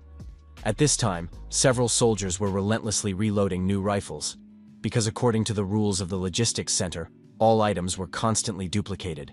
Chongyom was satisfied with how the defense was going and ordered the snipers to continue in the same vein. It was time for the attack group to begin their mission and reach the core of the gate, which had to be destroyed.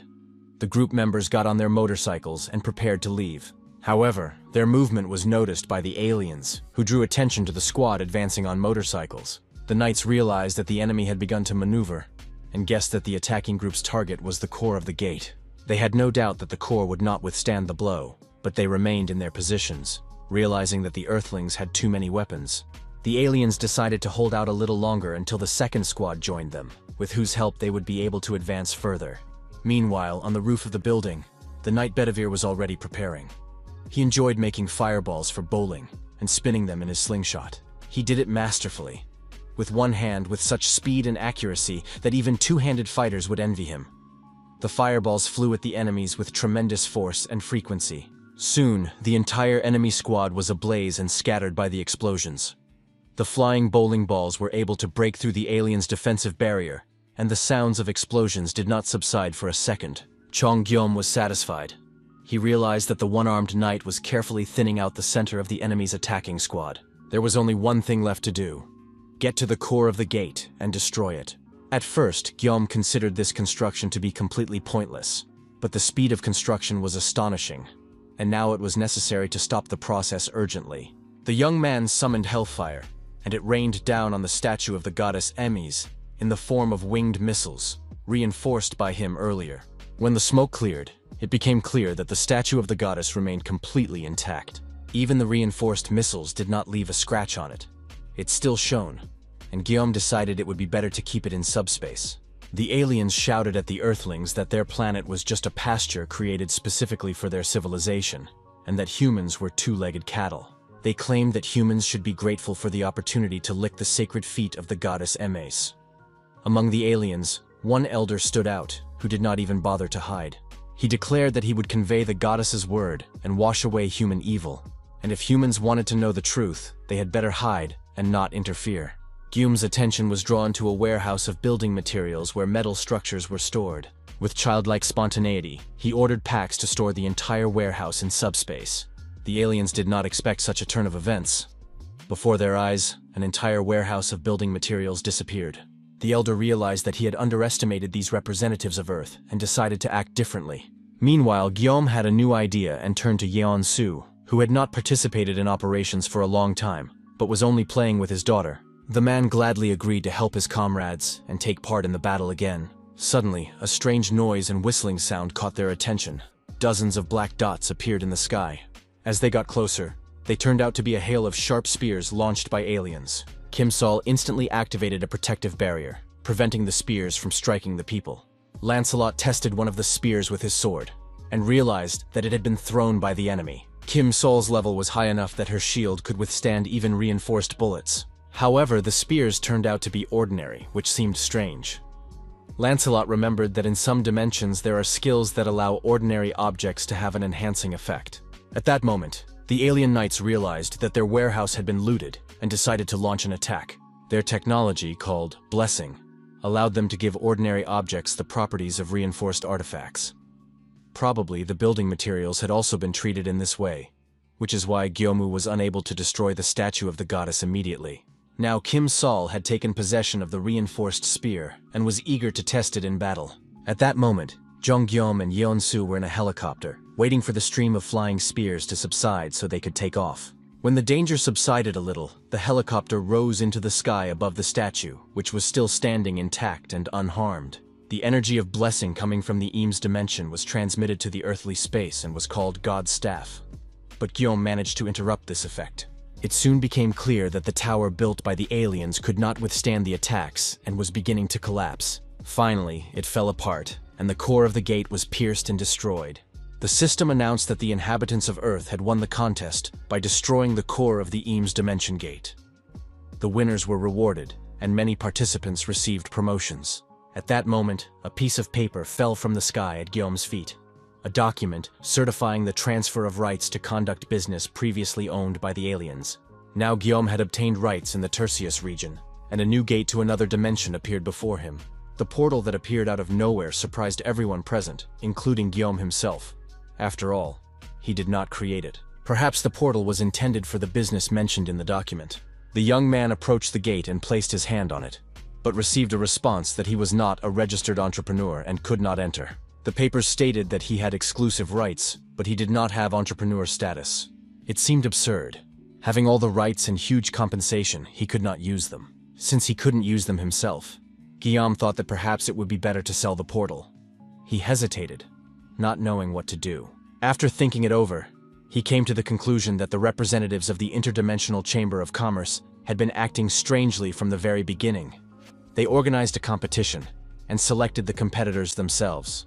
Despite all the unfavorable conditions, the Earthlings still won. Chong-gyeom realized that the chamber was pretending to award a prize, but in reality was simply trying to deceive the participants. He tried to understand what the chamber stood to gain, because if it weren't for his efforts, many people would have died. So he realized that he had received a virtually useless portal. But the whole situation made him think about possible fraud. The young man explained to his companions that there was nothing interesting left, and all the participants began to disperse to go about their business. Gyeom apologized for gathering everyone so urgently right after the competition. Realizing how tired people were from the preparations and battles, he opened a subspace. His father immediately went to write his memoirs, and Kim Sol went to practice javelin throwing. Yeon-soo wanted to fly a helicopter for a while. He had spent too much time in the game room. His father was going to rest, as his whole body ached from lack of exercise. But suddenly something else caught his attention. Stacks of building materials caught his eye. He had dreamed of building a huge house his whole life. He looked with delight at the drywall, bricks, steel beams, and rebar, not understanding why his son needed all this. Chong-gyeom smiled and told his father that the amount of building materials was endless. For the man, this was the best news. He once again had a goal and an opportunity to make his dream come true. When everyone left and Gyeom was alone, he decided to see how things were going in other regions based on the results of the competitions. Since the time limit was 12 hours, he had to wait until nightfall to see the results. No one slept that night. The results were depressing. There were 6 times fewer victories than defeats. The Chamber of Commerce lowered Earth's rating by several points. In most regions, the level of defeats was extremely high. The situation around the world looked dire and unfavorable. Across Korea, only one territory lost the competition, and now aliens ruled the Incheon region. Colonel Kim suggested going there immediately to reorganize. At that moment, a subordinate arrived and reported that the 17th Division of Incheon had urgently sent a radiogram. It said that Earth's representatives in the region had lost the competition, but had managed to transmit the information gathered during the interaction. Their rivals were humanoid lizards from the Sabros dimension, and their gate was now open in the city of Incheon. These creatures were considered to be well-trained, armed forces with excellent mobility, and capable of fighting both on land and in the air. During the clashes, artillery brigades and air defense units were destroyed. The fighting stopped 2 hours before the end of the competition, but the humanoids continued to emerge from the gate, filling the streets of the city. Moreover, there were signs of a large-scale deployment of troops in preparation. Tracking their direction of movement, it became clear that they were heading for Seoul. That is why a radiogram was sent to warn the residents of the capital. What was strange was this. Why would the aliens go to Seoul if their target was Jong-gyeom? But they didn't know where he was. Moreover, there was no reward for his capture, and the distance between Seoul and Incheon was quite short. Incheon lost the competition, and Gyeom was in Seoul. What would happen next was completely unclear. The notice said that a special mark would appear above the head of the representative of the winning region, but Gyeom did not have one. This seemed strange. since he was the representative of Earth. Without him, the competition would not have taken place at all. It was also reported that everyone who reached the 7th rank would be able to pass through the portals installed in the area. In addition, representatives of other civilizations who won the competition were given the right to create additional portals in the region by killing its Earth representative. Now it was clear. They would have to deal with 7th-level opponents, and the main target of all the aliens would be Guillaume himself. It resembled a typical territorial conquest, but the good news was that there was no mark above Guillaume's head. This meant that the enemies would not be able to pinpoint his location for the time being. Lancelot wondered how this was even possible, and suddenly it dawned on him. Without saying a word to anyone, he moved the ceiling lights and climbed into the ventilation shaft. Climbing onto the roof, Lancelot saw a huge illuminated sign announcing that a representative of Seoul was located in this building. His friends had not seen it before because it was too high up. Its gigantic size was visible from afar, letting everyone know exactly where the city representative was located. At that moment, Guillaume felt a strange uneasiness, as if the man-lizards had already regrouped before the competition was over. It seemed as if they knew about the new rules in advance, as if someone had told them everything ahead of time. He was sure that the humanoids had indeed managed to obtain information about the upcoming changes, and instead of attacking immediately, they decided to prepare for the next stage. Perhaps, thanks to their rich experience, they understood that the new rules would favor the aliens, and there was very little time left to prepare. This explained why the representatives of Seoul had so easily defeated their rivals. Kim Sol suggested immediately taking refuge in subspace. However, Lancelot objected. Guillaume would indeed be safe there, but the lizards might try to pull the others out as hostages, or divide their forces and capture neighboring areas. Zhang Guillaume also believed that hiding was not an option. Subspace should be used not for escape, but for defense. After all, from there he could attack while remaining out of reach. If he had become their main target and his location had been revealed, then he needed to do the opposite. Lure the lizards into a trap, where he would have the advantage.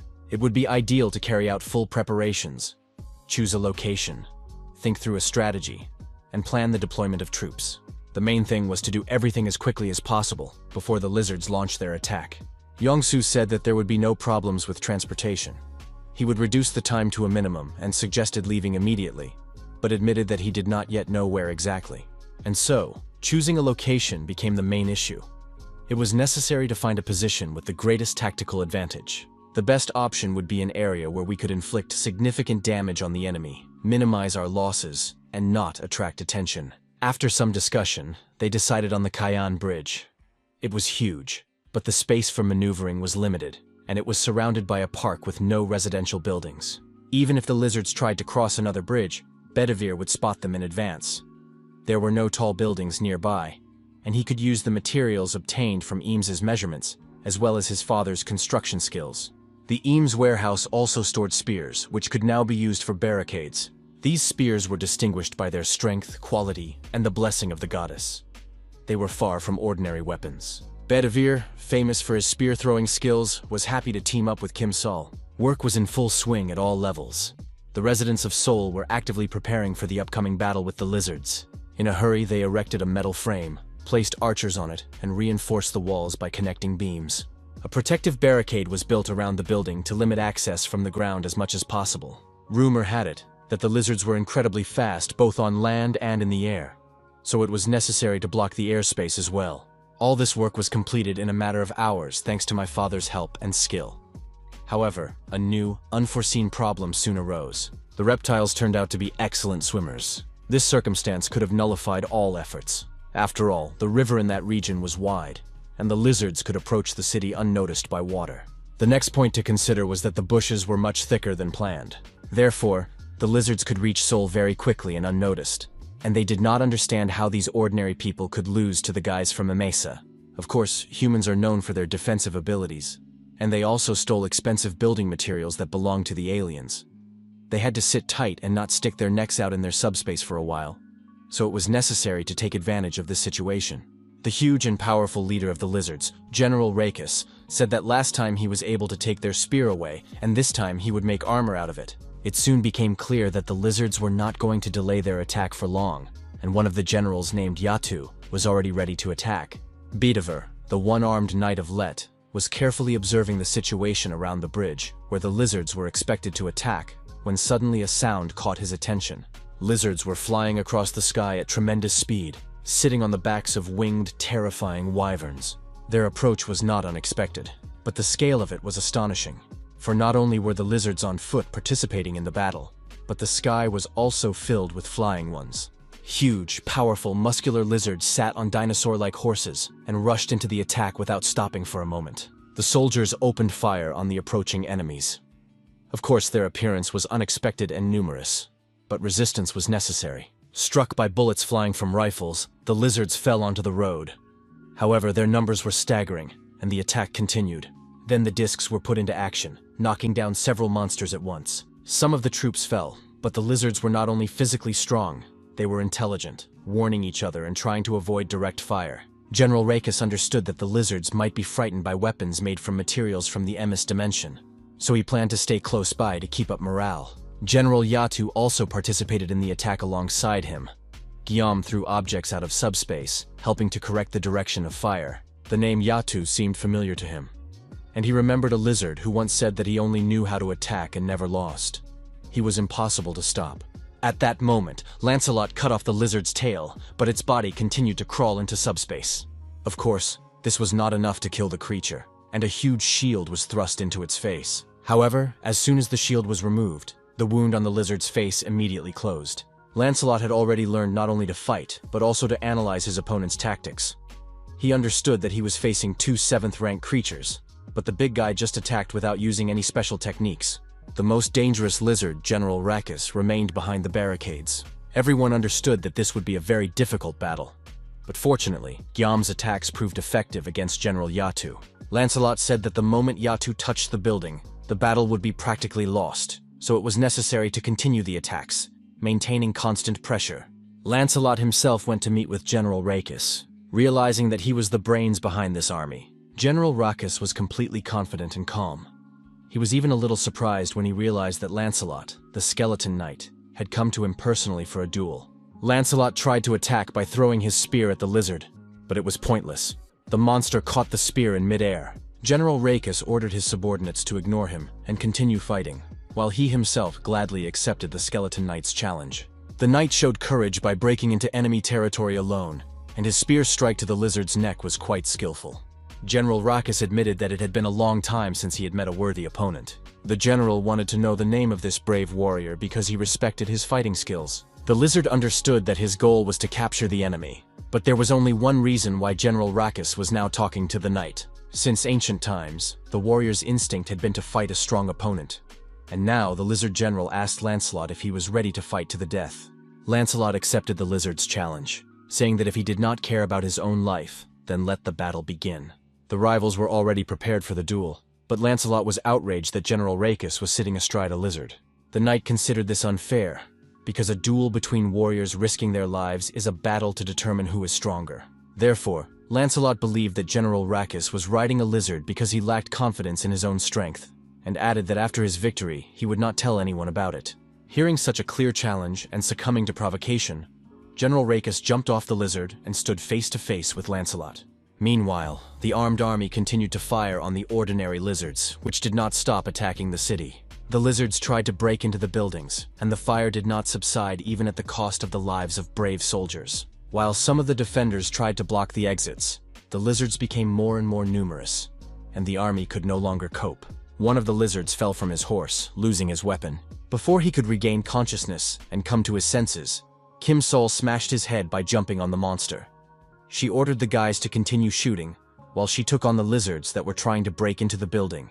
The girl used all her strength and attacked the enemies with her fists, inflicting serious damage at close range. Ju Yeon worked as a nurse, using her healing abilities to restore the soldiers right on the spot.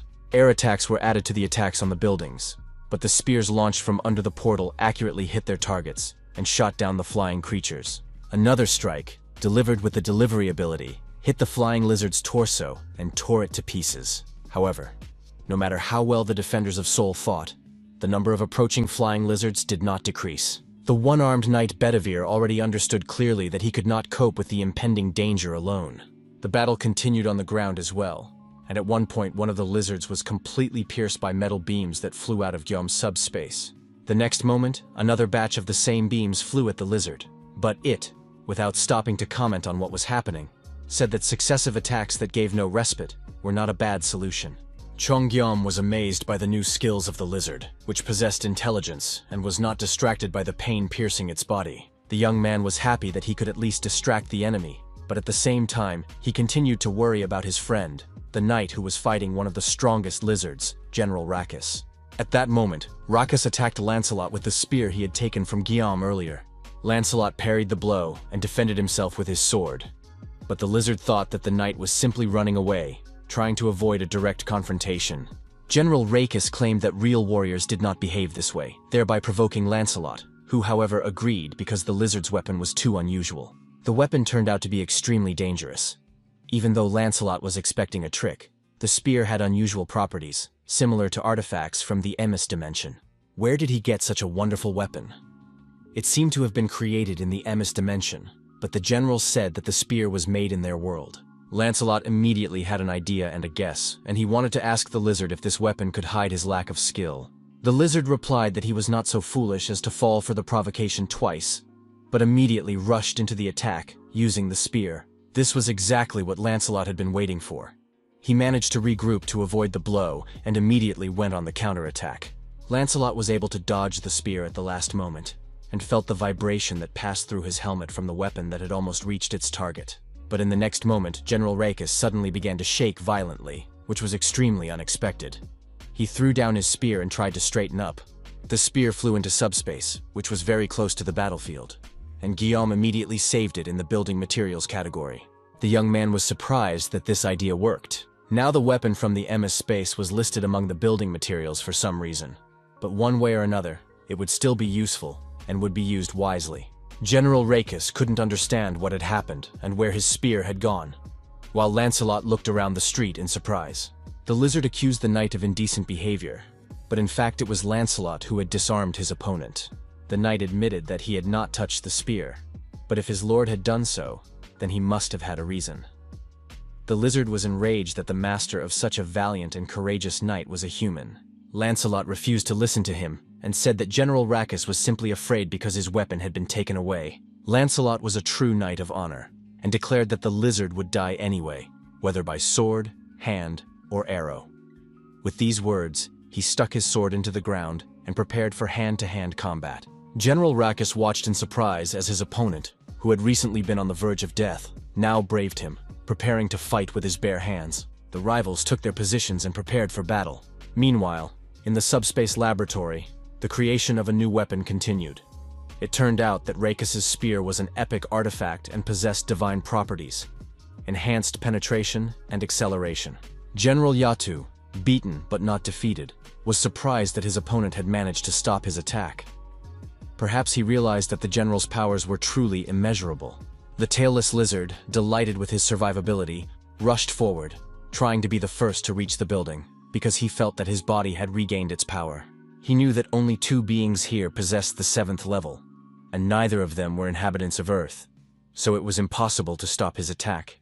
General Yatu was struck by the valor of the Earthlings he was now fighting. He even felt respect for becoming their enemy, and believed that they could die peacefully. After all, dying at the hands of a strong warrior was an honorable death to be proud of. Moreover, it would be quick and painless. Thinking this way, General Yatu moved toward the building when suddenly a sharp pain pierced his body. The lizard realized that he had been wounded by Rakkus' spear, which was strong enough to cause him real damage. The monster's palms were pierced in several places. He looked at his paw in surprise, not understanding how Rakkus' spear had pierced his flesh. While the lizard was distracted by examining his wound, his body received several more similar injuries. Soon, General Yatu's huge carcass collapsed onto the asphalt, pierced by a multitude of spears, like a pincushion. By killing this lizard, Guillaume obtained an amplifying stone. The sniper soldiers continued to rain down fire from their rifles on their enemies. Although the number of attacking monsters was great, they were still dying, and the actions of the city's defenders were not in vain. Kim Sol also got into a frenzy. She had already fought off enough lizards, and now that no one was trying to break into the building, the girl was left with nothing to do. Kim Sol heard a wyvern's cry from above and realized that her friend, the one-armed knight Bedivere, was in trouble. The situation on the roof was indeed critical. The one-armed knight sat, trying to catch his breath after killing many flying dragons. When he saw Kim Sol, he announced that she was too late. There was no one left, and now the girl was out of work too. All because she had spent too long fighting the lizards near the building. The most interesting thing now was happening in the fistfight between Lancelot and General Rackus. The knight struck the lizard and even hit his target, because he had an excellent teacher, Kim Sol. Lancelot entered a fighting frenzy and could no longer stop. Besides, he was a ghost knight and felt no fatigue.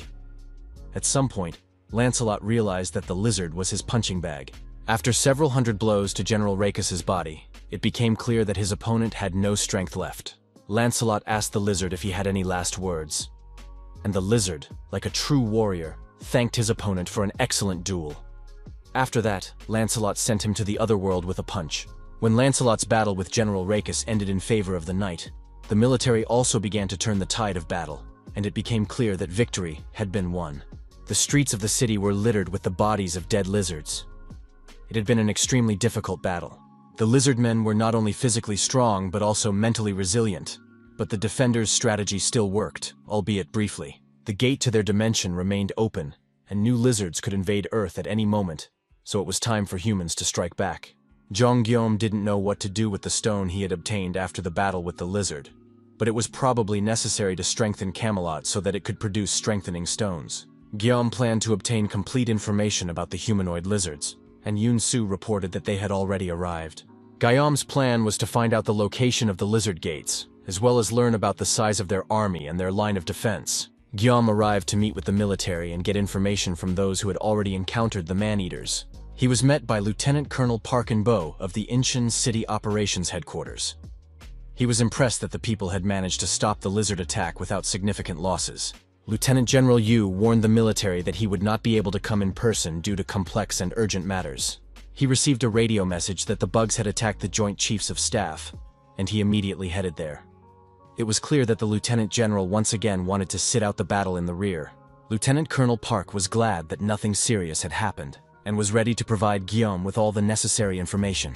First of all, he reported that the military knew where the Man-Eater's gate was located. However, the main problem was the core. Lieutenant Colonel Park's subordinates had been unable to determine its location. At first, they had deployed snipers to monitor the core's location, but recently, they lost sight of it, and substances resembling mud began to spread around the gate. The Lieutenant Colonel showed Gyeom photos taken in that area. In the pictures, the houses were covered with greenery, swamp, and mud. This mud literally flooded the entire area around the gate. It did not cause any problems when it came into contact with human skin, but it was extremely difficult to move around in it. However, the lizards walked freely and used the area for cover. The place resembled an ordinary natural swamp, but Gyeom felt no fear. The young man said that he had friends and colleagues for whom no swamp was a problem. Knight Lancelot was immediately invited to the meeting, but he upset his master by saying that it would be difficult. The movement itself was not a problem, as the knights moved in the form of ghosts. However, they were easy to spot in the swamp, as it was a large open space. But that didn't mean there was no way out, and Lancelot personally knew a guy who worked quickly and quietly. Jeong-gyeom realized that another knight needed to be restored. Fortunately, there were enough magic stones, and this knight was to become fast and stealthy. The young man began the process of restoring the knight from Camelot, and opened a portal for the stranger to appear from subspace. At his master's call, one of the 12 knights of Camelot, Mordred, arrived. He swore to serve his master even after death. Unlike the other knights, he was not often active on the battlefield. The knight operated deep within enemy territory and became one of the 12 thanks to his unique skills in stealth, assassination, and theft. The reason he became a great assassin was his outstanding abilities and quick wits. His greatest contribution was when he managed to kill the Duke. His main talent was stealth, which allowed him to avoid capture and leave the scene of the crime unnoticed. This ability allowed him to instantly become invisible to any creature. In reality, he did not disappear, but simply hid, so external factors could still affect him. In any case, Mordred used this talent to become an excellent assassin, strong enough to survive any battle. In addition, an amplifying stone was used for his resurrection, which turned out to be strengthening. After testing his abilities, something interesting became clear. Pseudo-resurrection allowed him to avoid physical impact, but it was impossible to maintain this ability for a long time. Now the great assassin was ready to carry out any order from his master. After that, Gyeom began to explain the current situation, so that the knight Mordred would understand the essence of the task. The young man showed the approximate territory where the man-eaters from the dimension of Sabbat were located and hid the core of the gate. The knight listened to all the information and declared that he understood the order and was ready to carry out the mission. Thanks to his combat experience, Mordred understood the task immediately. Lancelot warned his friend that if he died, the entire operation would be meaningless. Judging by the battles with the man-eaters, these enemies were not easy to defeat, so Mordred had to return at any cost, even without information. Knight Mordred confirmed that he understood everything and set off to carry out the task. Lieutenant Colonel Pack was very surprised that such important tasks were entrusted to the undead. However, Guillaume reassured him, saying that these guys were the best of the best and could be trusted. The plan for further attacks was to be developed after Mordred's return. Now everyone needed to rest. Guillaume advised Lancelot to also go to Camelot and rest, since they had been fighting just recently. But the knight reassured his master, saying that he was not human and did not feel fatigue. Guillaume noticed that Lancelot's armor was always covered in scratches. The knight assured his lord that if his armor or weapons wore out, everything would be repaired in Camelot. Guillaume once again realized that he did not know much about Camelot's restorative functions. The knight explained that as long as an item was not destroyed, it could be repaired indefinitely. He also reported that a new strengthening stone had been created in Camelot that had the ability to regenerate wounds. While Mordred was out on reconnaissance and had not yet returned with new information, they could think about where best to use this stone. Lancelot thought it was an excellent idea, but suddenly became alert and interrupted the conversation. He informed Guillaume that someone was hiding nearby and eavesdropping on their conversation. It could be a spy or a man-eating lizard. Pulling his sword from its sheath, the knight said he could sense someone's presence but couldn't pinpoint their location. He advised his master to immediately enter subspace. The next moment, Lancelot noticed a shadow peeking out from behind a truck. Telling his master that he would return soon, he literally disappeared into thin air. A moment later, the knight's sharp sword almost touched the neck of the stranger hiding behind the truck. Lancelot declared that he served only his master and his friends, and that not all people were his allies. Depending on how the stranger answered his questions, the knight would decide whether to let him live or not. The skeleton knight asked the young man why he was hiding and eavesdropping. Guillaume ran toward the screams coming from nearby and saw Lancelot holding an unfamiliar guy by the throat. The knight informed his master that he would find out all the information about the stranger in a minute.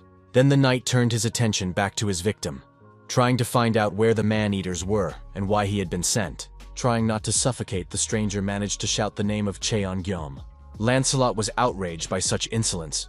After all, the stranger dared to utter his master's name in such a situation. Apparently, he himself desired a painful death. Now the knight was going to make everything so perfect that the stranger would be in unbearable pain and begin to beg for death. Guillaume turned to Lancelot, saying that he didn't know what the problem was or what had happened, but that this guy was his friend.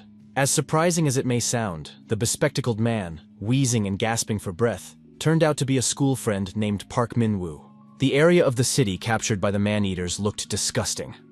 All the houses and streets were swamped, resembling a stinking swamp overgrown with slime and all kinds of algae. The bodies of fallen monsters lay scattered here, considering it an honor to die in battle, for the man-eaters were a warlike race. This meant that the lizards could smell blood and had become insensitive to it. If he covered himself with blood plasma, it would be much more difficult for them to track the knight by smell. Camouflage was the first thing he needed to do. After Mordred smeared himself with bloody plasma and eliminated the smell, he could begin to act, and the entrance to some kind of cave appeared before him. The knight entered without fear of being noticed, and noted that the passage was quite large. However, it was unclear what it was made for. Some of the passages were huge, while others were narrow. Apparently, the passage had been dug based on the maximum size of the creatures, which meant that there were giants among the lizards. The most formidable individuals are most likely these giant fighters.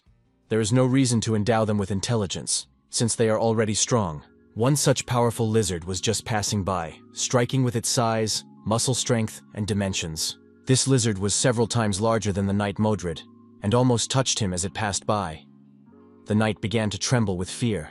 Another representative followed, whose size was even more impressive. Knight Mordred realized that if it weren't for his ability to pseudo-burn, he would have been discovered and killed on the spot long ago, and he didn't want to fail his mission. First of all, the knight decided to quickly find the core of the gate and immediately return to his master.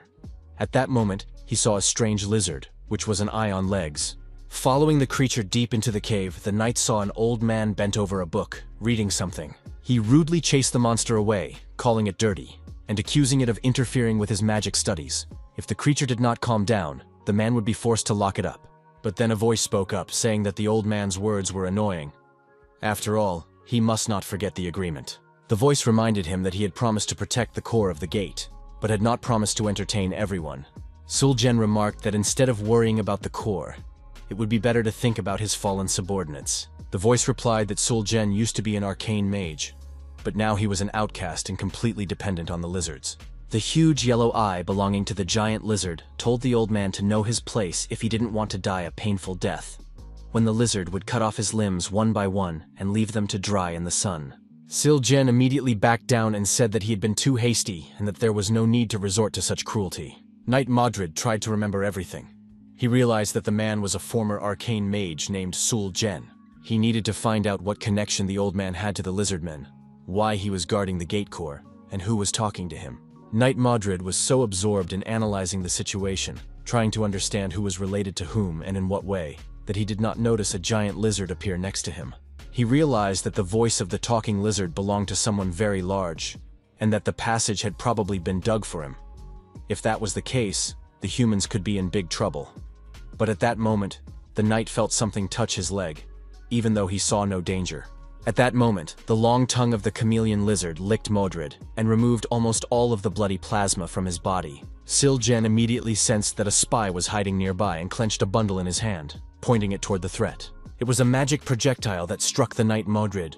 The boy with glasses turned to his friend, saying that he had a funny uniform, which he probably found in the trash. The boys picked on each other, teasing each other about their clothes and glasses. Another said that the boy smelled bad, and that from now on, it wasn't worth talking to him. The first semester at the new school began with fights and brawls. The bespectacled boy did not lose heart. Plugging his nose with a napkin to stop the bleeding, he quietly played his board games. He attracted the attention of his friends by bragging about his possessions and telling stories about how great his family was, as well as how much money he had. But in reality, there was no reason to envy the boy. Even though he had money, he was an annoying person, and so the friendship between Guillaume and this rich son turned out to be a big coincidence. Once again, the high school students took the boy's toy and beat him up. However, this time things did not go so smoothly, because Guillaume stood up for the unfortunate boy. However, it was not an act of justice, but rather a demonstration of strength. Guillaume showed the boy who always made fun of him in front of his friends that he was not a weakling at all. The situation ended badly for both of them, because Guillaume also got beaten up by the older students. But then the moment came when the beating was stopped. It turned out to be the very moment when Kim Sol dealt with the bullies and took her younger brother to training. Be that as it may, after this situation, a real friendship developed between the boys. This continued in the following years. The boys grew up together, supporting each other, but also competing with each other. After high school, they went to different colleges, but continued to socialize, meeting in their free time. Later, they met again at university, and have remained best friends ever since. As they grew older, the boys had an increasing influence on each other. At one point, Minwoo announced that he was going to join a sports club to become stronger. The young man said that he had watched Guillaume's training sessions with his sister and realized that he wanted to try the sport. He wasn't deterred even by the prospect of grueling training sessions. He wasn't afraid of injuries or pain. Minwoo practiced and trained a lot in high school and then in college. So after the apocalypse, he awakened as a fencer. This news literally shocked Gum, because he never expected the bespectacled and quiet Minwoo to become a fencer. Minwoo admitted to his friend that he himself did not understand how Gum became the representative of Seoul. He was afraid of his skeleton friend, so he could not approach him and hid, watching and waiting for the right moment to come out of hiding. But in the end, he was caught, and now the situation didn't look very good. The young man understood that he could be considered a spy. Minwoo couldn't relax because the skeleton knight was nearby, so he asked him to leave the room. However, Lancelot knelt with his forehead pressed to the floor because he could not forgive himself for his behavior. Lancelot regretted that he had almost killed his master's close friend.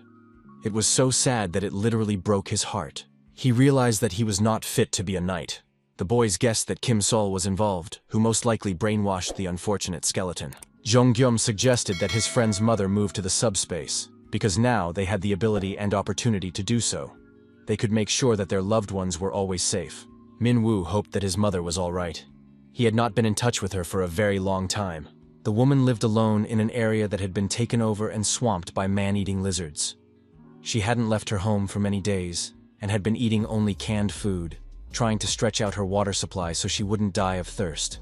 Suddenly, her ears caught a sound outside the window, and to her horror, the woman saw a huge skeleton knight standing on the windowsill. The skeleton knight introduced himself, saying his name was Lancelot, and that he was the commander of the Knights of Camelot, loyally serving his noble lord Kim Jong-gu. The knight asked if the woman was Mrs. Beck, Min-woo's mother. If so, the knight would take her to her son immediately so that they could both be safe. The story unfolded in such a way that shortly after the apocalypse began, Min-woo was separated from his mother by a transparent barrier due to an upcoming competition for territory. He voluntarily agreed to participate in the contest in order to see his mother again, but lost. The transparent barrier disappeared, but the territory went to the man-eaters, and Min-woo was unable to reach his mother. It should be explained that terraforming is the transfer of the environment from one dimension to another. It is not dangerous in itself, but it can be extremely difficult to reach people after it has taken place. Lancelot volunteered to carry out this task because he believed that in this way he could atone for his guilt towards his master and his best friend. This did not mean that the area was safe. The very fact of terraforming indicated that the area belonged to another dimension. That is why Lancelot, realizing that the risk was great and the mission difficult and dangerous, volunteered to prove himself a true knight. He wanted to atone for his past mistakes. As the knight was leaving with the woman in his arms, he heard someone running away with a wild scream. Soon, Lancelot encountered the knight Mordred, who said that they had better hurry and discuss the latest news later. Lancelot did not ask about the reason for this meeting and immediately turned around to survey the situation. He saw a crowd of monsters rapidly approaching them. They were lizards of various sizes and species, intent on capturing the strangers and preventing them from leaving. Lancelot realized that his friend, the knight Mordred, had been spotted on the mission and brought trouble upon them. In addition, the Ghost Knight had not had time to properly assess the situation and did not know the rank of the approaching lizards or how strong they were. Lancelot knew that if they did nothing, the lizards would catch up with them sooner or later. Among the group of pursuers, he noticed several types of lizards he had not seen before.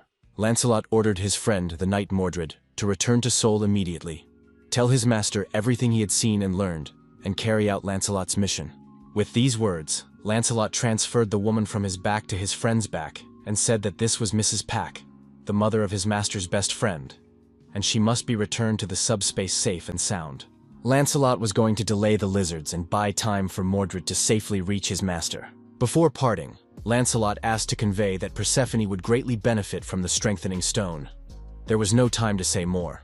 The knight hoped that his master would understand everything. Mordred rushed off with the woman in his arms, while the noble and brave knight Lancelot drew his sword and prepared to face the enemy. Lancelot understood that in this situation, his duty was to protect his master, and he was prepared to fulfill it with honor. He reassured himself that he had nothing to fear. He was a knight of Camelot and capable of much in the name of his master. At that moment, the lizards approached, and the attack began. Soon, a breathless ghost, the knight Mordred, ran into the room where Gom was talking to his friend. He reported that the mission had been accomplished, and set the woman sitting on his back down on the floor. Chongjum realized that Min-woo's mother was safe, but he also realized something else. Lancelot was involved in this matter, which meant that something bad had happened. He rushed to check the alerts and, to his horror, read that a knight of Camelot named Lancelot had disappeared. The young man could barely hold back his tears, realizing that the knight's disappearance meant his death. Standing nearby was the distraught knight Mordred, who had failed his mission and thus brought trouble upon his comrade. Lancelot sacrificed himself to protect Min-woo's mother and pass on the information that Mordred had obtained. He gave his life, but did not die in the usual sense, for Gawain could restore the knight with the help of strengthening and magical stones. However, this was extremely difficult, because being resurrected and being alive are two different things. Chongom regretted burdening Lancelot for no reason, and that was why the knight had to make unnecessary sacrifices. The young man should not have let the situation take its course. Knight Mordred added that Lancelot had asked him to convey some special information to his master. The amplifying stone will suit Persephone very well. Use it, he relayed the knight's words. The young man wondered what Lancelot meant, where and how to use this stone. The stone had the ability to regenerate. Lancelot acted selflessly, and even in such a critical situation, thought about how to use the strengthening stone for the benefit of all. The young man thanked the knight Mordred for his message. Now, he wanted to hear everything that the spy had managed to learn and see behind enemy lines. This had to be done so that Lancelot's sacrifice would not be in vain. A plan had to be devised to close the gates to the lizards. After the lizards defeated Knight Lancelot, his helmet rose into the air under the influence of magical power and began to move. Eventually, it reached the old man Sul Jin, who immediately realized that this helmet belonged to the undead. The lizard praised the old man for his excellent work. Although he had missed the spy who had infiltrated the castle, he had managed to catch and destroy a 7th-rank knight, thereby seriously weakening the enemy's army. Sul Jin said that he would like to hear the usual thank you from the lizard rather than praise such as, "You did a good job," because catching intruders is the job of the lizards themselves. But the lizard repeated that the old man had worked hard, not understanding that sometimes people just need a simple thank you. After that, he took the knight's magic stone. The lizard had not yet decided what to do with the stone. Previously, he would have given it to Rakis or Yatu, but unfortunately both of them had died. Sul Jin suggested the most obvious option, to give the stone to him. In return, he promised to share with the lizard a scroll that he would create especially for the monster. These scrolls were disposable items that allowed non-mages to use magic. Their cost depended on the type, but even the simplest one cost more than 3 power stones. The lizard was disgusted that the old man used living creatures to create scrolls. In his opinion, it would be much wiser to trade equipment, as the guys from the Emis dimension did. Sul Jin said that the lizard was simply stupid, and did not understand the essence of his masterpieces because he was a brainless savage. The lizard disagreed. He said that he had not become a savage only because he did not follow the old man's path. Does this mean that the other arcane mages who did not follow Sul Jin are also savages? After all, the old man himself was expelled from the arcane mages and became an outcast. The lizard decided that he would use the amplifying stone himself when dealing with the guys from Emis, and advised using the prisoners provided by the lizards under the agreement for the scrolls. Sul Jin considered this extremely foolish behavior, but there was no point in arguing with the lizard. Soon, footsteps were heard nearby. The old man became alert and turned to the newcomer, asking who he was and what he wanted. The visitor turned out to be a huge knight, powerful, clad entirely in armor. He held a shield and an axe in his hands, and his single eye glowed green. The knight introduced himself as Persephone. The old man realized that, judging by his appearance, he was a companion of the young man who had recently been killed, and he had come to take revenge. Persephone said he had brought a gift and stretched out his huge hand toward the old man. The second circle magic scroll fireball was instantly activated and aimed at the knight. Persephone covered himself with his huge shield, and the tongues of flame only licked the iron, causing no harm to the knight. Sul Jin realized that the knight was a very strong opponent and could not be defeated so easily. The old man decided to try the next magic trick and see if the knight could withstand it. He tried to reproduce the scrolls in his hand, but soon realized that for some reason they were not appearing. At the same time, the scrolls disappeared, flowing into subspace. It was surprising. The old man had never encountered anything like this before. It turned out that someone had outsmarted the arcane mage. Chongyum received a notification that he had been able to store all items corresponding to the magic scrolls in his subspace. After that, he gave the order to take care of the rest. The command was received by Persephone via radio. The device was built right into his armor, so he could always hear his master's orders. Persephone confirmed that he understood the task and asked Mordred if he could hear their master's words. Knight Mordred did not answer, because at that moment he was already standing behind old Sul Jin, and in the next moment he cut off his head. This action greatly pleased the knight, for he had already come to hate the old magician, who was responsible for the death of his comrade. The day before, Mordred had told everyone about the magician who, for some reason, had been expelled from Arcane. The knight learned that the old man's name was Sul Jin, and that he served the lizards as the guardian of the gate's core. The young man remembered that a long time ago, the king of the skeleton knights had mistaken him for a mage, and had also mentioned Arcane. The one-armed knight knew that Arcane was a dimension of powerful mages, among whom there were 3 ranks. The lowest was 6th, but even mages of this level possessed incredible power. Knight Mordred learned that Sul Jin could no longer use magic, since the existing hierarchy of mages had lost its power by expelling the old man. He could be killed without any consequences. Although Sul Jin is unable to use magic, he still creates and uses scrolls. A scroll is a sheet of paper that stores magic. Only relatively simple spells can be sealed in it, but it is still a valuable thing, because thanks to the scroll, any non-magician can use magic. The old man made these scrolls himself, and he had a lot of them. When necessary, he used any of them in battle. Chongyom summed up and said that there were 2 key questions. Did other humanoids have scrolls, and what kind of magic did they contain? Unfortunately, The scout did not have time to study this information, but he thought about it himself while running away from his pursuers. It was strange that the old man used magic to catch up with the knight, because they had many lizards, fast and dangerous creatures. Why would the old man use magic in this case? Perhaps he simply did not trust his allies, the lizards. The ghost remembered how, during the chase, he had heard an appeal to Commander Costas. The chameleon lizard had found an uninvited guest who had managed to hide his presence, and this had to be reported to the others immediately. Knight Mordred understood that if he left now, he would be able to escape.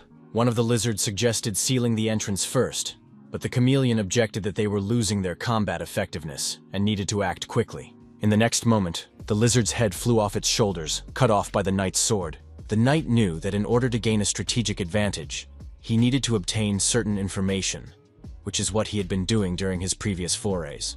Soon, the chameleon's head was also cut off with a sword and thrown aside. Old Sul'Jen was outraged by the stupidity of his allies, who had failed to catch even one intruder. He had to take matters into his own hands and use scrolls, even though making these scrolls was extremely laborious. The old man did not understand why everything had turned out this way, and he regretted that his life had become so difficult in his old age. The most surprising thing was that the mage Sul'Jen left the cave and personally rushed into pursuit. Thanks to this, it became possible to learn about him and the power of the man-eaters. However, the mage and the man-eaters seemed to have risked everything for this pursuit, resulting in the death of Captain Lancelot. Of course, Knight Mordred blamed himself, but that's life. His information proved extremely useful. Otherwise, no one would have known about the mage's existence. The knight risked his life for this information, so no one condemned him. Chongyam believed that he had put too much pressure on his subordinates, but there was no point in these conversations. They had to decide how to close the gate and deal with the lizards. It turned out that the scrolls were very difficult to make, so they were used very sparingly. Apparently, this was why the mage did not share them with other lizardmen. The fact that Costas, a potential leader of the lizards, and the mage worked together to guard the core of the gate suggested that their main task was defense. However, despite the importance of the mission, the old man left the cave and went in pursuit. There could be two explanations for this. Either the allies' forces were insufficient, and the mage was forced to participate personally, or the core required full mobilization to prevent information leaks. If that was the case, then they needed to catch the old mage, and dealing with the rest would be easier. The only problem was how to neutralize him, but Gom already had an idea about that. After reaching the 3rd level of subspace, he gained a new ability, categorization. Now all objects stored in subspace were automatically sorted according to their properties and criteria. The young man could not create new categories or change old ones, and objects that did not fit simply did not fit into his space. Once, he managed to steal the sacred spear of Rakis because this weapon fell under the category of building materials of a mesa. Now, having reached the 4th level of the subspace, he could create new categories and suggested making a separate one for scrolls. Pax's classification skills had already reached a high level of perfection, so finding everything hidden in the cave was not difficult. An assault team was sent to the cave along with Kim Sol. She was accompanied by a new skeleton knight named Parsifal, whom Lancelot had recommended to be restored. Parsifal welcomed his new partner and said he hoped they would work well together. However, Kim Sol did not even have time to prove herself. Despite the fact that Parsifal soon became covered in barnacles and algae, Kim Sol went into subspace so as not to interfere. In fact, her brother forcibly placed her there, concerned for her safety. The lizards realized that their territory had been invaded, and one of them rushed to report this to Sul'Jen. Mordred led the group and brilliantly accomplished the infiltration task, so that the mission was soon completed. The head of the old wizard Sul'Jen lay on the ground, severed by Parsifal's sword. A voice belonging to a huge lizard said that it felt a slight vibration from the floor, and then someone killed the wizard. The vibration was very weak, and the lizard decided that someone had infiltrated them using invisibility. At this time, Parsifal continued to destroy the lizards that were still in the cave. Suddenly, everyone's attention was drawn to a movement that caused such a powerful wave of air that Parsifal was blown aside. Knight Mordred raised his sword, wanting to find out from the blue lizard where the core of the gate was located. The head of the huge blue lizard said that the core of the gate could not be touched. The lizard had heard about the power of the knights from those who had survived the Sul offensive, but he knew nothing about these two knights. Cooperation with the mage proved useless from the very beginning, and everything turned out very strangely. Then the blue lizard grabbed its round-headed, one-eyed relative with its teeth. After that, the blue lizard rushed at the wall at tremendous speed, dug a tunnel, and rushed past the stunned Parsifal. It was completely unexpected. The lizard literally passed through the wall and took the gate core with it. Apparently, this representative did not possess the 7th rank. His head was outside the cave to observe and assess the situation. At that moment, in a helicopter in the sky above the area, Jeon-gyeom was trying to spot and find the giant monster. The young man realized that he had finally found the lizard. But this information did not make him happy at all. No one had ever known or reported the true length of the blue lizard, so everyone was terrified when the monster opened its mouth, which could easily swallow the entire helicopter. Thanks to Yeon-su's excellent skills, the helicopter managed to dodge the dragon's teeth, and Gyeom activated the delivery function. A huge number of shells were fired at the blue dragon, slowing its attack down a little. The lizard noticed that the construction materials of the guys from Amisa were being used as weapons of attack. Jeong-gyeom was amazed at how huge this snake-like monster was and asked Yeon-su to keep his distance and control the distance. The next attack was activated, but the snake did not seem too frightened or tense. Suddenly, Gyeom noticed that the huge lizard was able to move its body incredibly quickly to avoid being hit. It literally wriggled like a snake. The following attacks proved completely useless. Writhing, the lizard dodged all the blows, and it was necessary to urgently change tactics. But that wasn't the last surprise from the lizard. It managed to climb high enough to reach the same level as the helicopter by spiraling around the buildings. After that, the monster began to spit its poisonous saliva at the helicopter, and some of the droplets reached the fuselage. The poisonous saliva hissed on the glass, and it was unclear how this could end for the helicopter's passengers. Then Gyeom urgently activated the product recall function, and the helicopter instantly returned to subspace. After the harmful effect was neutralized, the helicopter took off again, ready to continue its attack on the snake. The snake was surprised to see that after exiting the portal, the helicopter was completely restored. He did not understand what kind of ability this human had. Jeong-gyeom was not worried about the helicopter, because he knew that he could return it to subspace at any moment. The problem was elsewhere. The metal beams with which he attacked the snake were no longer effective. The young man didn't know what to do or how to deal with this monster. There was no choice left, and the guy decided to use that very magical thing. It turned out to be an excellent decision. Rakis's spear not only pierced the snake's skin, but also greatly surprised it. While the snake was trying to understand where the man had gotten Rakis's spear, another one flew into its body. The news of 2 Reiki's spears literally stunned the snake. While the huge, dull-witted monster was trying to figure out why his opponent had 2 identical items that belonged to his former comrade, a new gift from Gum was already heading his way. It was a second circle spell, Ice Spear, which pierced the middle of the snake's body at tremendous speed. The scrolls of the mage Sul-Jen were used to create this spear, but the snake still believed that it was impossible to defeat him with such attacks. Jeong-gyeom noticed that the area around the wound remained frozen after the ice spear struck, and immediately gave the order to recall the item. He returned with the helicopter to the portal, leaving the snake in confusion. All the knights who were near the monster also moved to the portal. The snake did not understand where the man had disappeared to. The sign with the inscription, "Representative of Soul," remained, but he himself had disappeared into another space. The strange power simply amazed the snake. He was even more disturbed by the fact that 2 of Rakis's spears had pierced him. After all, there was only one such spear. It was unclear what abilities this guy possessed. While the snake was trying to make sense of what was happening, a strange frozen portal began to form next to him. Meanwhile, in the subspace, everyone who could was holding scrolls at the ready. The entire team of friends and allies prepared to use them on command. Jeong-gyeom gave the command, and all the participants holding scrolls opened them and directed them toward the snake. Powerful magical waves in the form of second circle spells, Ice Spear, simultaneously struck the monster from different sides. It wheezed and growled, but could no longer hold itself up and soon collapsed to the ground. The young man ordered everyone to step back and told Paksu to bring the Black Hawk. Together with Yeon-su, the young man flew out of subspace and headed for the snake, which was still alive, but barely moving. When the helicopter flew closer, Gyeom stood in the doorway, trying not to fall out, and prepared to give the order. At one point, the young man realized that the time had come and shouted, "Attack with all available scrolls!" The frozen snake, bound by icy shackles, could not move. Therefore, all the magical flows directed at it reached their target, and soon the monster ceased to be a threat. Jeong-gyeom wanted to ask the snake only one thing. Why were the lizards so worried about the invasion? He was interested in why the reptiles' desire to conquer the planet was so great. The snake admitted that there was simply no other option for invasion. It's hard to believe, but the dimension of Earth is very close, and when the time comes, humans themselves will begin to hunt for other dimensions. That's just how the universe works. Soon, the system reported that the snake had died and its magic stones had been transferred to Jeongyom.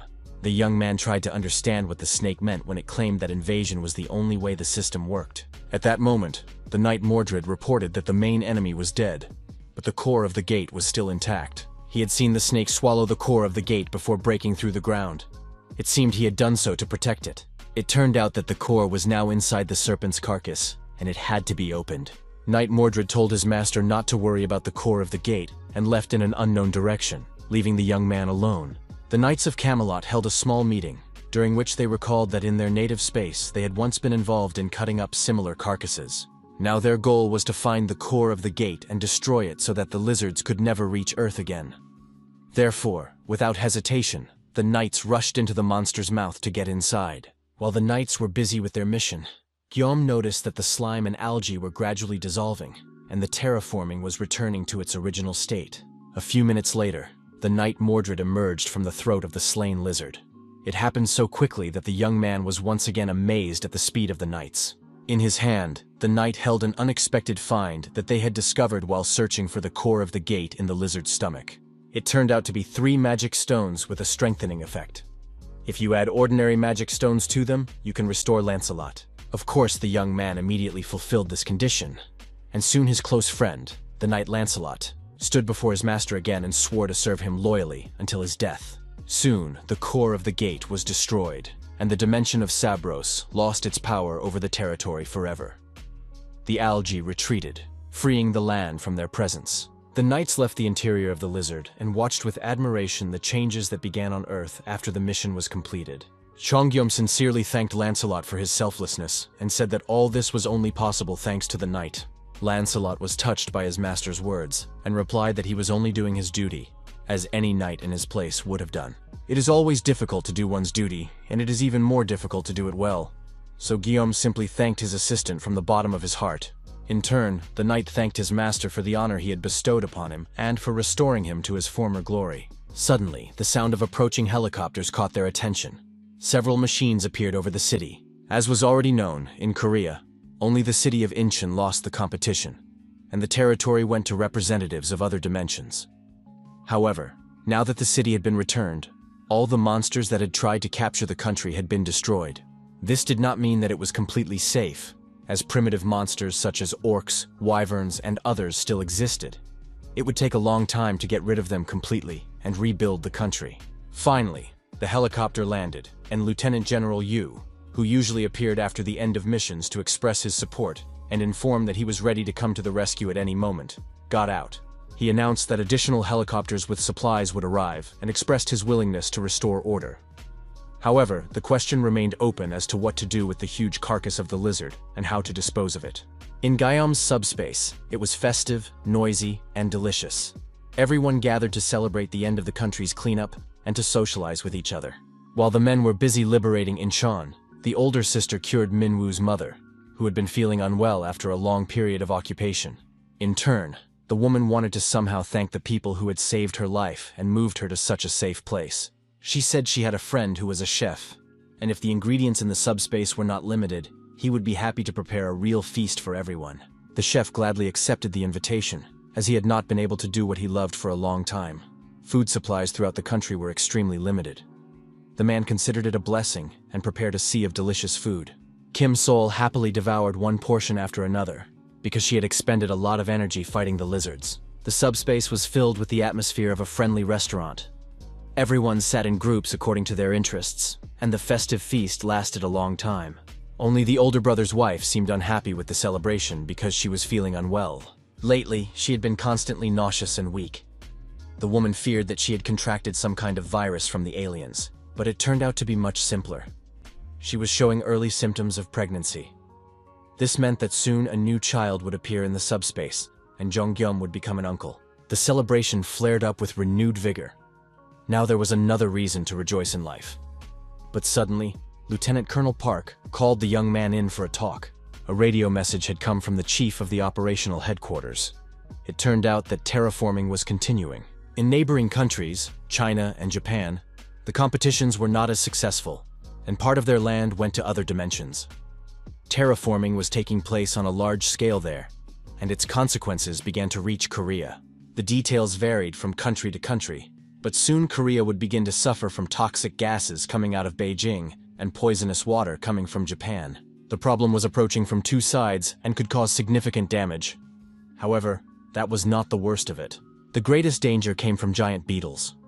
Although the toxic atmosphere of gases from Beijing had not yet spread, the insects were already approaching.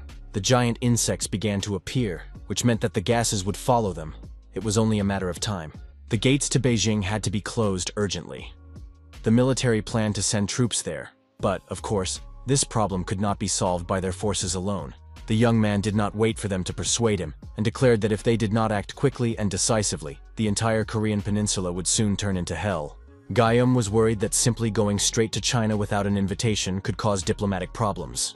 However, he was reassured that there was no need to worry. Guillaume could not allow his nephew to be born into a world where giant insects polluted the air and spread poison. It was time to restore normality and order to Earth. The young man checked the parameters of his subspace and strengthened its defenses so that it could withstand the effects of gases and poisons if necessary. After that, he installed new portals in the necessary places. They were different from the ones he had before. Each of these portals was fixed in place and could not be moved. The portals themselves had no physical strength, so it was impossible to use them as walls. However, those who were allowed to pass could move through subspace, avoiding enemy attacks. Now it was possible to enter and exit the subspace to obtain the necessary items. An incredible ability, almost like cheating. Min Woo watched with admiration as his friend prepared to travel to China and then Japan to close the gates there. The young man was gradually rising to the world stage, all thanks to his unique ability. Min Woo wanted to remind his friend that he was always ready to join him if he ever needed his fencing skills. The friends said goodbye, and the helicopter with Guillaume and Yeonsu set off again to help people. At Incheon International Airport, there was only one plane which a mechanic was repairing. His name was James. The man was informed that the people heading to China on the orders of the Joint Chiefs of Staff had already arrived, and he wanted the plane to be ready for a long flight. Captain Pak Chol-wan welcomed the guests and said he was happy to meet Guillaume in person and would do his utmost to help. He explained that he had learned about the upcoming flight that morning, so the team immediately began preparing the plane for the flight to China. The government provided Guillaume with an aircraft that could fly almost twice as fast as the Black Hawk, so getting to Beijing would now be much easier.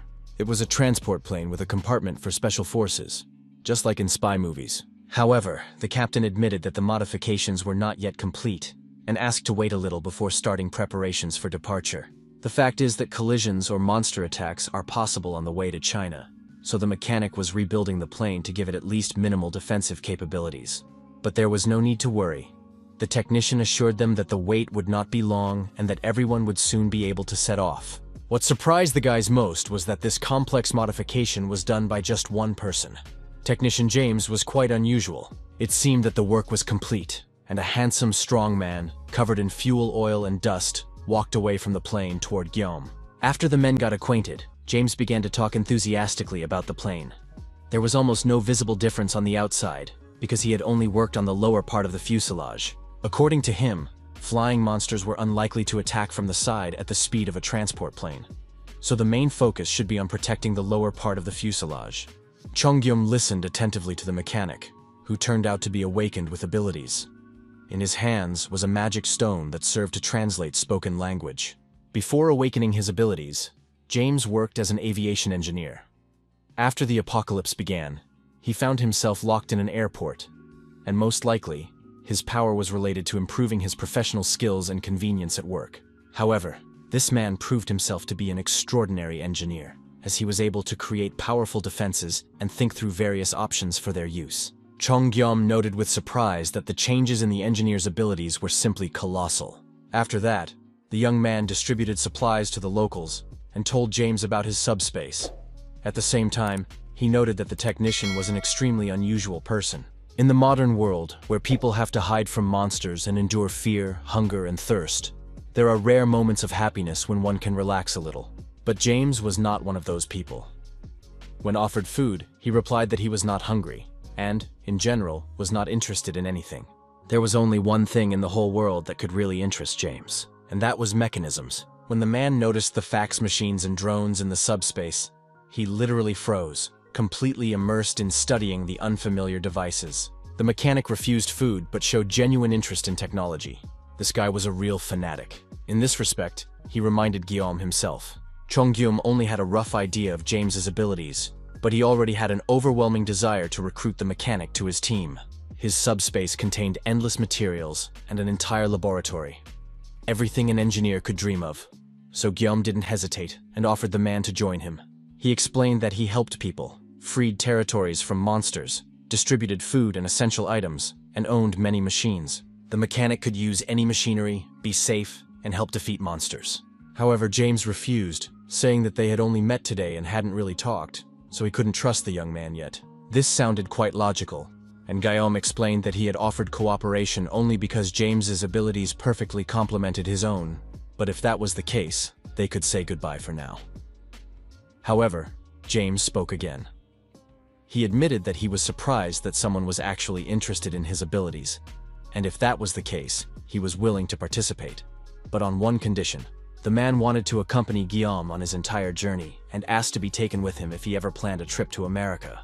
Although the journey to America was a long one, it already sounded like a plan, and Guillaume decided to agree, hoping to figure out the reason for such a request later. The young man was surprised by James's desire to go to America, and he decided that perhaps he was going there because of his family. However, it turned out that the mechanic had no family.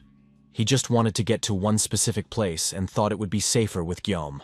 The young man immediately said that such a trip was possible in principle, but it was difficult to make predictions at this stage, because after the Chinese mission, they would have to go to Japan. Mechanic James assured him that he would not insist and was willing to wait until circumstances were favorable. After that, Guillaume invited him to visit the subspace. It was hard to imagine what could impress James more than the technical park of the subspace. Chong-gyum said that all these machines were now at Mr. James's complete disposal. He could take them apart and put them back together in any combination he wished. After that, the young man left the mechanic, who was so amazed by what he had seen that he could neither move nor utter a word. James was stunned by the amount of equipment at his disposal, as well as by Chong-gyum's abilities. The mechanic even regretted not joining the young man right away when he was distributing food to the locals. He had lost so much precious time, but soon James realized what he was capable of. In a short time, the huge transport plane was converted and equipped with new mechanisms. The trip to China began. At that time, China was gradually being taken over by giant insects. These creatures filled the streets and houses in huge numbers, destroying everything in their path. In addition, battles were taking place between the insects themselves. The stronger ones ate the weaker ones. Chong-gyum realized that the man-eating lizards they had encountered before were almost intelligent compared to these creatures. At least they did not devour each other. The plane landed among the insects. The young man opened the portal and hid the plane so that the creatures would not damage the fuselage, and Lancelot went out into the street. He surveyed the situation and reported that it was necessary to put on gas masks. The insects were emitting poisonous gas. The young man understood perfectly well that the toxic atmosphere was dangerous in itself, and that dealing with the insects themselves was even more difficult. Soon, amid all this horror, a man appeared on the street who greeted the guests, saying that he had been waiting for them for a long time. It was Yang. Together, the group moved to a relatively safe place, a local hotel where there were no bugs yet. The owner warned that the conditions were not very good, but it was the best he could offer his guests. Before the eyes of the surprised Korean guests were men sitting in the lotus position and in a state between portals. They seemed to be radiating energy, which they passed through themselves and spread throughout the room. Yang explained that people use internal energy to purify the air of poison, so guests can remove their masks. The ability to use internal energy is given to those who have awakened from Marima. In different parts of China, there are martial arts schools that have maintained their traditions since ancient times. When monsters appeared in the world, people who awakened their powers appeared along with them. Among them were members of martial arts schools. The abilities of these people differed from the powers of ordinary awakened ones, which Guillaume already knew about. Those awakened from the world of martial arts use an unknown energy called internal energy. They control this energy at will, with their own unique personalities, and their abilities are simply outstanding. Therefore, the Chinese government, quickly recognizing their power, gathered the awakened ones from the world of Murima and demanded that they destroy the monsters. The leader of these warriors was a man known as the Cloud Sword of the Red River, Yang. However, they were only one group of awakened ones, and not all representatives of Marima were like them. In any case, The Chinese government called on the people to defeat the monsters, but the problem was in the competition. Two were held in Beijing. The winner was a region called Beelzebub, and the awakened lost because they lacked information about their opponents. The aliens emitted a toxic gas that proved to be extremely dangerous. Ordinary awakened people and Chinese army soldiers did not know how to use their inner energy and died instantly. The awakened people of Marima could make the air non-toxic, but the energy expended on detoxification was so great that it became impossible to fight. Eventually, the gates opened, and insects poured into the streets of Beijing, their numbers increasing exponentially. Wang Yang reported that detoxification constantly consumed internal energy, and the longer it lasted, the worse it became for the awakened, because they needed to breathe fresh air, accumulate energy, and use it again. In addition, toxic gases continued to spread, so there was very little time left. Chongjum asked if the awakened ones felt a surge of strength in the fresh air, because he already had a brilliant idea. Unyang confirmed his guess, and the young man briefly went into subspace to come up with a solution. Guillaume found air from Mount Chirisan preserved in jars. He estimated how much he would need and how he could use the laboratory's capabilities to extract the contents of the jars. With this, he could create a layer of air, and when the air masses accumulated in layers and became the size of a giant rock, he could register the mass as a commodity. If he released the registered air masses among the Marima masters and set everything up so that the air was supplied automatically at 1-second intervals, then the air currents rushing through the hotel rooms began to saturate everyone with oxygen. People were already in serious condition due to lack of oxygen and were struggling to breathe clean air. Those who had awakened could not believe what was happening, deciding that they had gone mad or died. Soon, their bodies were saturated with oxygen, and they were able to breathe calmly without wasting their internal energy on purifying the air. Unyang realized that the portals were the power of the Gyoma, with which he had accomplished the task. After all, initially asking the Korean military for help seemed like a waste of time. Without knowing how to use internal energy, the dirty air would prevent a person from exploring the area, and insects would multiply faster than they could be destroyed. Unyang asked for help, grasping at straws, thinking he would be refused. He honestly told them about the bugs and the poisonous gas, but in response, he heard that Kim Jong-gyum would be happy to help. The stranger's voice sounded calm and confident as he said he would leave for China that very evening. Unyang was sure that the Koreans were also defending themselves against the monsters, but it turned out that everything in Korea had already been cleared and put in order. Now Unyang understood why Gyum's voice on the phone had been so calm. The young man had incredible abilities. Unyang bowed low to his savior and offered his sincere apologies for any inconvenience. The man assured him that the Chinese would never forget this favor. Before the gas spread, the awakened people of Beijing would definitely eliminate the threat and not allow it to spread further across the land. Wang Yang noted that initially the situation had been against them, but now, thanks to the clean air, the inner energy of the awakened would be restored. He understood that time was short, but he wanted to take a short break so that his people could recover. Therefore, he suggested that the Gyomu meet in 3 days for a decisive battle with the insects. This time should be enough to gather strength and rest. The young man, in turn, asked his Beijing comrade to spend these days as usefully as possible.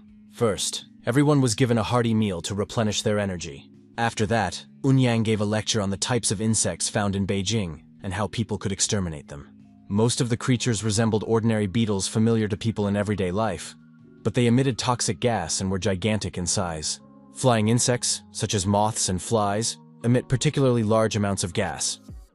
Most of them are 9th and 8th level, but sometimes 7th level creatures are also found. The problem is that there are too many of them, and it is difficult to understand the nuances to determine which level an insect belongs to. Therefore, conclusions have to be made based on the appearance of the creatures. There was also information about the gates. There were 2 of them. One of them was located in Baiwanshan. The lecture continued when suddenly, Lancelot's attention was drawn to a noise from the street. He warned his master that a monster had appeared, which he could not describe accurately because he had never seen such a creature before. It was indeed a monster, not an insect. It resembled a centipede with a huge head, fangs, and long tentacles. Its giant legs were impressive in size and number.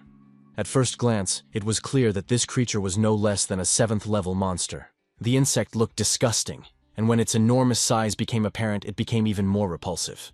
In addition, it moved very quickly. Unyang reassured his friends, saying that it was an 8th-rank centipede, although, in fact, there was almost no difference. Lancelot was genuinely surprised and remarked that he would never have thought that such a huge, powerful, and terrifying creature could be of such a low level.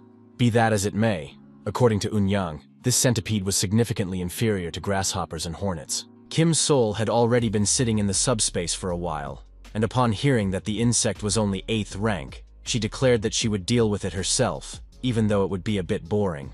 The girl demanded that no one interfere because she wanted to stretch her legs. After all, movement helps relieve stress. Eun-yang was amazed to see the girl rush into the attack, but Guillaume reassured him, saying that she was his older sister. She was very strong and practically invincible. However, it soon became clear that Kim Sol would not be able to defend herself against the toxic gases. This really became a problem, and it was necessary to get the girl out of there urgently. A happy Kim Sol rushed forward, activating the power in her fist, and struck the giant centipede. With a few precise blows, she pierced the insect's head. Eun-yang noted that regardless of skill level, if you inhale poisonous gas during battle, you will still be poisoned. Eun-yang's student, Quan Ryong, was urgently summoned to help the girl. The master himself was going to deal with the centipede, while Quan Ryong was tasked with treating Kim Sol's internal injuries. But soon, a victorious cry rang out, and everyone rushed to the window. They saw Kim Sol's fist finally piercing the centipede's strong armor. The girl destroyed the monster, but found herself covered in the foul liquid flowing from its body. The Chinese representatives were shocked by what they saw. They did not understand how a person who did not possess inner energy could defeat the monster so quickly. Eun-yang suggested that the girl possessed the body of a heavenly warrior. But in the next moment, the victor fell near the defeated monster, having inhaled the gas. It was necessary to urgently treat her internal injuries. Later, the lecture continued, and Eun-yang talked about breaking through the gates of the beetles and other features of their appearance. In conclusion, it could be said that the polluted atmosphere makes movement difficult. There are too many insects, and it is impossible to catch them one by one. The rescuers have a maximum of 3 days to close the gate. Therefore, in order to destroy the core of the gate, it is necessary to avoid collisions with insects as much as possible, and break through to the mountain where it is located. Of course, this will be difficult, because as you approach the gate, the insects become stronger and more aggressive. It's a little reckless and daring, but at the moment, it's the best plan possible, so you need to master some techniques as quickly as possible. At this time, Kim Sol returned and continued to listen to the lecture, where they promised to show the skills possessed by the Beijing awakened ones. However, Eun-yang wanted to assess the abilities of the guests and suggested a duel. He said that Kim Sol could learn the essence of fist fighting from his student, and if she mastered the correct technique, she would surely succeed. Kim Sol thanked him for the offer and said that she appreciated their desire to teach her. But she did not think it was necessary. Quan Ryong stated that in order to close the gate, everyone would have to use their strength to the maximum. The girl greatly respected her opponent, but admitted that she was second only to Master Eun-yan in strength. Kim Sol did not want to engage in combat and immediately apologized to her opponent for the possibility of accidentally injuring her. The battle began, and Kim Sol rushed into the attack. A little time passed, but the girls were evenly matched in skill. Soon, Eun-yang suggested that Kim Sol focus on fencing. This happened to be his specialty, and he was ready to teach Guillaume. The young man refused, but said he had a friend who loved swords. Soon, Min-woo was already receiving fencing lessons from the master. Although Koreans could not control their internal energy, they were able to adapt the techniques to themselves, which greatly expanded their arsenal. Kim Sol learned very quickly, and it seemed as if she had been born among warriors. It seemed as if there was a special connection between the girl and the Beijing masters, and they, in turn, tried to take their internal strength to a new level by mastering new techniques. Min-woo also improved his fencing skills and became stronger. Jong Guillaume couldn't sit idly by and, with the help of magic stones, began to create weapons capable of effectively fighting beetles. As his subspace grew stronger, Guillaume's arsenal expanded, and he was able to create an electric trap to destroy insects. It worked great against small creatures, but most of the bugs were much larger, so it was of little use. However, the young man decided to make the trap large enough to destroy even large creatures. It was difficult, but quite feasible. Chong Guillaume was worried that he didn't have any special knowledge and that all his traps would fail. Of course, he wanted to just get in a helicopter. But that was very dangerous because the location of the 7th level flying beetles had not yet been determined. In addition, the delivery radius was only 100 meters, so he had to get very close. If he could, he would simply invent pesticides and destroy them all.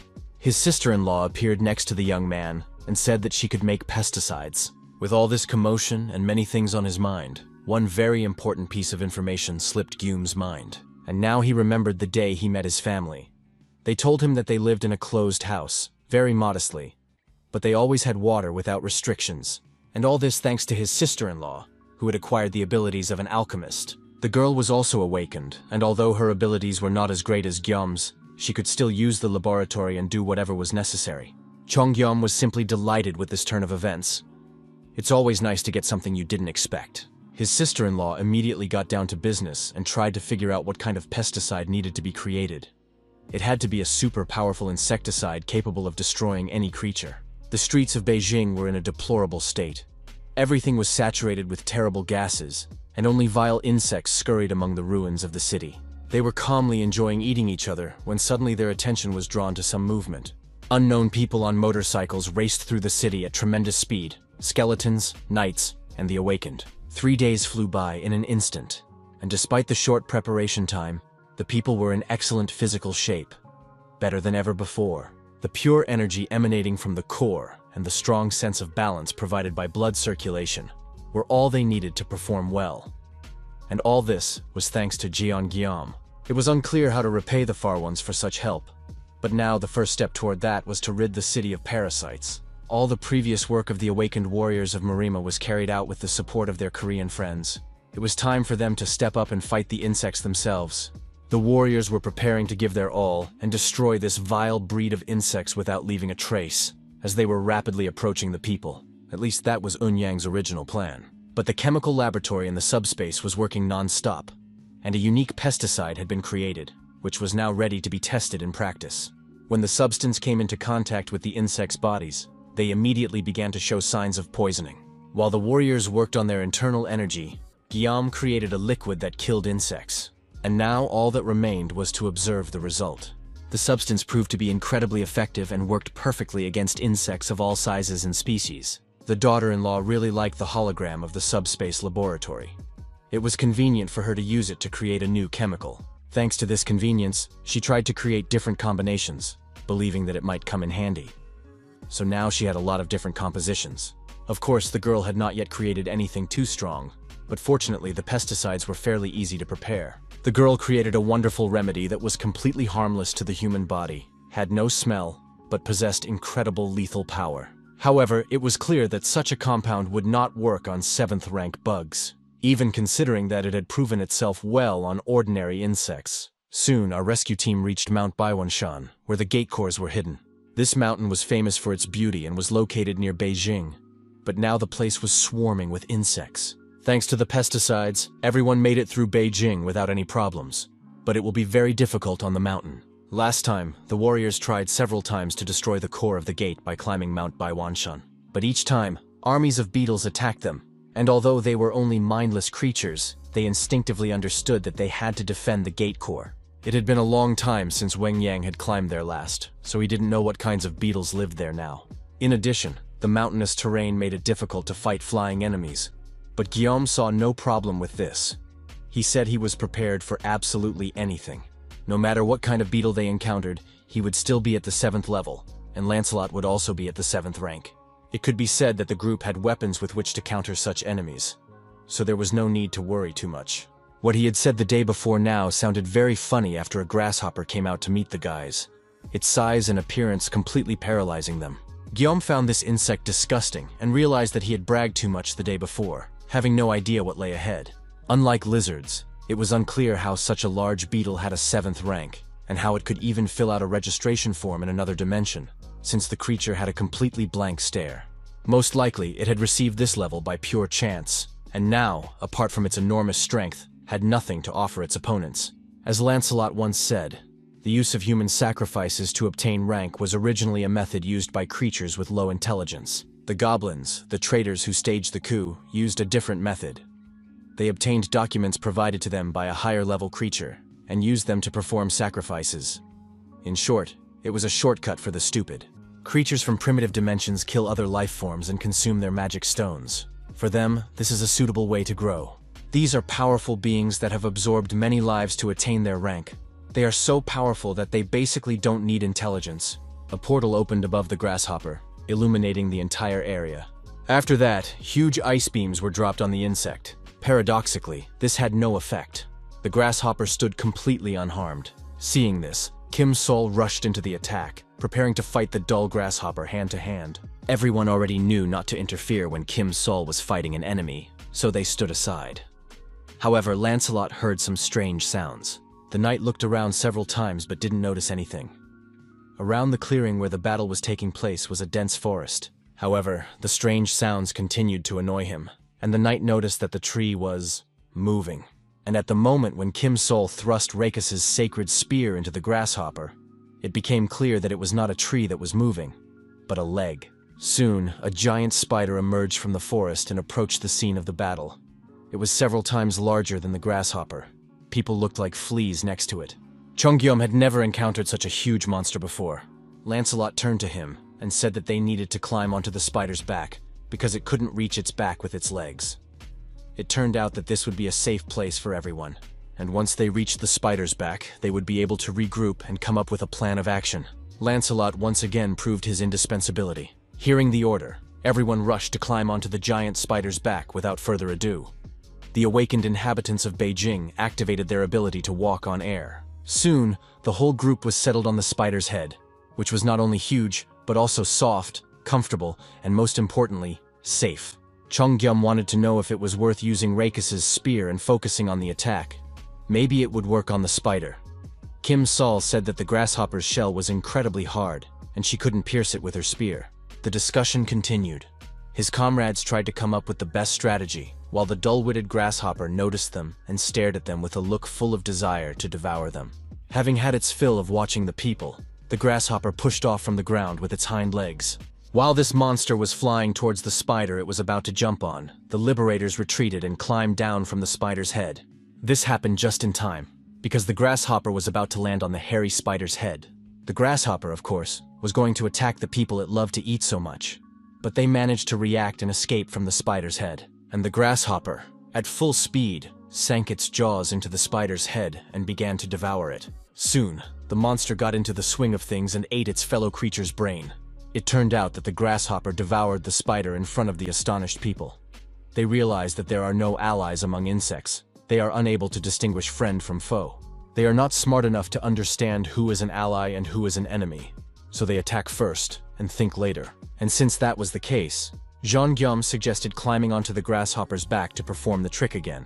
Taking advantage of the fact that the area was dusty and visibility was poor, the comrades rushed to the grasshopper and climbed onto its back. The grasshopper's back turned out to be not as comfortable as the spider's head. It was covered with sharp spikes. The grasshopper froze, and a brief thought flashed in its eyes.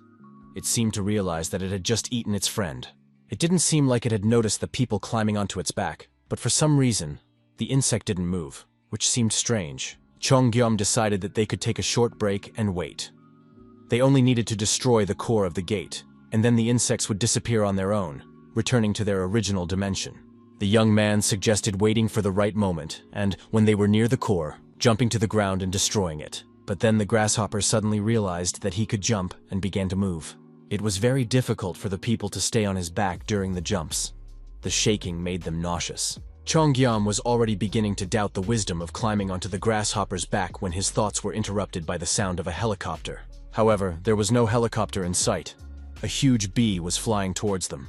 The bee was not easy to deal with. The flying insect was larger than the grasshopper. In addition, a huge stinger filled with poison glowed at the end of its abdomen. The bee extended its stinger and rushed to attack the grasshopper. But the grasshopper was no pushover, and to everyone's surprise, attacked the bee first, apparently sensing the threat. Whatever the reason, it was impressive. The grasshopper bit the bee on the neck and then calmly continued to eat it, completely ignoring the people nearby. But then the bee twisted around and bit off the grasshopper's leg. He was so shocked that he froze in place and stopped killing her. After all, a lack of brains and low intelligence are very detrimental. With such physical abilities, the grasshopper could have destroyed other insects. But then something new caught Guillaume's eye. A portal appeared above the insects, and the young man urgently called his chief driver, Yeon-su. Guillaume, who possessed a brilliant mind, immediately came up with an idea, and asked his friend if Yeon-su knew how to control beetles. A few minutes later, Yeon-su was already preparing to control the giant grasshopper. Ropes were attached to the grasshopper's antenna, and Yeon-su pulled them like reins. It was very risky, but Guillaume could hide everyone in subspace at any moment and thought it was worth trying to take control of the grasshopper. Yeon-su ordered everyone to hold on tight and pulled on the strings. The grasshopper was a little taken aback, but understood the signal the driver was giving him perfectly. So the dull-witted insect pounced on the bee and bit off its head. It was a small victory for the big grasshopper. But then the sound of a helicopter was heard again, and it turned out that a new guest was already on its way. It was a mole cricket. The grasshopper, guided by an excellent driver holding its antennae, quickly devoured it too. The next course at the giant grasshopper's dinner was a praying mantis, and for dessert it was an ant. Making their way in this manner and using the grasshopper as the main exterminator of its fellow creatures, as well as destroying small insects along the way, the comrades gradually cleared the area. Thanks to the giant grasshopper and its excellent appetite, it became easier for people to cope with the situation. When they killed the grasshopper, they sincerely thanked it for its help and wished it a good night's sleep and sweet dreams. Lancelot believed that among the creatures of the 7th rank, very few could have dealt with the grasshopper, but they succeeded thanks to Yonsu's help. Soon, the Knight Mordred appeared and reported that the area had been completely cleared and there were no more bugs. However, they still had to remain vigilant, because the main mission had not yet been accomplished. The gate cores had not been destroyed. Soon, 2 portals belonging to insect-like creatures opened nearby, and the cores were located near them. All that remained was to split them open and thus close the gate. This honor fell to Unyan, and he thanked everyone for the opportunity to avenge his fallen comrades with his sword. Everyone thought this was right, and that there was no need to thank him. Now the master had to finish the job himself. Yang said that he would never be able to honor the memory of all the souls of the tens of millions of people who had died, but now he was ready to end it all using his most powerful technique. The master raised his hands, gripping his sword, and prepared to deliver the final blow. It was the least he could do for all the dead, and with a loud cry, the master struck, leaving a downward trail. There was a powerful explosion that engulfed everything around the gate to other dimensions in flames. Everyone watched with interest as the gate and portal began to gradually fade away. Jonggyom realized that the master was incredibly strong, since he was able to deliver such a blow with a single movement. It was truly an amazing ability. Soon, something caught the young man's attention. He noticed that only one gate had disappeared. When the smoke cleared, everyone saw a paw belonging to someone unknown. It covered the core of the gate. The smoke and soot gradually dissipated, and it became clear to everyone that this paw had 4 fingers with sharp claws at the ends. It was simply gigantic, monstrous in size. It remained to be seen who or what was protecting the core of the gate. As the smoke cleared, a huge, gigantic creature appeared before the people, covering the core with its paw. Most likely, this huge insect was a type of fly. Its green eyes consisted of countless small facets, looking in different directions and ready for anything. In addition, this creature stank disgustingly and spread a huge amount of gas around itself. The young man realized that this creature was nauseating, so he immediately activated everything he had in his arsenal. However, the fly did not even move, despite all the various discharges and weapons aimed at it. Jonggyom noticed that the spear that had killed the grasshopper had bounced off the fly. It became clear that it was not a 7th level creature. This giant fly was at least 6th rank. Its eyes seemed to be communicating with each other, discussing the weapons flying past and preparing to devour those who smelled particularly delicious. The fact that this insect was so high-ranking made the young man think and remember how he had acted when fighting stronger opponents. From the very beginning of his career, Jonggyom regularly encountered dangerous creatures. Among them were not only monsters and lizards, but even skeletons. The young man was guided by a single principle at the time: use everything at his disposal and attack without stopping. There was nothing else left to do, and it was time to admit that there was no choice but to attack with all the strength the team had. Since they did not know what this monster was like in battle, it was decided to attack from a distance, from the portal, and Guillaume took care of this. But all the weapons they had bounced off the fly's body without causing any noticeable damage. At one point, the creature's head was almost completely engulfed in flames, and the humans began to hope for success. But soon the fire died down, and the fly decided that it was tired of it all and needed to get rid of the humans. After all, they were going to die anyway. Jonggyom didn't know what to do. Perhaps he should have attacked harder. Something had to work. Lancelot intervened, saying that it was not worth fighting such a monster. They just needed to destroy the core of the gate, and then the giant fly would disappear and return to its original dimension. It was an excellent idea, because destroying the core was the main task for which the humans had ventured so far into the insect's territory. If the core was destroyed, all the bugs and toxic gases would return to their original dimension, just as had happened with the knights from Emis and the lizards from Sabros. Lancelot suggested distracting the fly with something, and, as soon as the opportunity arose, destroying the core it was holding in its claws. Lancelot volunteered to distract the monster. Chongyom wondered how to attract the fly, since it did not react to weapons at all. Perhaps it was necessary to give it something it liked. All insects react to electric shock repellents. The young man received a device from subspace that he had developed during his vacation. He activated the device and began to watch as thousands and millions of fly eyes literally stared mesmerized at the device, finding the waves it emitted beautiful and attractive. Taking advantage of the situation, Lancelot said that Mordred would activate invisibility and attack the hand holding the core. Mordred was able to get close to the paw itself, which, although it was clutching the core, was also enchanted by the waves emanating from the trap. Now the knight had reached the very fingers and saw the core of the gate in the middle of the palm.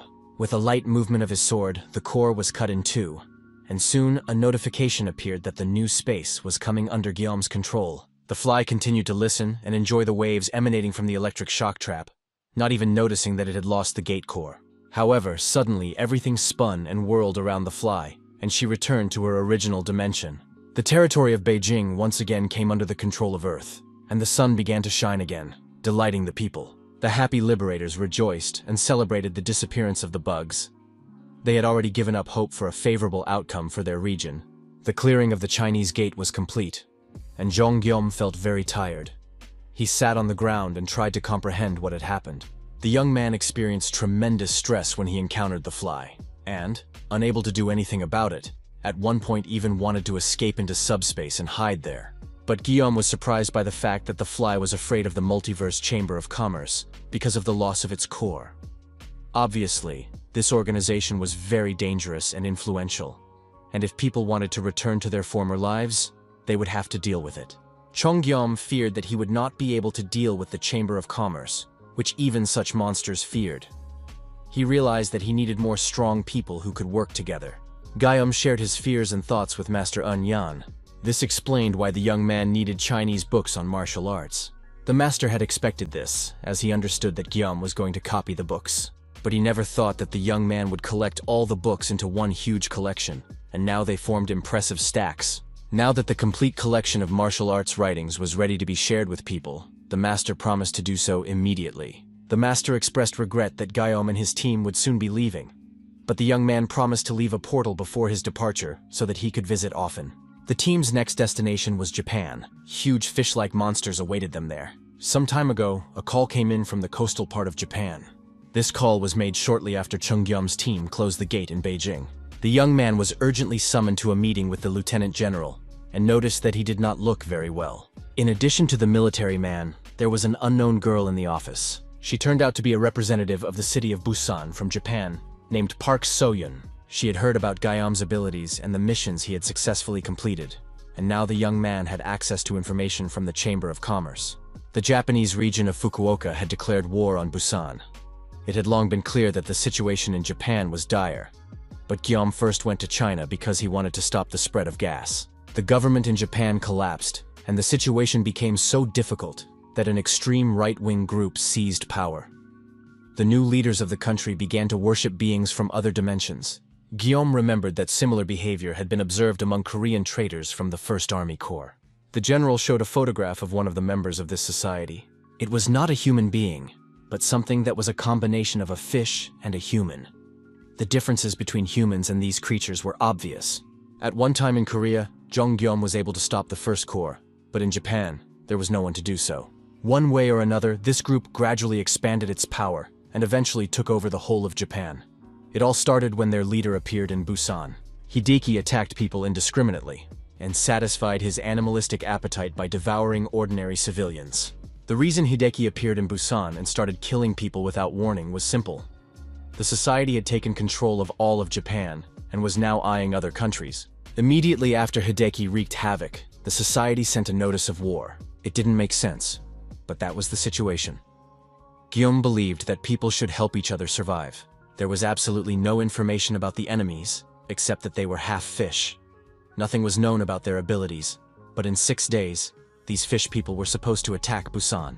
The citizens of Japan turned to the armed forces to recruit the awakened, but their numbers were negligible. The young man understood that after Japan, these monsters would move on to Korea. At first glance, the situation resembled that of the First Korean Corps, where the strongest of them had the 8th rank. But gradually, the young man faced increasingly powerful opponents. Even the grasshopper's level was very high, although it was only at the 7th level.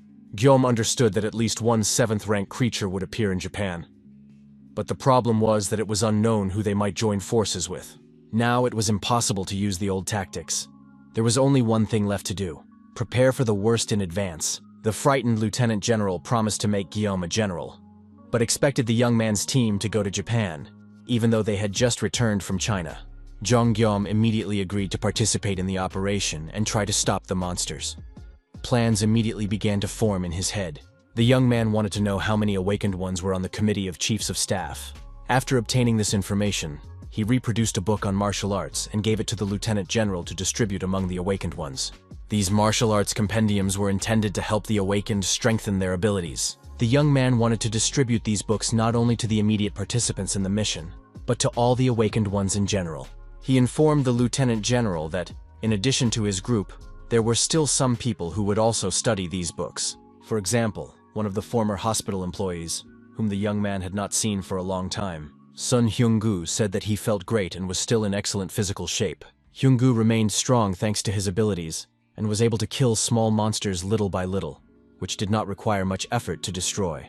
Guillaume said that he also managed thanks to his abilities. But there was a reason why he turned to the strongman. The young man took out a copy of a martial arts book and said he had a difficult favor to ask of Hyung-gu.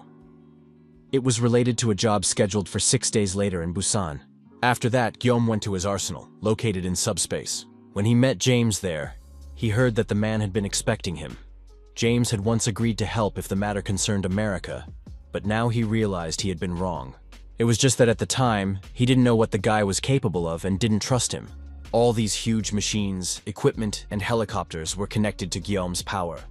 James wanted to know what else the young man could control. Guillaume was surprised that James didn't know about his abilities, and was glad that he had finally pretended to be stupid, so that the misunderstanding could finally be resolved. It was time to take another look at his powers. Now the young man had at his disposal 200 members of the awakened squad from the Joint Chiefs of Staff, plus 20 awakened individuals, including Sun Hyung-gu and James. It was too early to turn to the martial arts masters from Beijing, as they were busy rebuilding their city. But there was someone else who could help. He hadn't used strengthening and magic stones in a long time, and during that time he had collected a significant amount of them. So it was soon decided where the guy could put them to good use. Now, more than ever, it was necessary to increase the power of the group. Looking at his new companions, Guillaume felt a feeling similar to when he was reunited with his family. The faces of many skeleton knights were already familiar and beloved. In addition, the rest of the knights of Camelot joined them. James had also finally decided on his place in this world, and the mission he was ready to carry out. He realized that he wanted to help people so that the beautiful sun would shine as long as possible on good people. 5 days before the war began, a meeting was held in Busan. This meeting concerned the upcoming battle, as there was no information about the enemy, and everything had to be done to minimize possible damage. Based on the decisions made at the meeting, Father Guillaume and James got down to work in earnest. The father built a fortress to protect against enemy attacks. James built a ship that allowed them to fight the fish people at sea. James's role in this battle was particularly important, and Guillaume was a little worried about him.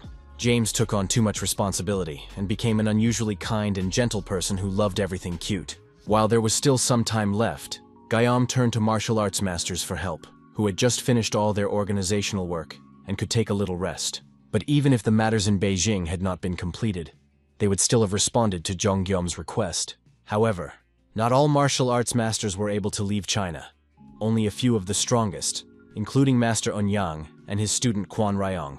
They were happy to help train the awakened ones using a martial arts book. But the master had one important request for Guillaume, or rather a favor.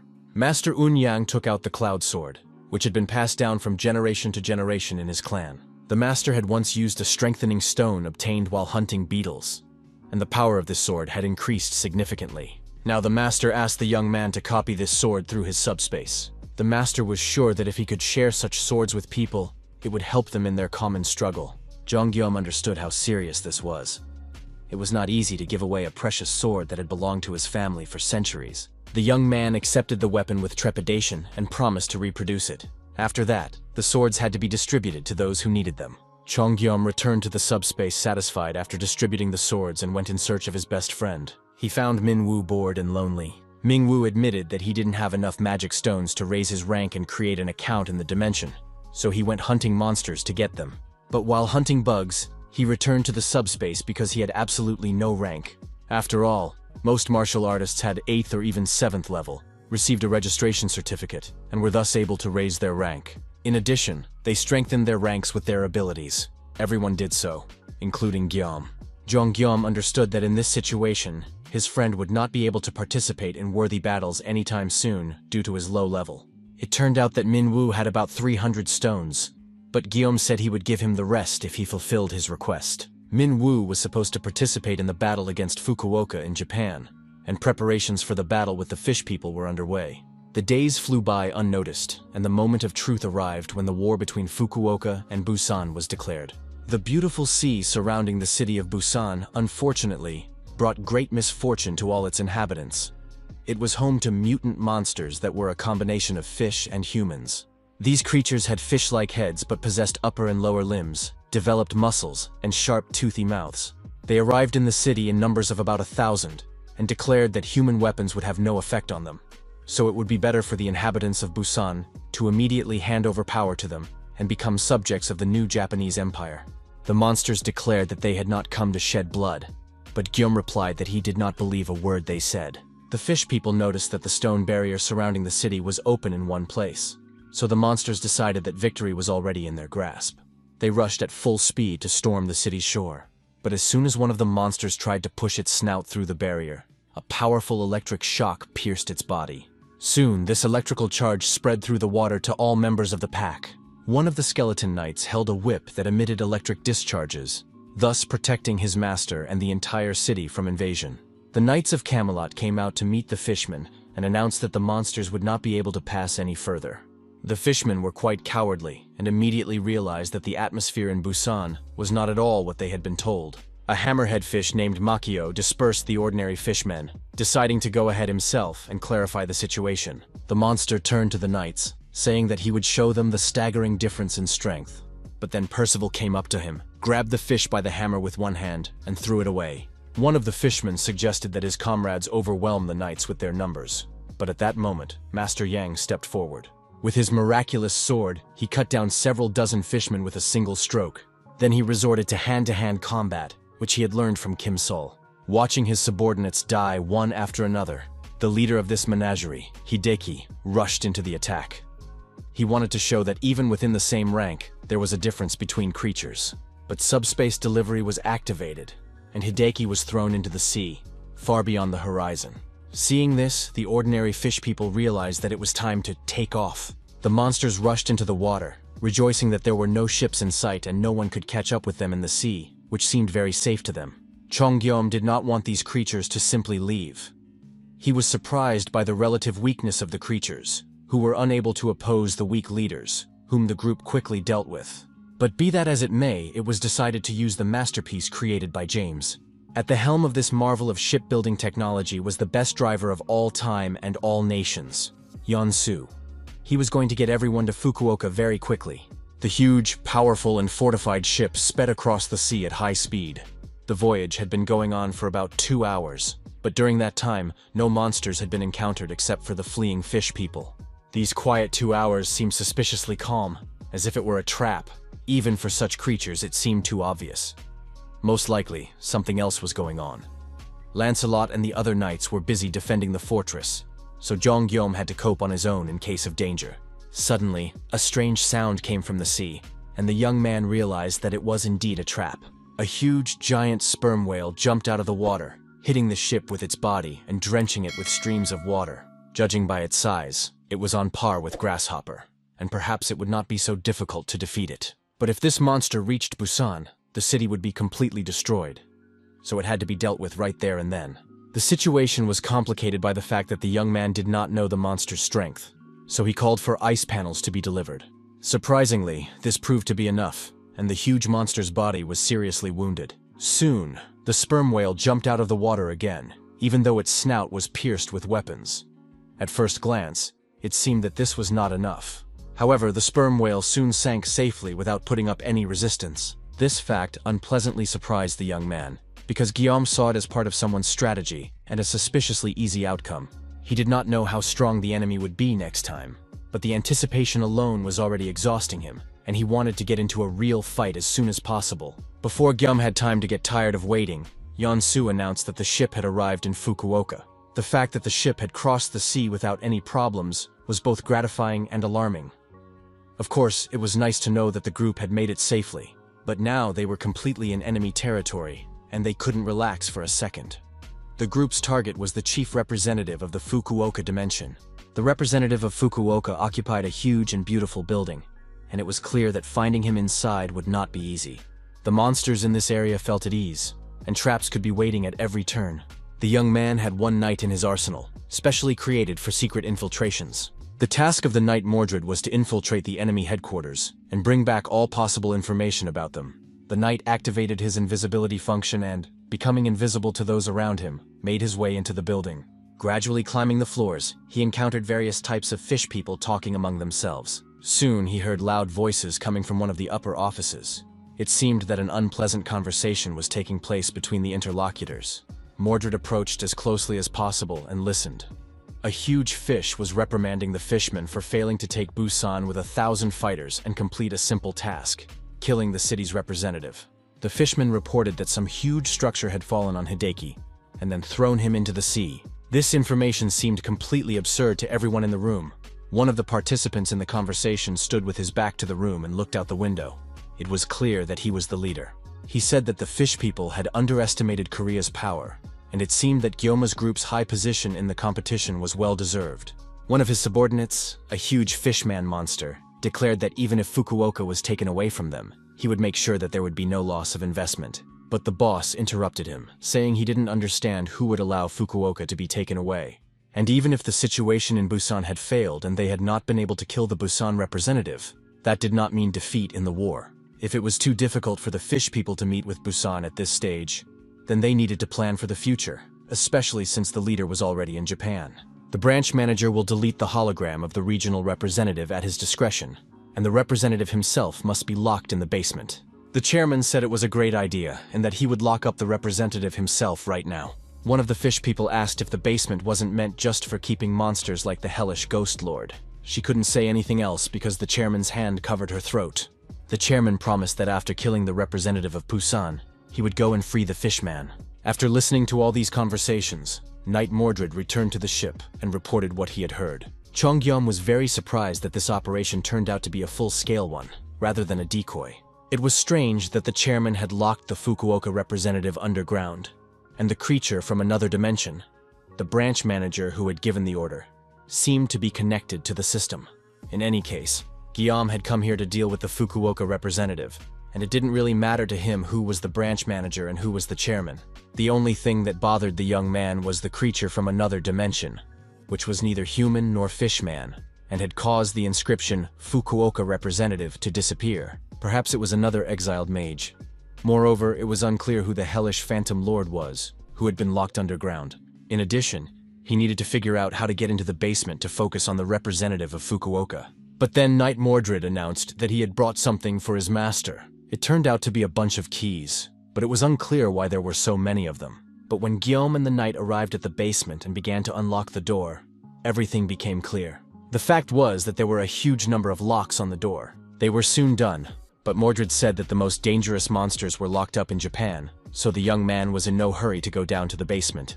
The representative of Fukuoka spoke about the hellish Ghost Lord and was afraid to go into the basement himself. So the young man decided to quickly find the representative of Fukuoka and leave the room. They went down to the basement, which looked like a hospital or a prison because there were beds and IV stands there. The room was too empty, and he wanted to find Fukuoka's representative as quickly as possible and leave the basement. Suddenly, Mordred signaled his master to stop because the knight heard some noises. Soon they saw a cage with a man chained inside. The stranger was kneeling, his hands raised and chained, his eyes blindfolded. Chongyum was very surprised to see that the representative of Fukuoka was not a fishman, but a human being. So he wanted to talk to the stranger first. They tore off the tape covering his mouth, and the stranger was able to catch his breath and breathe normally. The stranger's eyes were closed, and he asked who was standing in front of him because Guillaume's voice was unfamiliar to him. The chained man assumed that Guillaume belonged to the Awakening of Restoration Society, but Guillaume said that he did not want to reveal his identity, but did not belong to that society. The chained man said he would only introduce himself after hearing the stranger's name. The man said that he found himself in this situation while fighting against the Restoration Awakening Society. And since the stranger did not know the chained man, it seemed that he was indeed not from that society, which meant that he would not kill him. Jonghyum honestly said that he did not think the young man was an enemy, and that he, in turn, was also against the Restoration Awakening Society. After that, Guillaume ordered the knight to release the young man. The stranger thanked him for saving him, and said that he did not know who had saved him, but he was sure that people should live by helping each other. He also understood that his savior was a kind person, which is a rarity in the modern world these days. The stranger said that he did not belong to the government forces, as the government had long since fallen into the hands of society. He himself did not know this, which is why he found himself in such a situation. The man, continuing to remove his shackles, said that he was an ordinary civilian and his name was Sato Daichi. Although the guys from the Awakening Restoration Society called the man the Hellish Ghost Lord, Jonghyum was shocked by the fact that he had freed the Hellish Phantom Lord, whom the fish people greatly feared. The young man confirmed that this was a powerful 7th-level monster, and the fish people feared the heat that the Lord radiated. This was the young man's ability, even though he looked like an ordinary person on the outside. But the young man said that it was not his personal power. He lifted his shirt, and it turned out that his chest and shoulders were made of pieces of another material belonging to a creature from another dimension. It turned out that the guy was able to seal fire inside himself. It was known that there were sealing masters who sealed targets inside their bodies. The larger and heavier the opponent that a person sealed, the stronger the side effects. The young man admitted that he felt weak and very dizzy. However, he was able to seal the Hellish Phantom Lord. It was a very powerful monster and was enormous in size. It seemed that the Lord was stronger than any 7th-level monster anyone had ever seen. The Lord destroys everyone, monsters, humans, it doesn't matter. He is so powerful that no attack works on him, and all humans could do was pray that he would pass them by. And only one thing could stop him: Sato's power. The government found out about this and, together with other awakened ones, planned to seal the Lord away. Thus, the Lord was securely sealed away. The problem came after this event. The government troops were actually part of the Awakening of Restoration Society. When they first approached the people, there was no information, so Sato could not predict the events. After the Lord was sealed, the Society's followers began killing the awakened ones, thus destroying all who did not join them. Sato Daichi rebelled against such injustice, so he was kidnapped and chained in a basement, and now he cannot even die, but only receives nutrients through an IV. In any case, the guy was sincerely grateful for being saved, which he immediately expressed to Guillaume. As for plans for the future, the guy had none because there was nothing he could do. If he were capable, he would break the seal and use the Lord to destroy society. But if he did that, he would be caught and killed. If that happened, it would be impossible to control or kill the Lord, and that would destroy all of Japan. There were no restrictions on removing the seal and resealing it, and no one but Sato could control the Lord. What he heard pleasantly surprised and delighted Jonghyum, and a wonderful idea immediately popped into his head. Ribena, standing guard in the watchtower, was looking intently into the distance. She heard a strange sound, but could not find or identify its source. But in the next moment, the huge tower that housed the Fukuoka government began to crack and shake as if from a powerful earthquake. Soon, flashes of fire burst out of all the cracks in the tall building, and it was clear that it was already burning inside. Huge, powerful explosions rang out in the area around the tower, and it crumbled to pieces in a matter of seconds. When the smoke and dust from the explosion and fire cleared, and the landscape began to clear, a huge red eye appeared out of nowhere. And behind the eye, the hellish Phantom Lord stood in all his glory in the middle of a ball of fire. Shocked by what they saw, the fish people stood with their mouths open, unable to comprehend how this could have happened. When the initial shock passed, and the fish were able to move to save themselves, it was already too late. The heat burned their throats, and the creatures died alive. The hellish Ghost Lord did not even do anything, but simply walked through the streets of the city, bringing death to all creatures with his movements.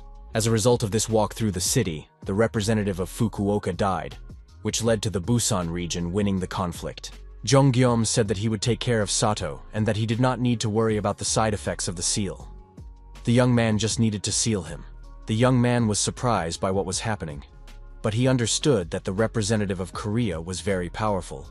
So he trusted him not only because of his incredible abilities, but also because Jonghyum was simply doing his duty. When it came to helping someone, he simply helped and did not argue. The young man began to take off his clothes, continuing to think that his appearance and behavior did not give the impression that he was some kind of tough guy. However, the time had come to contribute, and he simply had to do what was required of him. Sato Daichi, having taken off his clothes, turned to the Lord and announced that the freedom of the hellish Phantom Lord was coming to an end. After that, Sato shouted for the Lord to begin sealing himself again.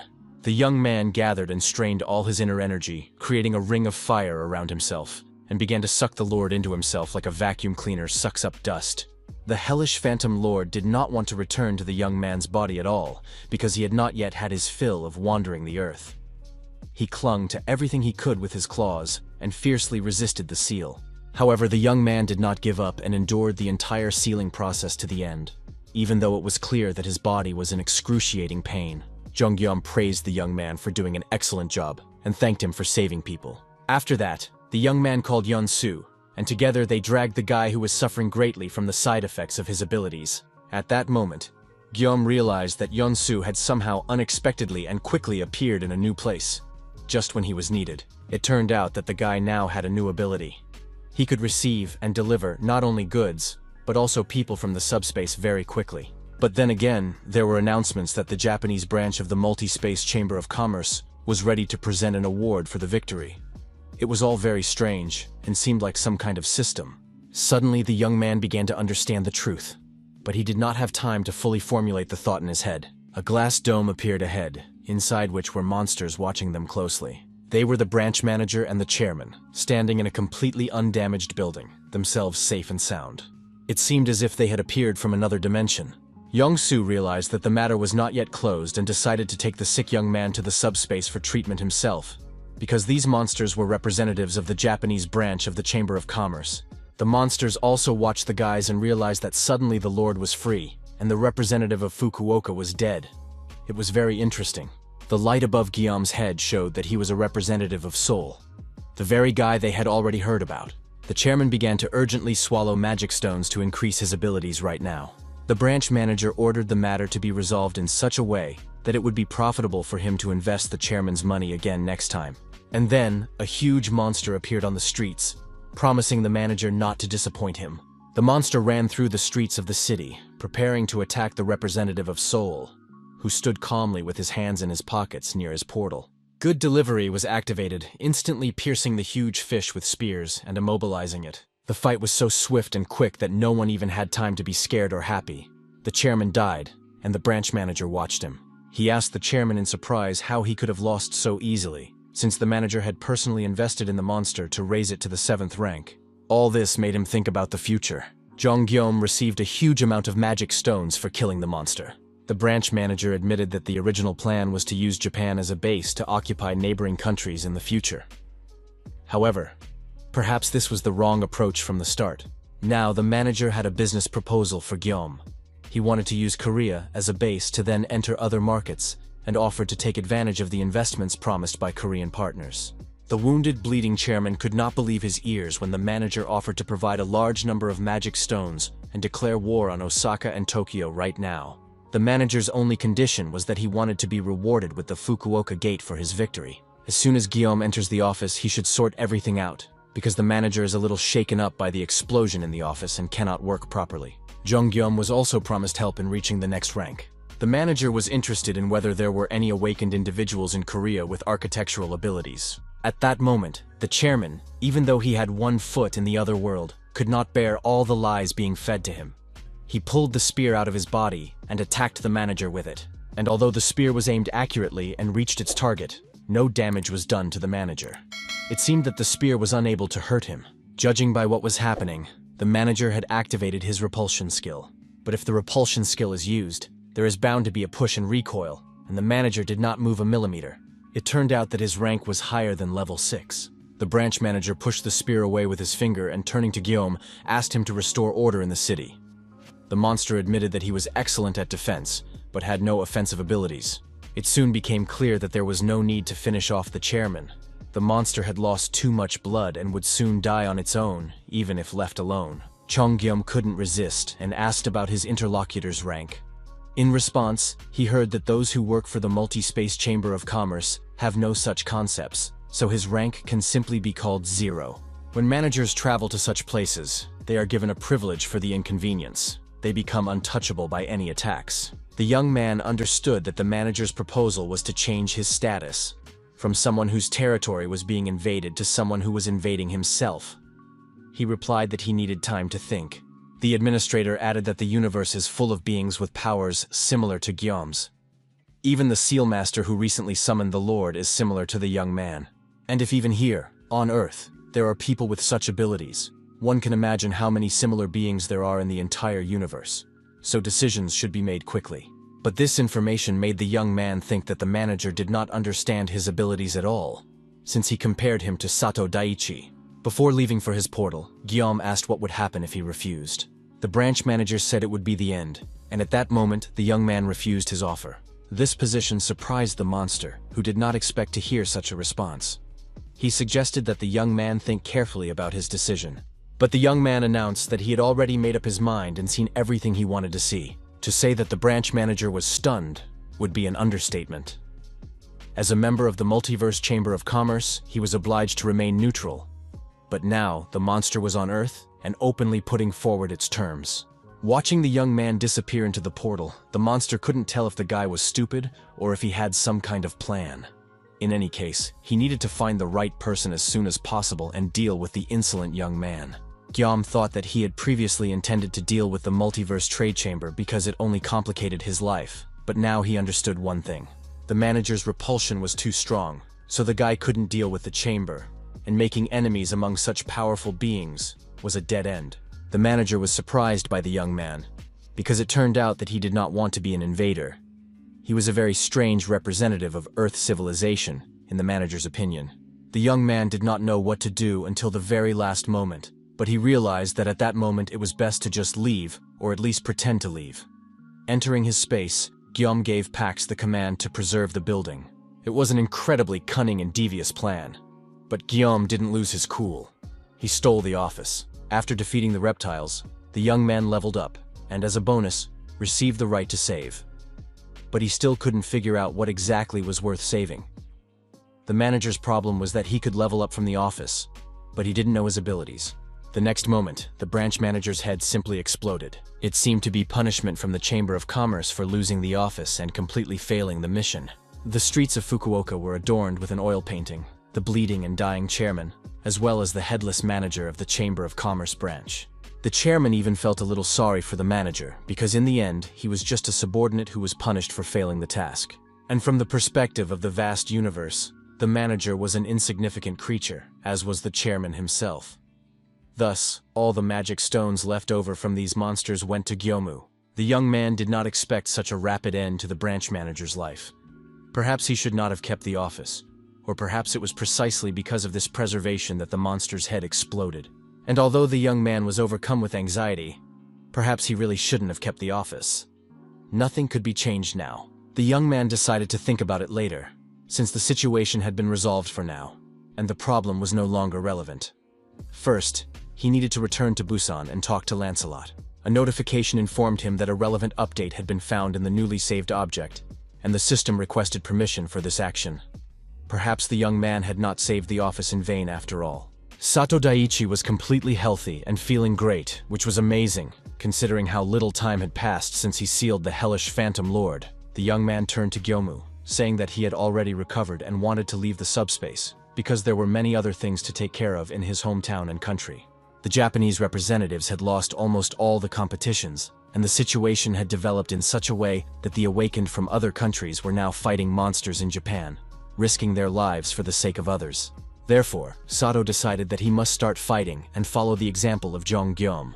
In fact, he was a representative of Yokohama, so he hoped to attract and gather the awakened ones to join forces and liberate his country.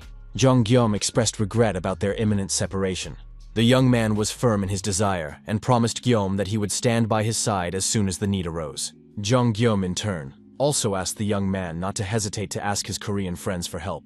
After that, the young men were about to part ways when Guillaume had a new idea. Madrid had once said that the branch manager had the right to appropriate the knowledge of the regional representative. It was time to verify this information. But just then, a notification appeared that the subspace update was complete. The young man decided to conduct a brief inspection, but everything appeared somewhat sterile. Everything looked perfectly normal, but there were no documents or objects, as if it were no longer a logistics center. Suddenly, Pax's familiar voice came from under the ceiling. He announced that he was glad to see Guillaume. Pax's new appearance greatly touched the young man. Now it was a cube with a propeller, like a drone. He informed his owner that after the update, he had taken on a more suitable form and offered to review the new features that were now available.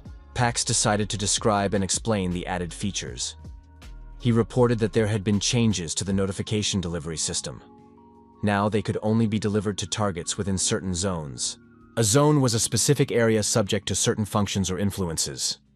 Zones were set up around the portal. The next important feature was the satellite surveillance system, which allowed surveillance within the designated zones. Another function was the hologram adjustment system, which allowed holographic images to be viewed and modified. And among the new functions was an application for registration in multidimensional space. Not all functions worked fully because the security level was quite low, but all this could be changed after the next rank increase. Currently, the maximum was level 7. According to Jeon Guillaume, Pax was a true deity. The more portals were installed, the higher the overview would become. And already, it was not just a logistics center, but a unified command logistics room. The sea near Busan was calm and quiet. The sun was shining, and the weather was perfect for a beach vacation. However, Kim Sol was in a terrible mood. She was disappointed because she had been preparing for a very long time, and the situation turned out to be complete nonsense. It was all over before it even began, before she could even hit anyone. She was especially annoyed by her new friends, the Knights of Camelot, who never seemed to tire and did their job perfectly, leaving nothing for the others. If she had known that it would all end so simply, she would have just gone to Japan with her brother. Now the girl was dying of boredom. Suddenly, she heard Master Yang calling her, telling her about Kim Sol's incredible talent. The system announced that Kim Sol was the strongest girl in the world. With some kind of sisterly intuition, she understood that her brother had a hand in this, so now Kim Sol had a new task. At that moment, the ship on which Jonggyum was sailing appeared on the horizon. As he approached, the young man realized that regardless of race, gender, nationality, religion, or culture, his sister had one superpower, and that was that Kim Sol was ready to kill her brother and was eagerly awaiting his arrival. Jonggyum knew their meeting would be rough, so he tried to prepare in advance and gave Im Sol a 7th level registration form. But that didn't save him from his beloved sister's fist. The young man's face was contorted, and his eye was swollen from a bruise. Another disappointment befell them when, after reading the registration conditions, it turned out that there was a requirement. The organization must have at least 50,000 members.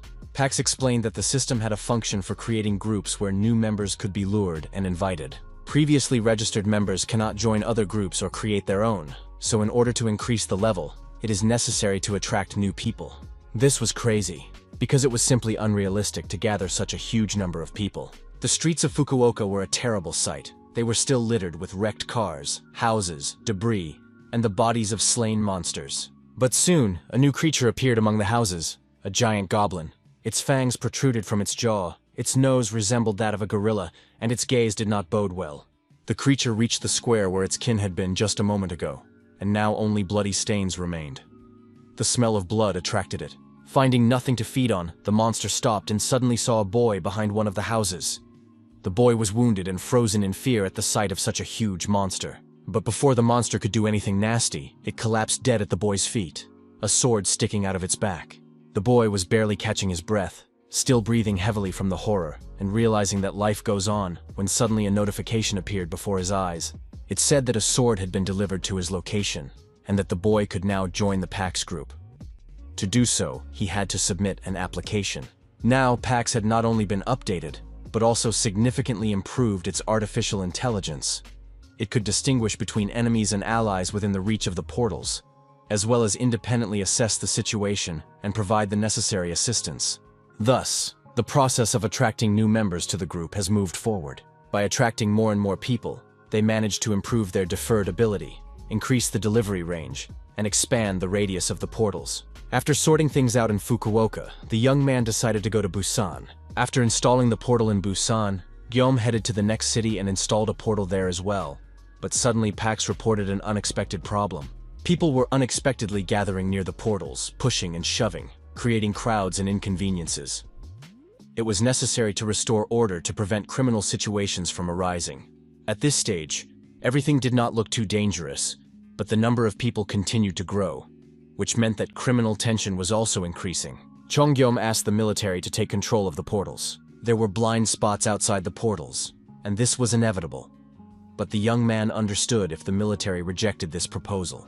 However, the lieutenant colonel gladly agreed because he saw it as the first step toward rebuilding the nation. And that was what the army had to deal with, so he planned to immediately give orders to the units. Chongyom told him which cities already had portals, but also added that there would be more every day, and therefore more people would be needed. There was a problem with resources, but the lieutenant colonel had an idea about that too, since it was all being done for a good cause, to help other peaceful people. Park Soyeon was put in charge of the portal area because she was the representative for Busan. While the military would oversee the portal itself, there would still be some blind spots outside the zone, so it was necessary to extend control to the surrounding area. However, there was a shortage of human resources. Gyum wanted to ask the girl to help manage the territory in cooperation with the military. In turn, he promised to provide everything necessary for this. Thanks to the cooperation between the military and the local awakened, the staffing problem was solved, and the chaos around the portals began to gradually stabilize. The military distributed food and essential items, offering to join packs and receive another set after joining. This advertising worked perfectly, and the number of participants in the group grew. Soon, Jonggyom had enough members to upgrade the subspace. Unexpectedly, packs reported a new problem. A creature from another dimension had been discovered, with no intention of attacking. Pax wanted to know what to do with this creature. The presence of such an unusual but non-hostile creature from another dimension greatly surprised the young man. It was unclear how it had appeared on Earth and how it had managed to survive among so many monsters. Chongyom decided to see this monster with his own eyes and was simply amazed by its cuteness. The alien creature resembled something between a cat and a squirrel. It was incredibly cute and charming. The creature looked at Gyom, stretched its paws along its body, and asked in a trembling voice to be spared. It said it had nowhere else to go and promised to hide and not bother anyone, if only it were allowed to live.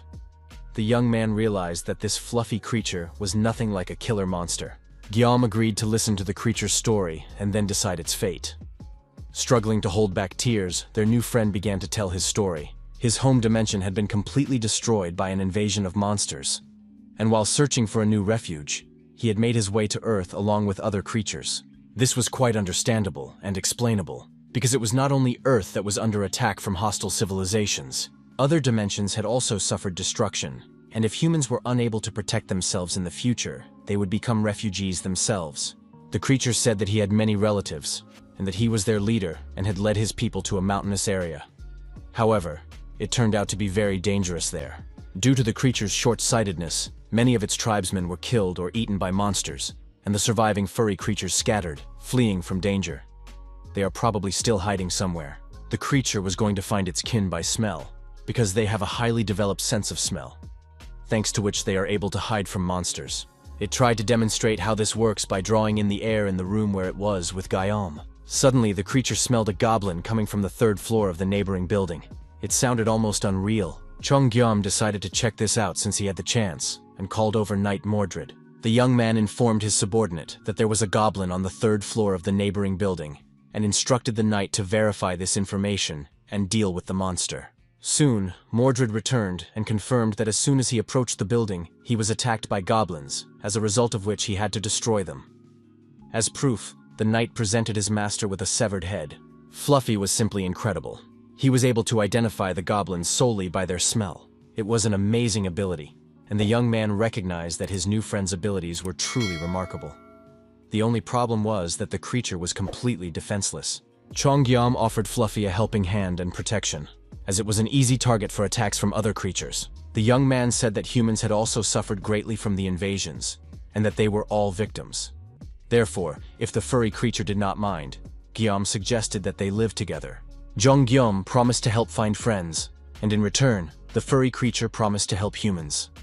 Thus, the leader of the furry civilization joined Pax along with his people. The furry creature said his name was Solen, and he was a representative of the Manon tribe. He was happy to help the Earthlings using his abilities. Chongyom was amazed at the number of tribe members, and now he had enough participants to achieve a new rank. It was a real stroke of luck. Representatives of different civilizations shook hands and paws. The number of PAX members had grown, and the young man was happy. However, this meant that he now had a responsibility and had to find all the manons, all 10,000 of them. Thus began Solin's journey in search of his companions. They set off for the mountains, which had originally been chosen as the tribe's place of residence. The little animal quickly found the right mountain, but it turned out to be one of the most difficult terrains to traverse, and the young man was overcome with a wave of anxiety. However, he remembered that he had a helicopter at his disposal. But it was impossible to search for the furry creatures from above, and the helicopter could not land due to the difficult terrain. In addition, the wind from the propellers dispersed the smells, and it was impossible to smell anyone from on board, so the travelers decided to continue on foot. Just in case, they decided to take a brave knight with them. It turned out to be Lancelot, who admitted that he loved going to the mountains because it was important for socializing. Taking advantage of the long journey, Guillaume decided it was time to hear Lancelot's story and asked the knight to tell him about his past. It was not a very happy story, but what was done, long ago, on vast plains and in dense forests. Far from the harsh mountain ranges and deep seas, there was a special dimension. It was the dimension of Avalon.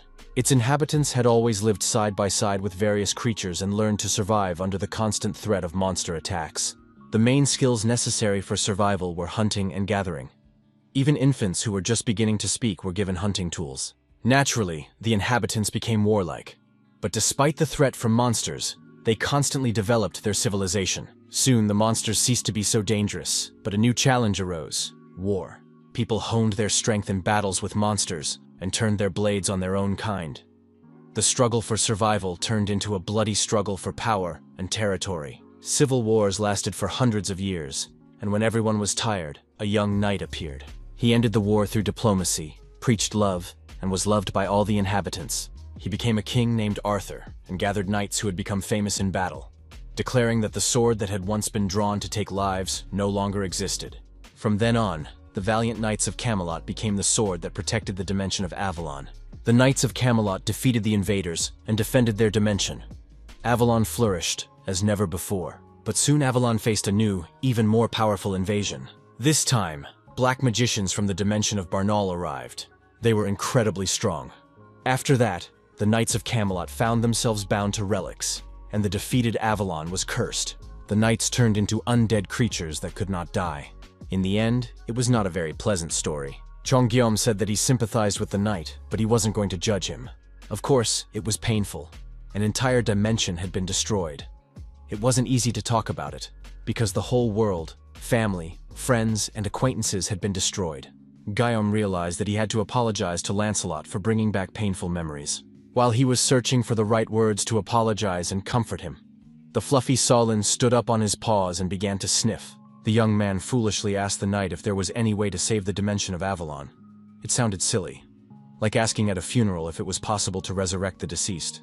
Lancelot remained true to his knightly honor, and told his master that there was no way to do so. There was not even a way to get to the dimension of Avalon.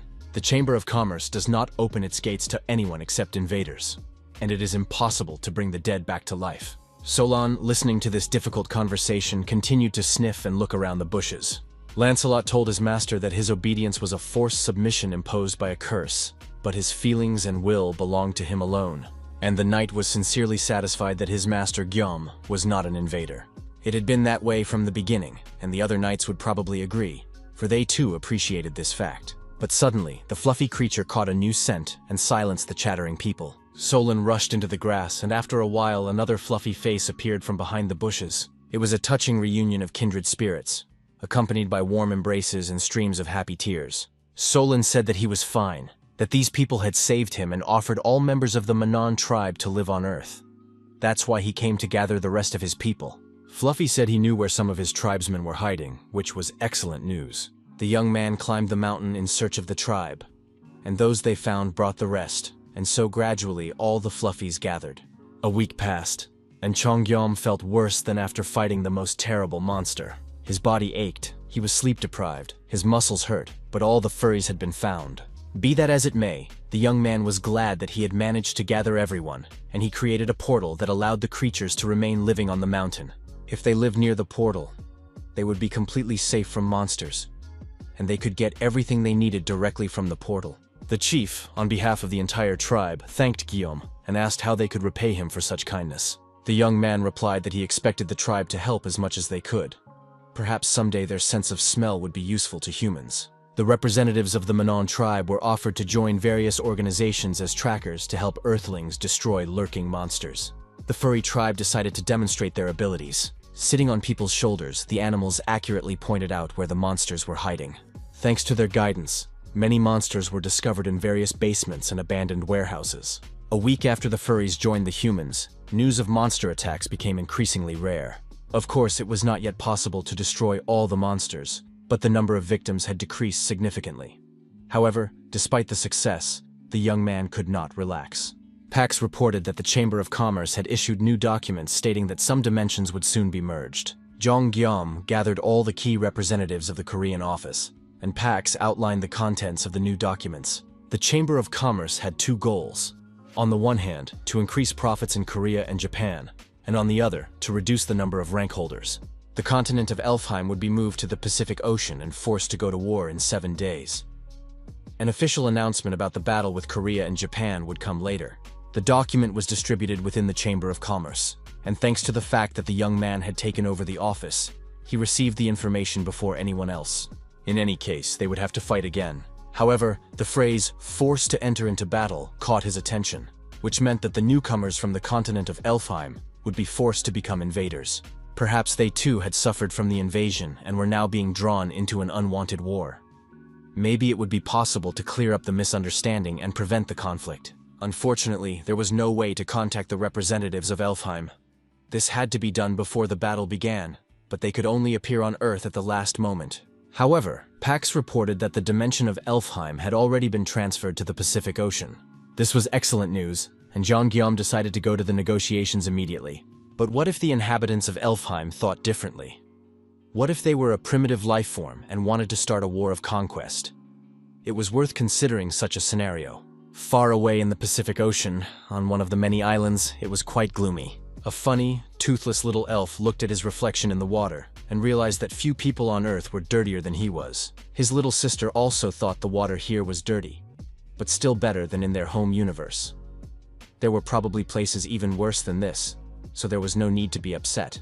On the other hand, the children had never left Elfheim, and even if a dirty place existed, it would be deserted and no one would want to live there. Or maybe someone used to live there, but they were all dead now. The children's thoughts were interrupted by the appearance of an adult elf. She said that the chairwoman had urged the children to do this. Nothing on Earth should be thrown away. But the children decided to ignore the chairwoman's words. The boy tried to explain that he just wanted to clean up the place. But the woman warned him to be as careful as possible in everything he did, and not to do anything without permission. Chongyum watched what was happening on the shore through binoculars from aboard the ship. He saw that the adult elf was very annoyed. Lancelot said in surprise that it was the first time he had seen such a miracle in action. The elf boy had just cleaned the sea. It turns out that purification is a special talent of elves. They cleanse the environment because they believe that all of nature is fundamentally interconnected. They have very kind hearts, and for some reason it seemed to the young man that elves think the same way as humans. Although the adult elf looked reliable, there was still hope that he would become an ally, and they would not have to fight each other. Chongyum declared that he did not want to fight and was friendly. The elves had not yet left the beach when they noticed something approaching them from afar. It was probably from the Chamber of Commerce. They wanted to know how ready the elves were for war. After all, just a couple of days ago, the Chamber of Commerce had warned of war. But suddenly the elf realized that some object was flying toward them at tremendous speed. A box was thrown onto the shore, a package delivered from subspace. Inside were excellent, fresh, delicious, and fragrant earth vegetables. Soon, Cheongyum himself arrived. He sealed the friendly gesture with a firm handshake, and the elf noted that the young man must be a wonderful person. Elves were noble creatures who guarded the gifts of Mother Nature. The man introduced himself as Eden. When the elves realized that they were dealing with a representative from Korea, they immediately guessed that this was the man with whom they were about to go to war. Jonggyum immediately assured them that he had no intention of fighting Elfheim, and explained that it was all the Chamber of Commerce's idea, and that he had come to tell the elves the truth. Such a strange-looking man greatly surprised Eden, who was meeting a representative of Earth's civilization for the first time who thought the same way as the elves. Eden warned that it was not him but the chairman named Eli who should be told the truth, and the elves volunteered to escort the guest across the island. It would take 3 days to get there because the capital was located in the middle of the island. But this option was completely unsuitable for Gom, so he used Yonsu's abilities. The elves were overjoyed. They had never ridden in a car before, let alone at such a tremendous speed. Less than an hour later, the car entered the capital of Elfheim and stopped on one of the streets. The city looked sad and abandoned, just like the island's nature. Eden suggested continuing on foot so as not to frighten the population. But Guillaume sent the driver into subspace just in case, and summoned Lancelot to accompany him. Soon, a strange company consisting of an elf, a human, and a skeleton knight was walking through the streets of the city, which was as decrepit as the earth itself. The townspeople looked as bad as the town itself. Decrepit, old, wrinkled, covered in age spots. Chong-Guillaume analyzed the situation and noted that all the houses and buildings were old, and there was not a single person or creature of large build. It was a harsh place to live, which they were trying to turn into a cozy, rural town. The young man hoped that this was some kind of outskirts, and that the capital of the state would be much more beautiful. But Eden announced that they had already arrived. The main palace was a very old building with a dome covered in holes and cracks. Dirty, shriveled old men sat on the floor, engaged in old men's conversations. Their clothes were torn, and their bodies were old and dirty. This place was more like a nursing home in some poor place, but not a capital city. It turned out to be the symbol of the elves, the Council of Golodon. What the young man thought was a nursing home turned out to be the local parliament, and the rural village, the capital. One of the old men sitting there, just as shabby, leathery, and miserable, was talking to the chairman at that moment. She was scolding the old men for throwing away trash, even though she had strictly forbidden them to do so. The old people believed that Mother Nature would take everything away, but Mother Nature could not take away an iron can, so the chairwoman scolded the old man. The elf girl was so absorbed in conversation and lecturing about environmental pollution that she did not notice the guests who had appeared in her city. Those gathered were surprised by each other's appearance. The elf chairwoman did not expect guests, and the guests had a completely different idea about this world. The chairwoman announced that she understood that humans did not want war, but they should not worry, because she promised that the elves would not leave Elfheim. Jong-Gyum was pleased to hear this news and suggested establishing good relations and interacting peacefully with each other. But the elf refused to cooperate. She only promised that the elves would not invade Earth, but at the same time made it clear that no one could attack them, because those who attack Elfheim simply die. Chong-Gyum was simply amazed by such arrogance and self-confidence. At that moment, Lancelot joined the conversation and, addressing the elf, said that the girl had made a mistake in front of the gentleman who had come to talk about peace. The elf's words were tantamount to ignoring the gentleman who represented the people and spoke of peace, and Lancelot demanded an immediate apology. But before the poor knight could finish his angry speech, he was struck in the head with a blow. As a result of this blow, the knight flew a great distance and crashed into the wall of the building. The elf took the knight by the head and said that humans live an average of 100 years, and in those 100 years, elves only become adults. The longer elves live, the more they have to fight for survival, and as a result, most of them are at the 6th level. Among the elders, such as the one who was throwing out the trash, there are many who have reached the 5th rank. Saying this, the girl dragged the knight by the hand across the asphalt without any effort. She said that the humans had come to discuss peace, but had drawn their swords, so she would not apologize. In general, she had already encountered many deceivers, but she was willing to give them a chance if they bowed their heads before her and apologized. In that case, she would spare their lives. The elf pulled Lancelot's arm away and stood over his torn body, waiting and looking at Guillaume. Although resentment, anger, and unwillingness to obey raged in his head, the young man knelt down, bowed low, apologized to the elf, and asked her to release Lancelot. After the word please was added to the request, the girl listened. Then she accused Guillaume of not being worthy of being called a lord if he bowed his head so easily. But that, she said, was not her problem. Let people decide for themselves whom to obey. The elf repeated once again that they would not invade Earth, and any enemy that attacked them would be mercilessly destroyed, and anyone who approached them would be considered an invader. Chong-Gyum believed that such narrow-mindedness hindered the elves, because, fearing interaction with other beings, they rejected help even when it was really needed. Goodness is good, and receiving help is also good. Therefore, one should not be proud, but allow one's people to live better. The young man's words touched the elf and made her think. She decided to tell the guest the truth about her people. Chong-Gyum was very tense because after what he had seen, he was afraid to trust anyone and thought that the elves might put him in prison or even kill him. But the young man decided to trust her anyway, and as they walked through the city, a real mental storm raged in the young man's head. He thought up ways to retreat, tried to keep his cool and a clear head, and learned to trust the elves. They walked along the shore and saw a girl shooting a bow and arrow in the distance. When she fired, the arrow hit the target precisely, and everything around them was illuminated by a powerful magical force. The elf leader explained that this was one of the students who had been failing and had problems with shooting, so she was training extra. The girl was behind her peers and was now practicing her shooting, because elves are always ready for war, even though they never invade other territories. Guillaume was amazed. Such a failing student had broken through a stone target with her shot.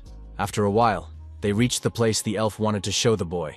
A small, crooked tree grew at her feet. The elf explained that it was the World Tree.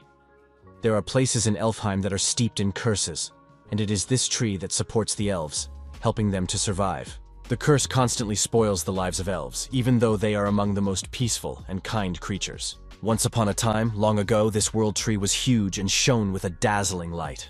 This light protected all elves and gave them shelter.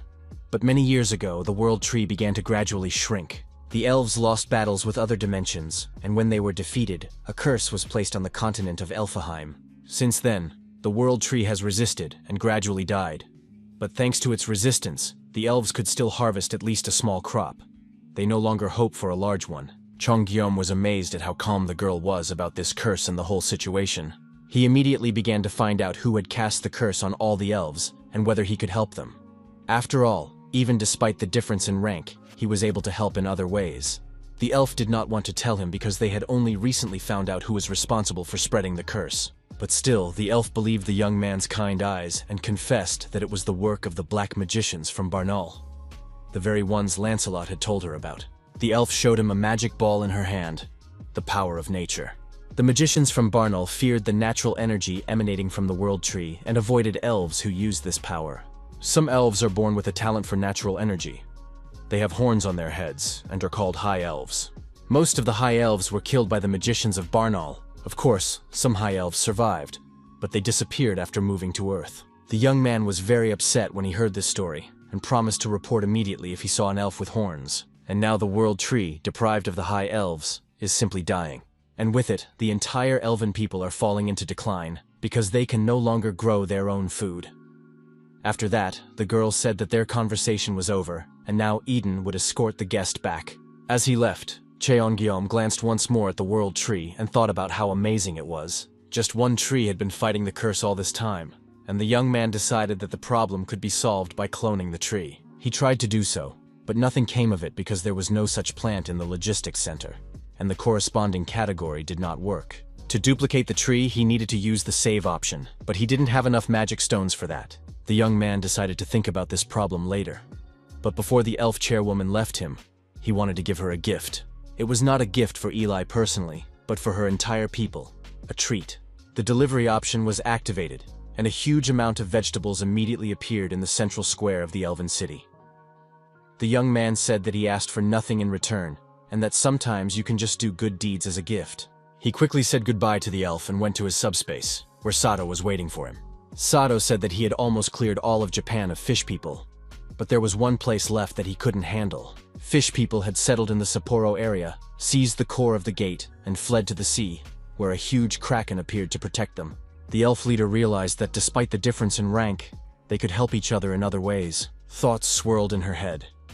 If the guy was just giving away such a huge amount of food, then people really did have enough food. The girl was afraid that it would turn out to be a trap, or that he would end up demanding some kind of special payment. At that moment, Guillaume was already thinking about how he could help Sato with the kraken problem, because the giant octopus was releasing acid ink, and it was difficult to get close to it.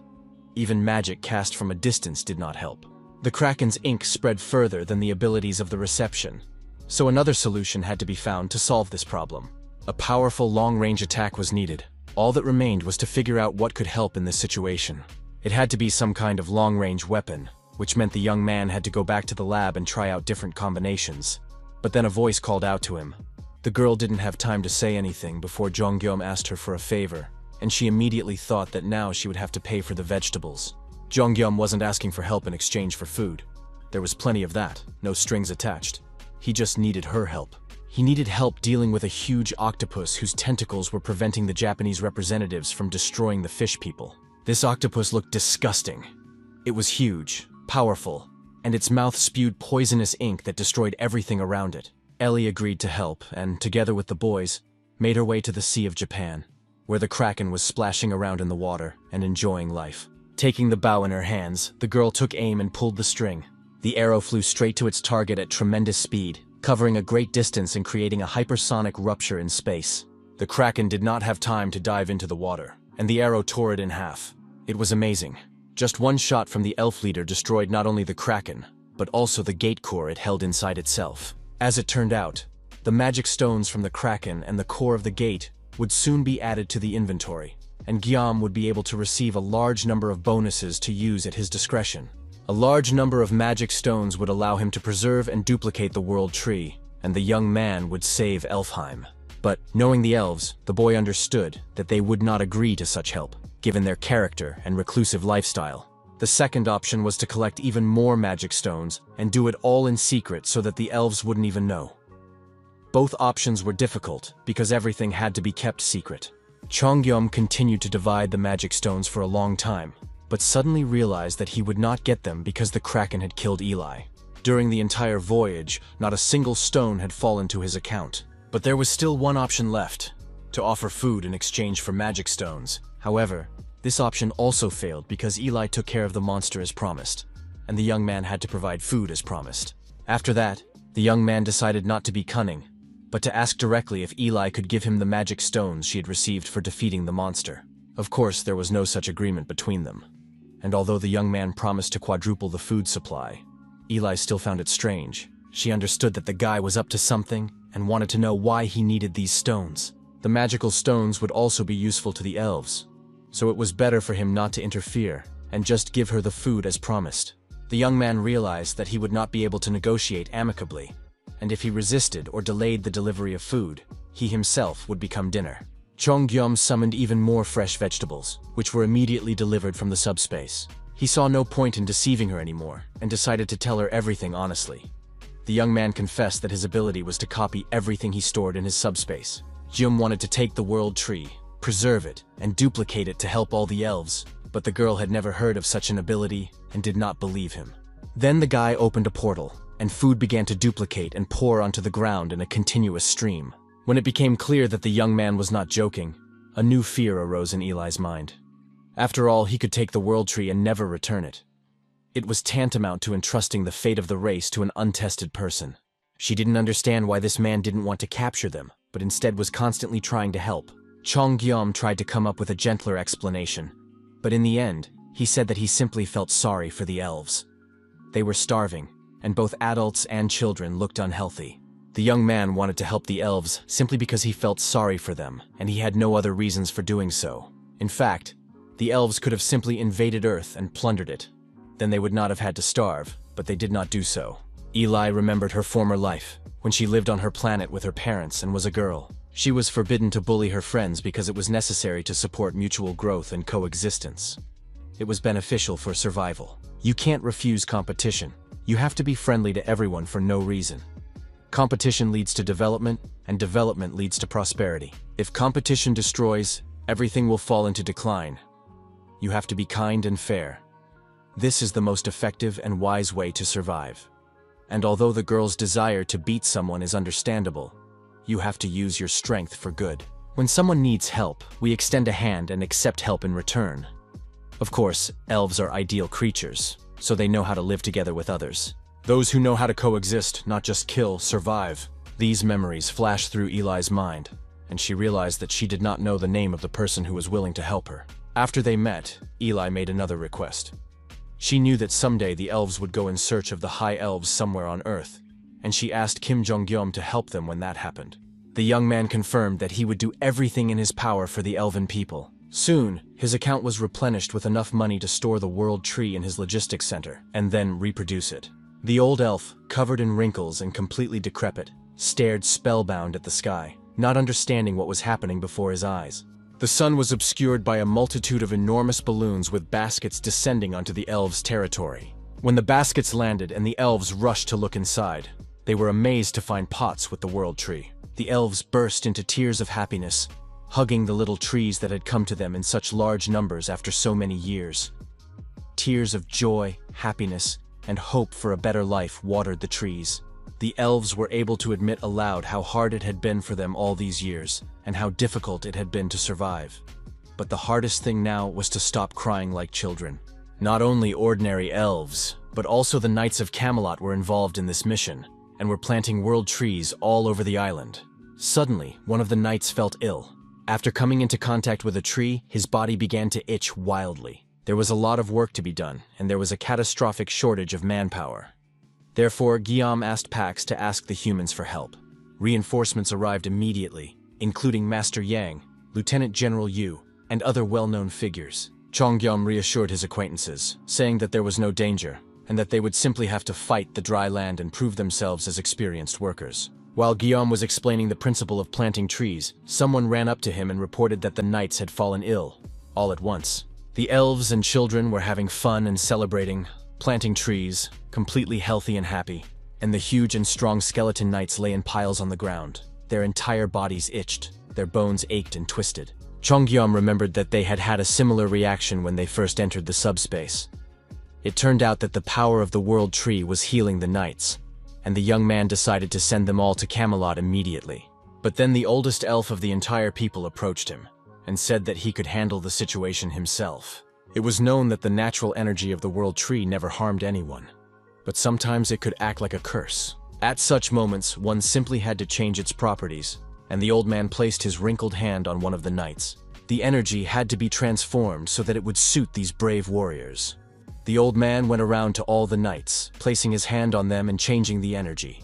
He made it so that the fighters would feel good. The knights reported to their lord that they already felt great. Nothing hurt or itched.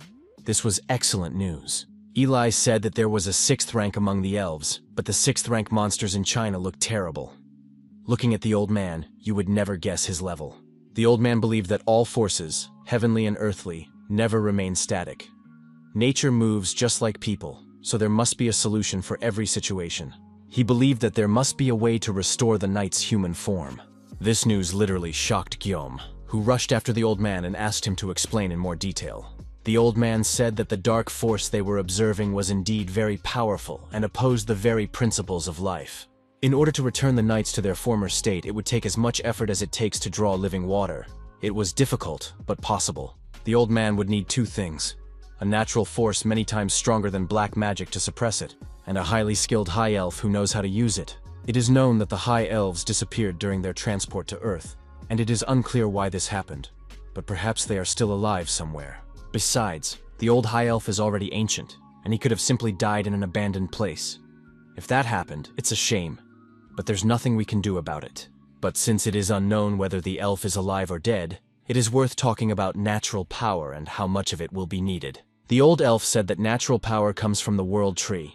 Therefore, we need to wait about 150 years, because the small trees that are abundant now are too weak. However, this does not mean that there is no way to accelerate the growth of these trees. You just need to restart the cycle of pain and recovery. That is, we need to break the tree and then heal it. But the difficulty is that the tree is incredibly strong. Physical damage does not even leave a scratch on it. Guillaume thought about what could cause pain and bring healing at the same time, and he came up with a brilliant idea. The young man believed he had the perfect place to carry out the entire operation: Camelot Castle. The life force of the world tree must have been incredible, and the cycle of stone production was significantly reduced. With the help of the magic stones accumulated in the castle and the 2 world trees, this process accelerated even more. There were already so many stones that it seemed pointless to count them. Guillaume did not know how much Camelot would accelerate the growth of the world trees, but he understood that it would still take time. He began to wonder if it would be better to spend the stones he had obtained on something else. To begin with, the young man decided to improve Rakis's holy spear. But the improvement was unsuccessful because it required C-rank enhancement stones, and the young man only had D-rank stones. Guillaume asked Eli how to strengthen the magic stones, and she told him that he needed to ask the gnomes. The girl realized that Guillaume knew nothing about gnomes, because they did not exist on Earth. But when the young man met them, he would understand immediately. Without gnomes, it was impossible to increase the level of the stones, and it turned out that the stones produced by Camelot were practically useless. Eli, however, believed that gnomes might exist on Earth because elves were not the only creatures that had been subjected to spatial displacement. The level of the gnomes' world coincided with that of the elves' world. If a huge mountain appeared somewhere, then there were surely gnomes in it. He had to find it. Chongyam thanked the elf for the hint and wondered where he could find gnomes. The young man admired the sunset and thought that there were almost no serious problems left on Earth, and he was no longer needed to save people's lives. Chongyam decided it was time to go on a long journey. He shared his thoughts with Lieutenant General Yu, who looked wonderful in a farmer's hat and had already learned to plant trees in neat rows, just as he used to line up soldiers on the parade ground. Guillaume said that James wanted to go home, and that the young man himself dreamed of getting some fresh air. And now he wanted to ask the military man if there were any particular difficulties with this journey. The general confirmed that there was indeed a problem, but he did not know the exact details. He only knew that the federal government of America had collapsed, and the surviving state governments were sorting things out among themselves. But it wasn't about domestic politics. The real problem was the monsters looming over the Pacific Ocean. Some time ago, the general had obtained a video recording of American bombers in flight. Suddenly, the pilot noticed unidentified flying objects ahead of him. These objects were moving so fast that the plane didn't have time to change course before they collided, and a powerful explosion tore the fighter jet to pieces. The fighter jet exploded immediately after being shot down by the monster, but the pilot managed to eject. Thanks to his help, the military was able to recover the footage. After this incident, American troops in Korea made several more attempts to return home, but each time these attempts ended in tragedy. Of all the soldiers who were in the territory, not a single person returned to the United States. Perhaps James will be able to figure this out by modifying the plane so that it can fly to America. After listening to the soldier's story, James said that the monsters were faster than fighter jets and strong enough to pierce the plane. It would take more than 13 hours to fly through them. So James came to the conclusion that it would be better to live happily in Korea. Jonghyum tried to persuade the mechanic, reminding him that America was his homeland and he had long wanted to go there. But James remained adamant. He knew that he could not modify the plane. It was necessary to build a new one. But the mechanic himself had a limit on modifications, and too many obstacles could not be overcome with modern technology. Even if he somehow overcame these difficulties and built the plane, it would take too much time. Therefore, it would be faster to cross the ocean. It was easier to remodel the ship, and everyone could set sail together. Guillaume liked this idea very much, and decided to start preparing for the journey right away. The military intervened again, stating that if the ship sailed across the Pacific Ocean, it would be extremely risky. It would be better to fly by plane. The Pacific Ocean was not entirely calm either, but perhaps the problem was not related to monsters. After the apocalypse, the weather had changed dramatically, and the military had no information about how the ocean had transformed and what monsters had appeared in it. Chongyam did not believe that anything catastrophic could happen. His level was now high enough to deal with monsters without any problems. In extreme cases, he could hide in subspace. In addition, the young man said that he would go to America with reliable protection. His sister Kim Sol had formed a strong female friendship with the chairwoman of the elves, Eli. The girls were tired of planting flowers and trees and wanted to stretch their legs, and perhaps find information about the lost high elves. Jonghyum warned the girls that the weather might deteriorate and that they should go inside the ship, but the beauties refused, saying that they were fine on the deck. Eli thanked him for his concern, but reminded him that she was an elf and that many human problems posed no danger to her. Night fell, and a storm raged in the ocean. A thunderstorm began, and the sky lit up with flashes of lightning. The girls continued to enjoy the weather. Eli knew that such weather was normal for her dimension, but the joy on Kim Sol's face was striking. Jonghyum once again suggested that the girls go down to the hold, but they sent him away, and the young man decided to go to bed. By the middle of the night, the storm had reached tremendous strength. Waves were crashing over the ship, tossing it from side to side. Eli stood with her legs apart, balancing on the deck, which was constantly flooded with water.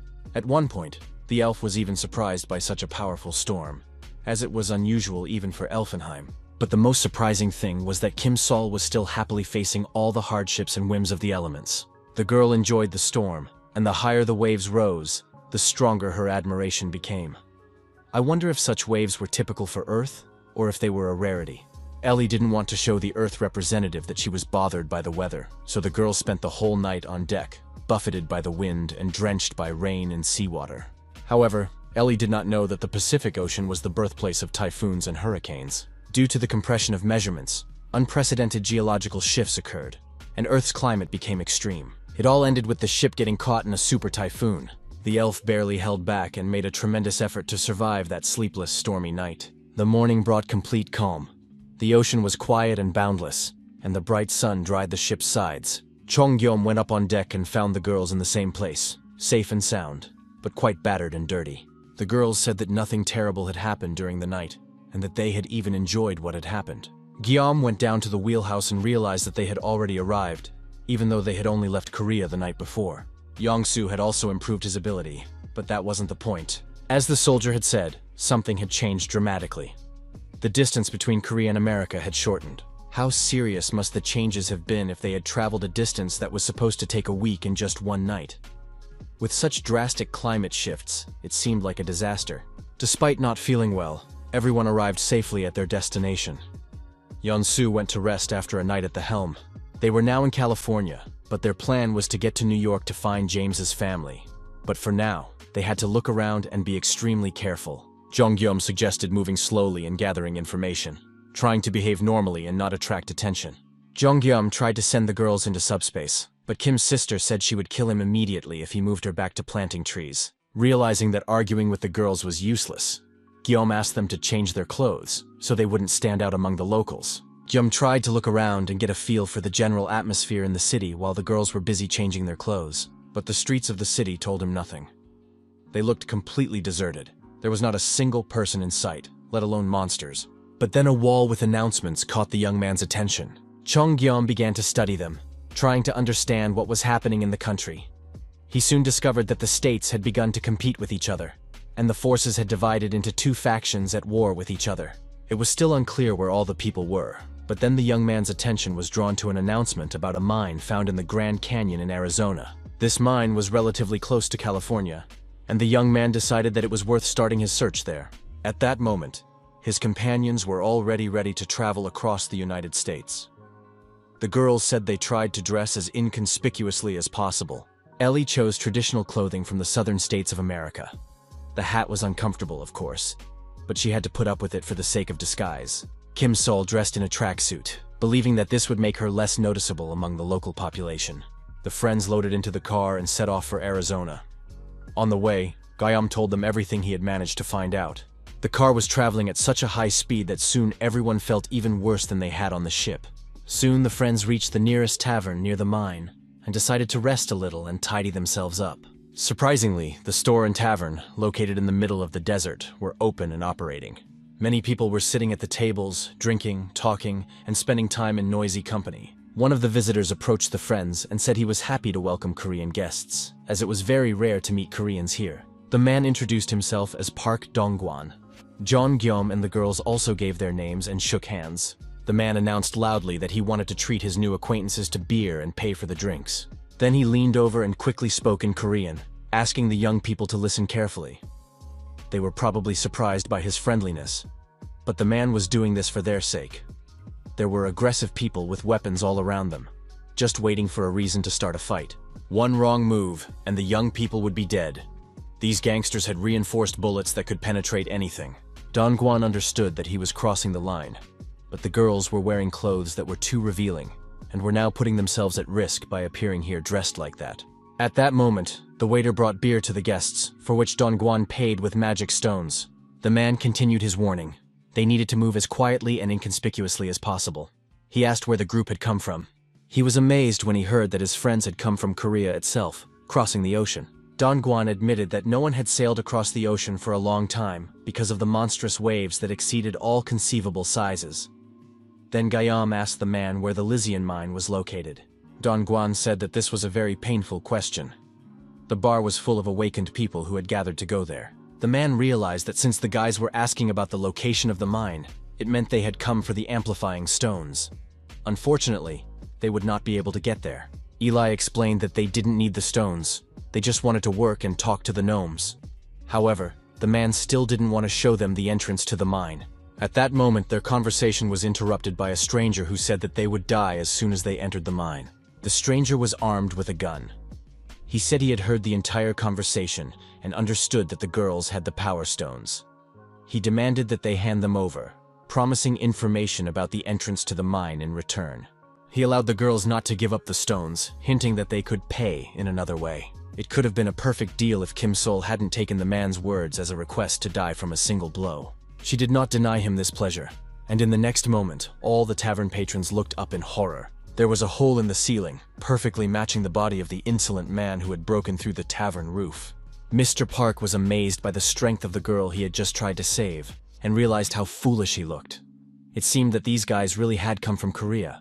Don Guan rushed after his Korean friends, sensing that there was something special about them, as if he had been waiting for them his whole life. The man said that if they really wanted to get to the mine, they needed to listen to his story. If they went there without knowing the exact location, they would wander around all day and find nothing. Don Guan promised to show them the way. However, he urged them to listen to the story first, and then decide if they really wanted to go to the mine. The Elysian mine appeared in Arizona and was full of power stones. Awakened people from all over the country flocked there in search of fortune. When Don Guan was still young, he and his friend Gordon also decided to go to the mine to replenish their supply of power stones. They hoped they would be alone there, but there were many such fortune seekers. When they arrived, they saw that a huge crowd had gathered. The line to enter the mine stretched for several dozen people, and everyone was rushing to get inside to be the first to reach the stones. Inside, the mine was a complex labyrinth inhabited by monsters and divided into many levels. Suddenly, small people who called themselves gnomes came out to meet the people. The gnomes admitted that they lived in the mines and did not know what dimension they were in. If the people had come for the power stones, the gnomes were ready to show them where to find them. The gnomes warned them to be extremely careful. If the humans needed anything, they could turn to them for help. But instead of cooperating, the humans immediately began to divide up the territory and quarrel. Then accusations of stealing the power stones began to fly. Some men began to drive others out of their areas, claiming these zones as their own. They accused each other of theft and laziness, quarreled and argued until the work came to a complete standstill. Fights broke out between people. While some were fighting, others were stealing stones. Soon, firearms were brought into play. At some point, it became clear that some unknown creature had appeared, and people realized that they needed to flee the mine. The gnomes also heard the noise and decided that the people were just quarreling. When they went out to where the people were mining stones, they saw the fierce quarrels and fights taking place between them. At that moment, one of the awakened men pointed his weapon at the gnomes and ordered them to hand over all the power stones they had. The gnomes did not understand why the people were so greedy and cruel. After all, there were plenty of stones around. But at that moment, a shot rang out, and one man killed a gnome. The sound of the shot echoed throughout the mine, and attracted the attention of a goblin who lived peacefully inside the mountain. The goblin followed the sound and saw the bodies of the dead men, and next to them were bags of power stones that no one needed anymore. The goblin devoured a couple of people and then ate all the power stones. The effect was quick and stunning. He turned into a huge goblin and set off in search of the rest of the people. At that moment, Don Guan and his friend Gordon got lost in the darkness of the mine and couldn't find the exit, when suddenly a huge monster rushed after them.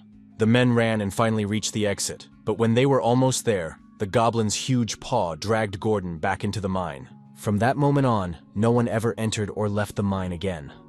But if the Koreans decide to go there, Don Guan would like to join them.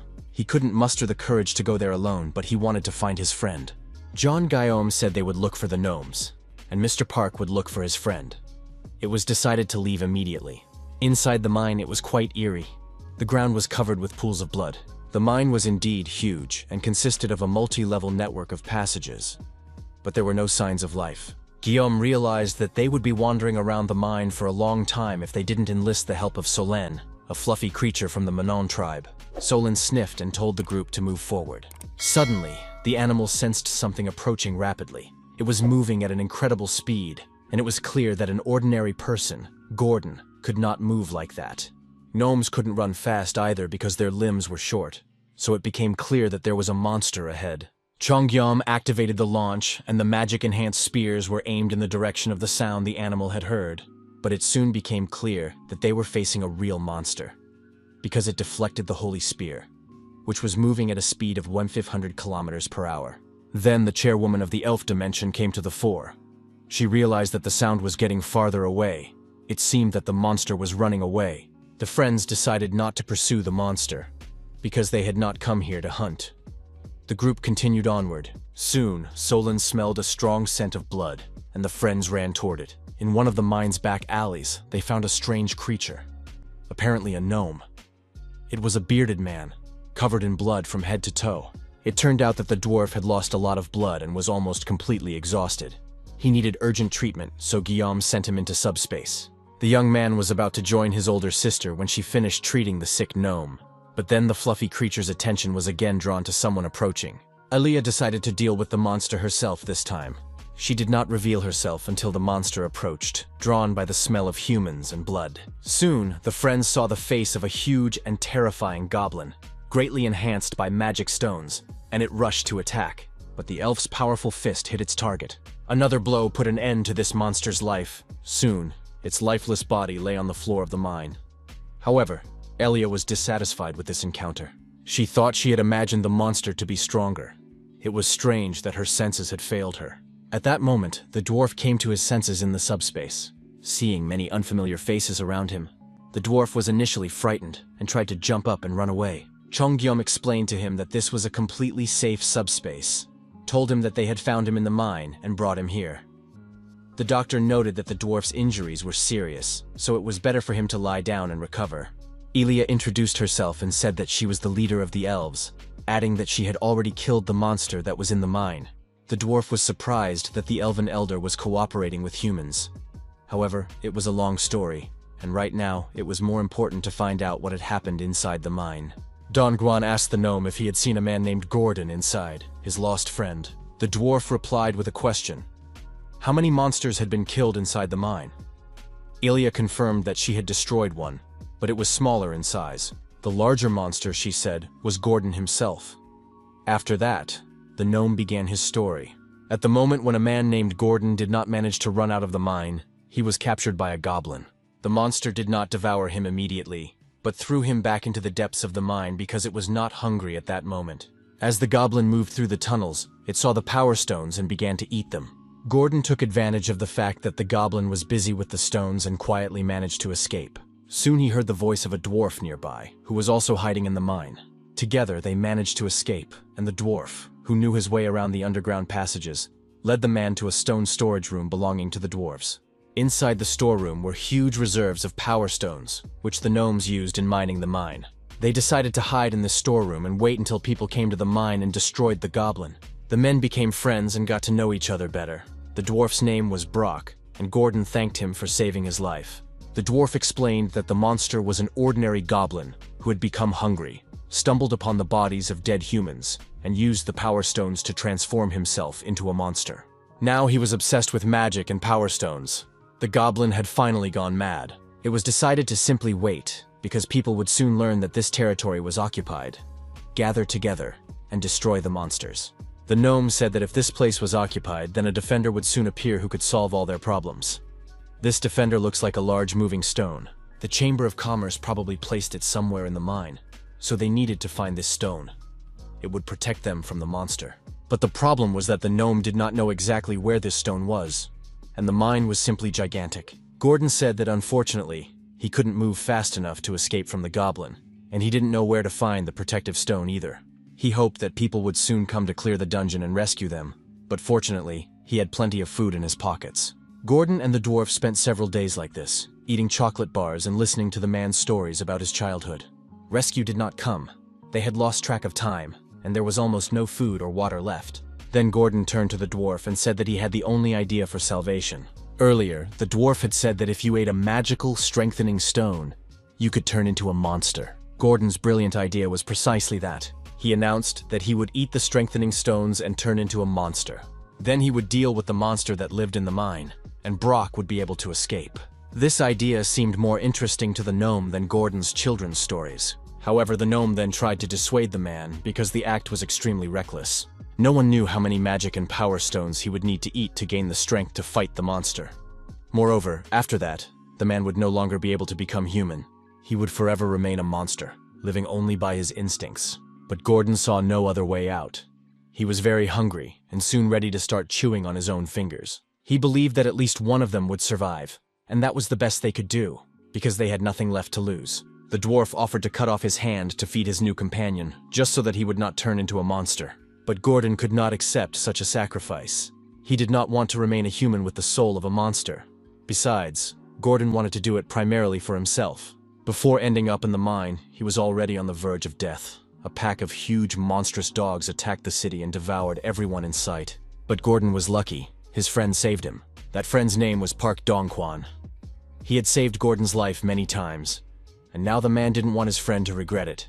Gordon wanted to apologize to his friend and also see his family. The dwarf couldn't believe that a human was willing to go so far, but the man said it was his last wish. Brock said that simply eating the stones would not change anything. The monster would die of overload rather than transform. So the dwarf decided to grind the stones. Taking his hammer, he crushed the strengthening and magic stones, turning them into powder. He then gave the powder to Gordon, and the man made his final request. If he did not die and continued to live as a monster, he wanted the dwarf to kill him when he returned. After all, it was his conscious decision, but he did not want to live in that form. After that, the man began to take the powder, scooping it up with his hands and stuffing it into his mouth. And Brock the dwarf, promising the man to fulfill his last wish, ran away with all his little legs. Running out into the mine corridors, he was attacked by a goblin who was waiting for his victims. He heard the sound of a hammer and was ready to attack. However, before the goblin could grab the dwarf, he was stopped by the hand of an even larger monster. This new monster with a green, devilish gaze was none other than Gordon, who had turned into a monster. He had completely lost his human essence and rushed to attack the goblin. After that, the dwarf did not remain conscious for long. But fortunately, the monster seemed to be distracted by the goblin it was holding in its hands. Dongguan was very upset to hear such a story about the fate of his friend. Gordon had become a monster to defeat a monster, but he did not want to live in the form of a monster. It was necessary to calm his soul and destroy his body so that he would no longer suffer. Only Elia could accomplish this task. However, the available weapons were not capable of killing the monster, so Jong-gyom had to create an S-class enhancement stone. The gnome Brock explained that this required 10 ordinary stones with identical properties. It was desirable for the stones to possess the property of holiness. In other words, Rakus's sacred spear could not be strengthened. Guns and bullets were also unsuitable.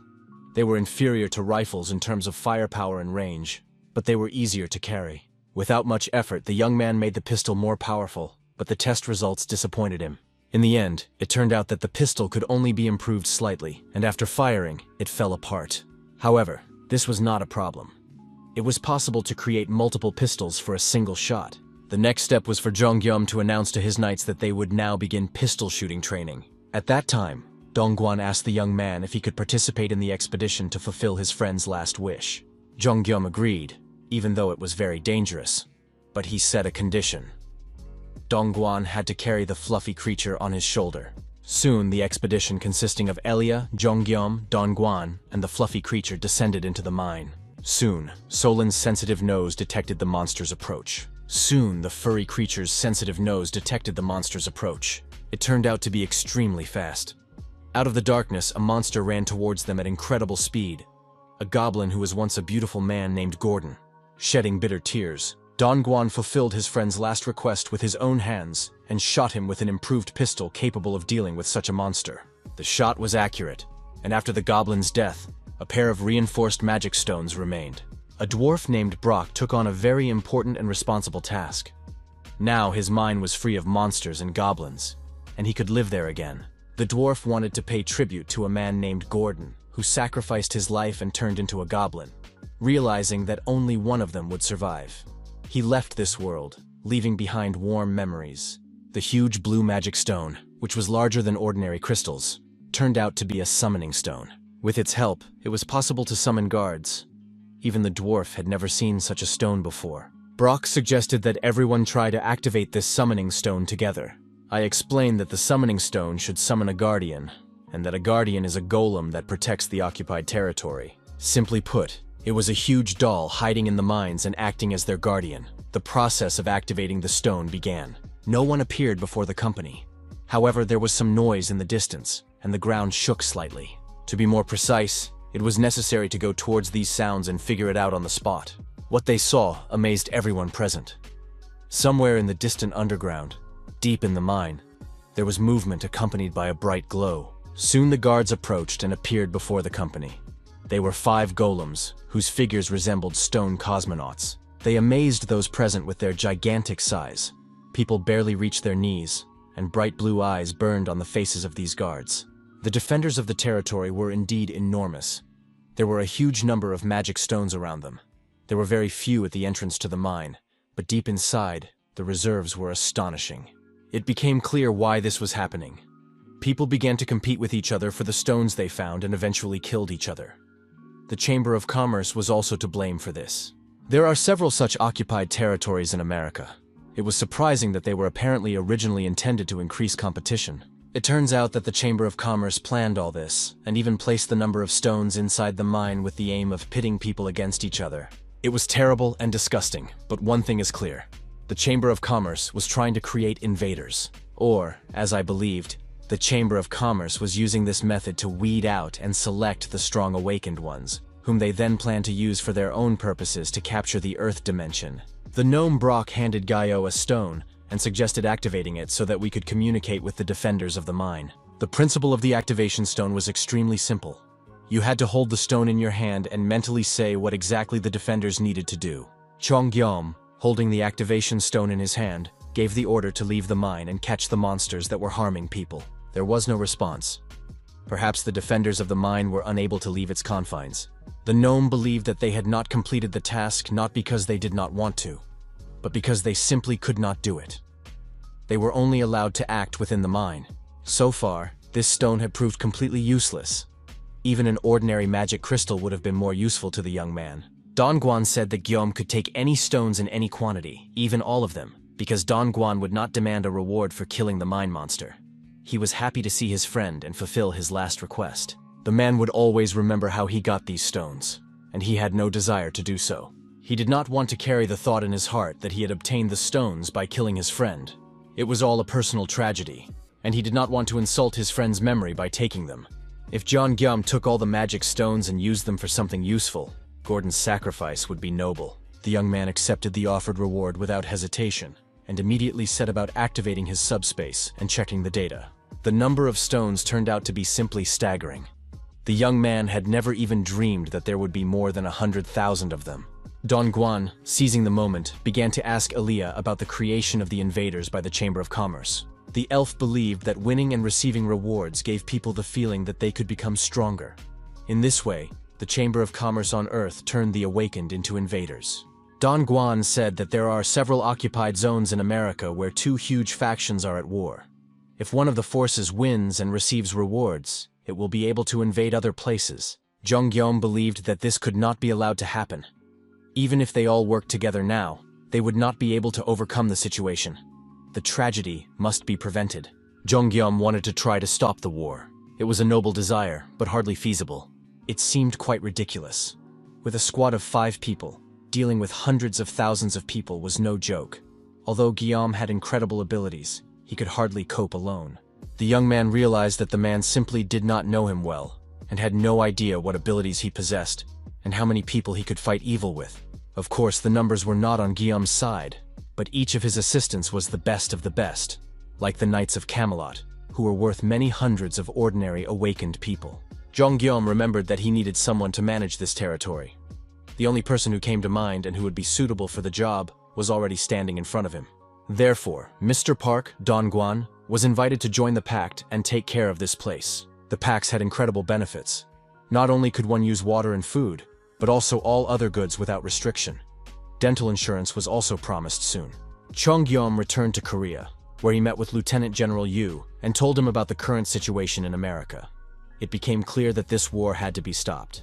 There should be no winner between the two warring sides in America, otherwise the winner would become an invader. The Chamber of Commerce encouraged competition and offered a large reward to the winner, thus training and creating an invader who, after victory in America, would spread to other countries around the world.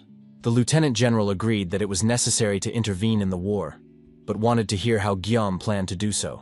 At that time, Lieutenant Yu had little information about the situation in America. Therefore, in order to plan his actions, he first needed to get an idea of the warring forces. In addition, the Korean military forces had to be prepared no worse than the warring parties. That is, it was necessary to gather information, analyze it, and then prepare the fighters. This was exactly what Lancelot was proposing, and he had a couple of questions for the Lieutenant General. The knight asked the career military man to train him. Although the Lieutenant General had no abilities, he always expressed a clear position and was loyal to his duty. This was very important for knights who wanted to be useful to their lord, even when their attacks could not be significant. Chongyom already foresaw the possibility that the war would soon reach a new level, and the knights would become useless, so he created special items. The knights had already learned how to use pistols and other firearms, but now they needed to acquire knowledge of tactics and combat strategy. The lieutenant general listened to the knights' request, and after a while was ready with an answer. To turn the Knights of Camelot into a special rapid response unit, he changed his approach slightly and warned the knights that the training would not be easy. Later, the general shared his plan, explaining the direction the knights' training would take and how best to strengthen their abilities.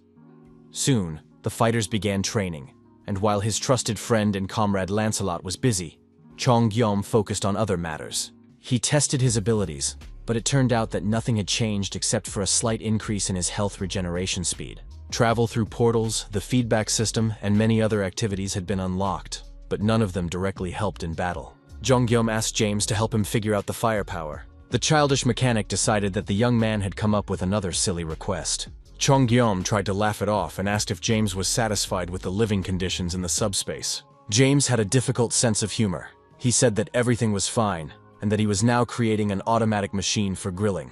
Guillaume asked James to build robots. They should be robots like in movies and comics, ones that look powerful and have lots of missiles. The mechanic explained that even if he had the ability, it didn't mean he could create everything out of thin air. In other words, his power wasn't quite up to such a complex task, but Guillaume managed to convince the sloth to at least try. After the robot issue was resolved, the young man and the furry Solon went back to America. The guy was going to come with Park Dongguan, but he was still grieving and couldn't calm down after the death of his friend. With the help of Solon's sensitive nose, they finally managed to find the gnome Brock. He was spending time near Gordon's grave because this man, who had sacrificed his life, had deeply touched his gnome soul. The young man admitted that he had been climbing around the mine for several hours until he found the gnome. But he realized that he had found him at the wrong time and was ready to come back later. Brock believed that he was too old to mourn the loss of his comrades for long. He was simply sad and a little melancholic. But when a gnome is crafting something, these feelings quickly dissipate, and he gladly agreed to the young man's request to live and work inside the Cheonggyeom subspace. James pored over the drawings, inventing and sketching new types of weapons. Working alongside him was Brock the dwarf, who was tasked with bringing these drawings to life. A big guy from the hospital named Sun Hyung-gu also got an invite from Guillaume to help out in the war in America. The bully was ready to support the young man in everything, but he had a few questions. If he joined the war, he would have to interact with other awakened ones and representatives of the regions. Hyung-gu believed that few awakened ones would agree to participate in the war in America because the situation in Korea had already stabilized, but monsters still appeared without warning. Near the portals, the young man's abilities helped to deal with the monsters, but the huge number of blind spots required the participation of other awakened ones. Now they had to choose between defending their region and intervening in the American war. Chongyom realized that he had rashly decided that the awakened would immediately accept his call and join the troops. After all, many would choose their native land to protect it. Gromila said he had several people in mind who would definitely be able to help Guillaume. Chongyom realized that the task ahead would be much more difficult than he had expected.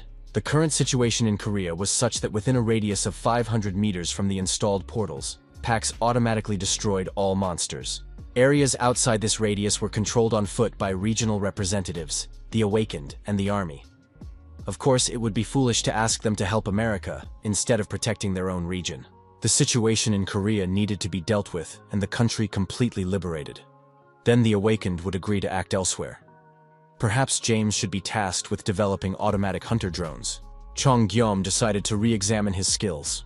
He realized that it was impossible to increase the zone, since it corresponded to the transmission range. However, it was possible to create a communication channel and use it to expand the radius of influence. Pax explained that a channel could be devised to receive feedback on products and expressed his willingness to take on the task with pleasure. Soon, automatic rescue and support numbers were created, and the Awakened began to distribute them to people. But many saw a catch in this, because they understood that nothing in the world is free.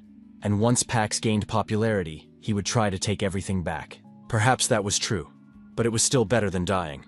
Now help was available not only near the portals. They said that Pax provided support outside the portals as well, and that was, of course, just amazing, because monsters appeared periodically. Once upon a time, people's lives were very difficult. At any moment, one of their comrades could be killed. To survive, you had to save yourself. and many sacrificed their lives for others. This was noble, of course, but everyone wanted to survive. Therefore, if help arrived quickly, there would be a chance of rescue. A huge lizard held a man in its teeth, and it was clear that his chances of survival were slim, as were those of the entire group of people. But the man had a phone with an emergency call button in his hand, and he managed to activate the signal at the last moment. A few moments later, a noise of unknown origin caught the girl's attention. Kim Sol appeared at tremendous speed and instantly destroyed the monster with her fists, saving the people. Jong Gyum was able to unlock new abilities that significantly sped up and made life easier.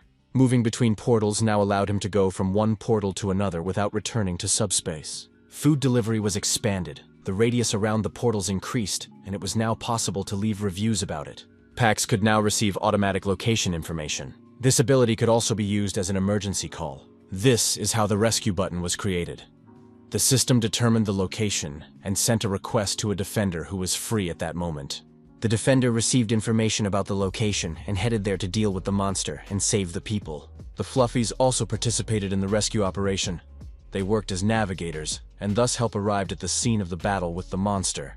Even people who would surely have died in previous situations were now being rescued and receiving medical treatment. James was very skeptical of his new partner and watched him silently for 3 whole days. The gnome Brock worked silently, completely ignoring James and making no attempt to communicate. The mechanic didn't know if the gnome took breaks to sleep and eat because the little man worked constantly. Did he really enjoy it? Was it possible to do something day and night? James himself lost enthusiasm and interest very quickly. Soon, the young man realized that he needed to return to his roots and once again experience the anticipation he felt while waiting for the results of his inventions. The gnome Brock finally finished making what he had planned. It turned out to be an amplifying stone with powerful properties. In the first 3 days after the emergency response system was introduced, thanks to Brock's boundless enthusiasm, many powerful weapons were created. Chong Gyum came to America to get information about the groups, and this could only be done on the spot. Gyum decided to improve the standard military knife so that it could even fight a 6th-rank creature. However, the knife fell apart and could not withstand the load. The gnome believed that ordinary weapons could not be improved. The strengthening power of the stone was too great, so the weapon had to be special in order to remain intact. A truly unusual weapon could become a special weapon. Pak Dongguan stopped grieving and appeared before the young man with a gift. He handed the boy a weapon found on a raider at the Lizion mine.